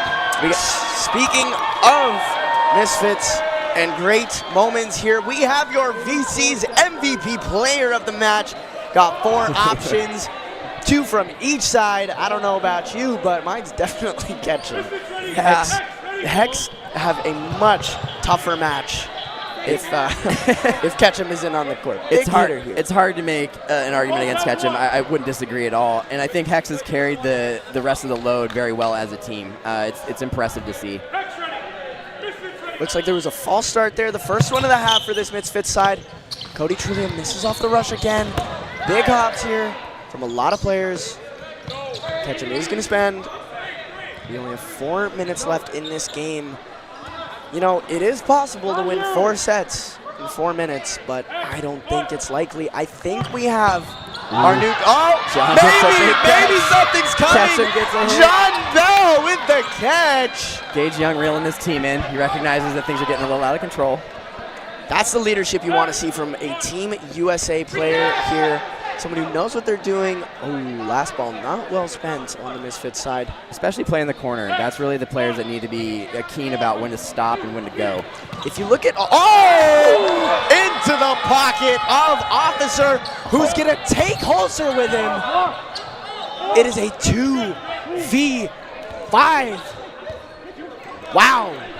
Misfits really proving that Hex aren't going to win this game easily. Cody falls out of the court.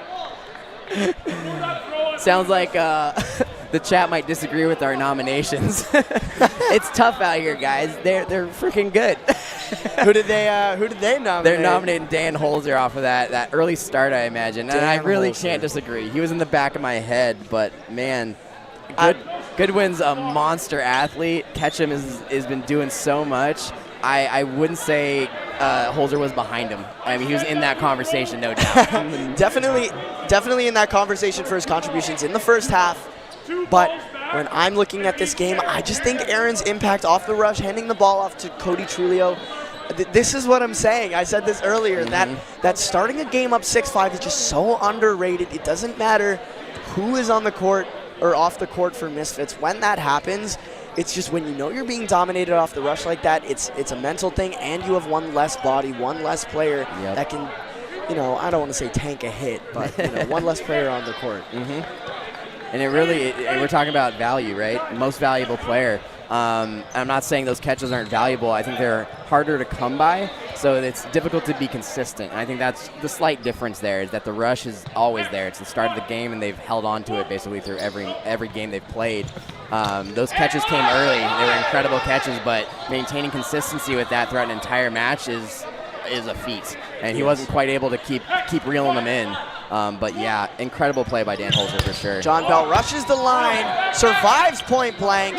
Felton able to get out of the way. Again, Misfits in a closing scenario here, this time with 5 bodies on their side, but they're spending a little bit more than I think I would, even though that the minutes are dwindling down a bit.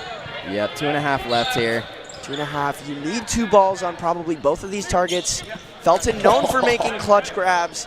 And Cody also known for making clutch grabs, and he's just both of these guys are monster defensive players. Jacob Struzik almost hit me through the net. I'm like 4 feet behind it, and I had to dodge. This is nuts. Hey, I got knocked out earlier. I don't want to be put. Oh my God! Jordan Williams on his side, diving catch. He didn't even have to do that. Jordan's doing too much. Stop this man. Who is this guy? Jordan Williams Wow, I'm happy that I voted him for MVP. Right, playing for the pride. Jordan's an incredible player, and it's stuff like that that makes the difference, man. There's only one other person who I see just dive across the court like that and actually able to make that catch, and it's Elijah Hashimoto. That's impressive, man. John Bell in the face, catches Felton, all hands. Misfits really proving that they are competition here. Wow. The dragon grabs one with his teeth. That was nasty. Misfits, there's only a minute left in this match, but Misfits put up an amazing fight. I think this was a very, very great game for both sides. Misfits definitely proving that chemistry is so important in these tournaments. They made it far, and they're coming out with some silverware. Oh, catch him! Yep, don't take your eye off catching in this last game. Heat-seeking attention. ball right there. Oh, catch him. Oh. Pops it up. Oh, but he doesn't get the grab. He falls out. Almost takes shutout in the process. Unfortunately, it's a little-known rule, but when a ball actually crosses the center line in the air, it's dead as soon as it crosses that plane. So even if he had been able to collect that, I don't think it would have been valid. It's hard to tell from my angle if it actually crossed the center line. But great attempt. I didn't even know there was a rule. Oh, Dan Holzer with a little curveball. Last time he threw that, it went a little high, but Jordan Williams not happy with himself. Yep. Knows he could have made that grab. We saw it a couple times in this game. Yeah, you heard the thump. It was a great throw from Trio. 10 seconds left in this match. Congratulations to Hex. They are the 2025 Thing Dodgeball champions of North America. Give him some credit. Hex had quite a run through this tournament. They came out the gate in round robin swinging, and they had a high seed for that reason. They didn't make it into the top 4, but here they are, champions of the tournament. The competition out here has been unreal. You can't take anything away from Hex at this thing. They earned it. Misfits had some great matches earlier in the day. I got to watch them beat Hard as Foam, one of the top teams out of BC. Getting any win at this tournament is hard-earned. So what we've seen from these teams today has been nothing short of exceptional. I'm excited to be here. I'm excited to be able to talk to you guys and watch this unfold. We've got an interview coming right now with Nick Dachenko and our MVP, Goodwin. What's up, guys? What's up, Dodgeball.live? I am standing next to the men's final MVP, Aaron Goodwin. How do you feel, man, coming all the way from Atlanta to win the biggest competition on the continent? That must feel amazing. It's unbelievable, man. The talent at this tournament, this is the best of the best. This is as good as it gets, man. The best in Canada, the best in North America. I don't know. It's incredible. We did it the right way. We beat the 3-time defending champions to get here. It wasn't easy at all, but I just want to say thanks to Andrew and Cam Parkey and the Hex guys for bringing me out here, man. It's incredible, man. There was a lot of good competition, but the whole mantra for the entire weekend was just it's all going to work out. It's all going to work out. We trusted each other, trusted our teammates. We played good team ball. We spread the ball around. Everyone had one game where they were just unbelievably incredible to hit and hitting all their shots, so it feels great. It's unbelievable, and I'm just so thankful. I'm thankful to be here. I'm thankful for this environment, man. I love dodgeball, and it's incredible. Like I said, this is as good as it gets in North America, so I'm elated. So, you came all the way out from Atlanta to play with a bunch of boys you've never, have you played with the Hex before? I played with a single human being on this team. Well, like, what do you think was the process coming into this tournament and really trying to flow with a new team and a new group of guys that you've never shared the court with before? Yeah, usually you see a lot of teams struggle to gel with players that they pick up, and this, you can see the team we put together, man. This is not the normal Hex team. We picked up a good group of guys to get here, but yeah, like I said before, just trusting each other and communication, and again, like I said, the mantra all weekend was it's all going to work out, so communicate through everything, trust your team, and take it one moment at a time. All right, well, you came from Atlanta. Any shout-outs from your hometown? Oh, I got a few. Is that okay? Yeah, of course. Shout out Chris and Sean Wheeler, my dodgeball idols. I wouldn't be doing this if it weren't for them. Shoto Barbo for just being an absolute gangster and helping me through this process. Pierce McKenna, Perry Hull, Cloud, all the Atlanta guys, man. I love you guys so much, and this really is for them. I wouldn't be here without Atlanta, and I'm excited to take a gold medal back to Atlanta, man. A gold medal from the Thing to Atlanta. Let's go. Yes, sir. Congratulations on your gold medal. And for you at Dodgeball.live, thank you for tuning in to the Thing Dodgeball Champions, biggest tournament on the continent. Enjoy your gold medal, man.